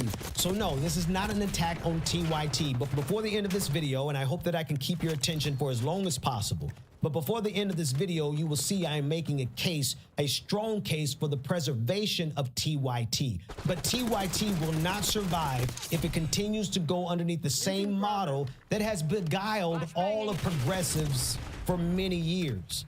It's not a problem that is just germane to TYT. It is a problem in progressive spaces holistically. What is that problem? It is the idea of a charismatic leader being entrusted with all of our funds, all of our resources, all of our subscriptions, all of our memberships, and those resources going into a privately held corporation over which that one individual leader has complete domination and control, their own personal fiefdom. TYT is not the fiefdom of Cenk Uygur. At least it should not be. What TYT is and what it represents more than anything else, I'm not talking about the corporate entity over which I'm sure Cenk Uygur has solid and solidified control over. But what TYT represented for the people here in the United States of America was ostensibly an independent media movement sponsored and supported by the viewers so that they could be free from any type of corporate control and so that they can be free to represent the interests of the people. That's not where we are right now. And so when I say TYT is dead, I mean the model of American progressives pouring millions of dollars into an individual corporation thinking that the president or the CEO of that corporation is someone that we can trust is going to operate based on progressive values when political times get hard, when financial times get hard, when any type of issue gets too difficult. We expect progressive leaders to hold the line for progressive values. And time and again, nearly every single entity, every entity in which we have entrusted our resources, where are they now? Where are they now? Where is the leftist media entity that is standing up, that has the amount of resources that TYT has been entrusted to lead us in this moment? I've written an article to accompany this video so that everyone can be crystal clear on what I'm saying and what I'm not saying, and more precisely, why I am saying this. I don't intend on doing many more videos at all about TYT. I do want to give this one last thought from me on the issue. There's a lot to dig into, and I really do suggest that you read the article so that the thoughts can be outlined for you more clearly than I'm even capable of doing in this video. But I do want to go over some of the key parts here, some of the key nuances, some of the key issues. Here's the difference between left-wing media and right-wing media and mainstream media. And it's in this intersection that I believe we will absolutely find what happened in 2024, why there was such a definitive shift towards the right across this nation.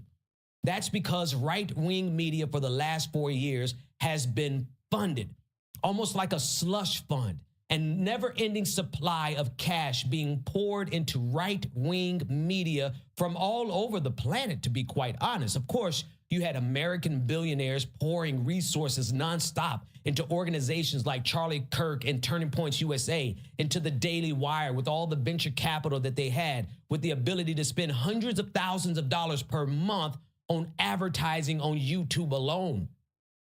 We had podcast after podcast after podcast, every up-and-coming MAGA superstar with a new YouTube channel, with a new podcast, with a new web series. Everywhere we turned, we were inundated with right-wing media.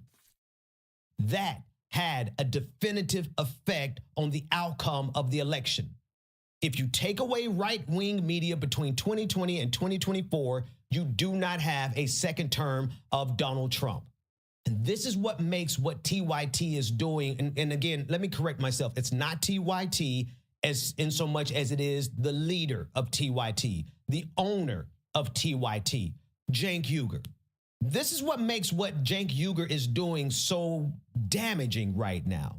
And this is why I'm doing this final video on the matter. And then I'm moving on because there's so many more things that we have to fight for and things that we need to do. We can't grieve over the loss of TYT much longer. We have work that we have to get done. If you look at the amount of conservative media that saturated the United States over the past 4 years, there's no way that you can conclude anything other than the fact that we have been underneath a regime, a media regime that has manufactured consent and shaped and warped the minds of the average American viewer towards MAGA conservatism, which is, just like Cenk Uygur stated months before, fascism. So they laid out a plan for a full-blown coup against this country. And then they executed that plan. And they even considered, they had a 3-hour meeting where Michael Flynn proposed martial law and rolling out tanks against the American people and killing anyone who opposed us. And the only reason why they didn't do that part of it, because to be fair to the rest of the people in the Trump administration at the time, they said to Trump, every one of us will resign if you roll out those tanks. He wanted to do it. He wanted to do it. He's a dictator. He's a fascist. That's not hyperbole. There's no question about it. This was not the United States organically moving closer to Donald Trump. This was the fact that every time you cut on the television, there's Fox News, Newsmax, OANN. Every time you go onto YouTube, whether you're watching the progressive or not, the algorithm recommends someone from conservative spaces. And even if the algorithm wasn't organically recommending someone from the right wing of the United States of America, conservatives had millions of dollars that they could spend on advertising, putting them and placing themselves right in your face so that no matter where you went in this country, you were inundated with the right-wing message. And it went further. Elon Musk purchasing Twitter for $44 billion, turning it into a right-wing echo chamber over the last 2 years leading up to the election. And instantly we saw all of the techniques, all of the mechanisms, all of the ways that the progressive movement made progress over the last 10 years become co-opted and weaponized against progress. And that's how you get the rightward shift of the United States of America. Cenk Uygur in multiple interviews has ceded the point that, oh, look, conservatives won, and so we must go over there and negotiate with them, not addressing the underlying factor that caused conservatives, MAGA, to win, which is exactly up his alley. Media. How did conservatives win? How did MAGA win? Media. How did they win? Media on YouTube, media on Facebook. How did they win? Social media. How did they win? Mainstream media. How did they win? Media. That's how conservatives, that's how MAGA won. And this is exactly the profession of Cenk Uygur, media. And what does he do immediately after Donald Trump wins? He goes to conservative media and he surrenders. He doesn't go to conservative media in order to fight. He doesn't go to conservative media to hold the line. He goes to conservative media in order to gain acceptance. Now, the question is why? Originally, I said he's a traitor. And that's still a very strong possibility. Then I thought more about it. I said, well, maybe he has financial constraints concerning all of the money that he took from Republican investors over the years. Maybe times are hard and he's just going to do whatever he has to do to make sure his company stays afloat. I completely empathize with that. That does not mean I agree with what he's doing, but I can empathize with that. And then I considered a third consideration. As I look back at old interviews and episodes of the Young Turks and I listen to Cenk Uygur describe the threat that MAGA really is, I'm convinced that Cenk Uygur 100% understands that MAGA is a true fascistic threat. Every one of us will resign if you roll out those tanks. He wanted to do it. He wanted to do it. He's a dictator. He's a fascist. That's not hyperbole. So, and here, I'll upset a bunch of people on the left. Ron DeSantis and Nikki Haley are not fascists. They're terrible people for other reasons. He has to do to make sure his company stays afloat. I completely empathize with that. That does not mean I agree with what he's doing, but I can empathize with that. And then I considered a third consideration. As I look back at old interviews and episodes of the Young Turks and I listen to Cenk Uygur describe the threat that MAGA really is, I'm convinced that Cenk Uygur 100% understands that MAGA is a true fascistic threat. Every one of us will resign if you roll out those tanks. He wanted to do it. He wanted to do it. He's a dictator. He's a fascist. That's not hyperbole. So, and here, I'll upset a bunch of people on the left. Ron DeSantis and Nikki Haley are not fascists. They're terrible people for other reasons, but they've never done a coup against America. They don't use direct Nazi quotes that Trump does. The only fascist that is an actual threat to democracy is Donald J. Trump. He already tried to end this democracy once. And guys, last thing. The other day, he said, immigrants are poisoning the blood of our nation. That quote has only been used by Adolf Hitler and Donald J. Trump. So he's telling you ahead of time, I'm a Nazi. It's not like I didn't warn you. I used absurd Hitler quotes. I pulled them out of history and I said them for no reason, just to let you know I am a Nazi. He then, remember, he had dinner with Nazis. Nick Fuentes and Kanye West, they had dinner talking about how the Holocaust wasn't so bad and Hitler was a hero. Those are things Fuentes has said. Those are things Kanye West has said. He happily had dinner with those Nazis. And when the Nazis marched and said the Jews will not replace us, he said there are good people on the Nazi side. How many times does he have to tell you that he's a Nazi before you believe him? I'm convinced that Cenk Uygur 100% understands that MAGA is a true fascistic threat, that they will carry out authoritarianism and totalitarianism. They will use political violence. I honestly, when I look at what Cenk was saying before the election, I see someone who sees the threat exactly the way I see it currently today, that these people will absolutely have public executions if we allow them. If they were allowed to do it, Cenk Uygur knows that these people will start throwing people on the wall. They would throw them in prison. They will persecute, they will torture, and they will even publicly execute people if they are given the opportunity. That's what I believe Cenk Uygur believes, because you can't go from everything that he said before the election and just throw that away. So what am I saying? The third possibility as to why Cenk Uygur is turning cold is the fact that maybe, just maybe, Cenk Uygur sees the threat. He knows that it's a threat. And the best strategy that he has to combat the threat is to surrender to them as a sacrifice, to be the vector, to be the entity in their spaces that softens them and pushes back against their violent tendencies. What do I mean? I mean that by Cenk going to Turning Points USA and saying, we can disagree, let's fight, but let's go have a beer. And the number one thing to hold your ground on is constitutional rights. So I'm going to do some... Like the Second Amendment.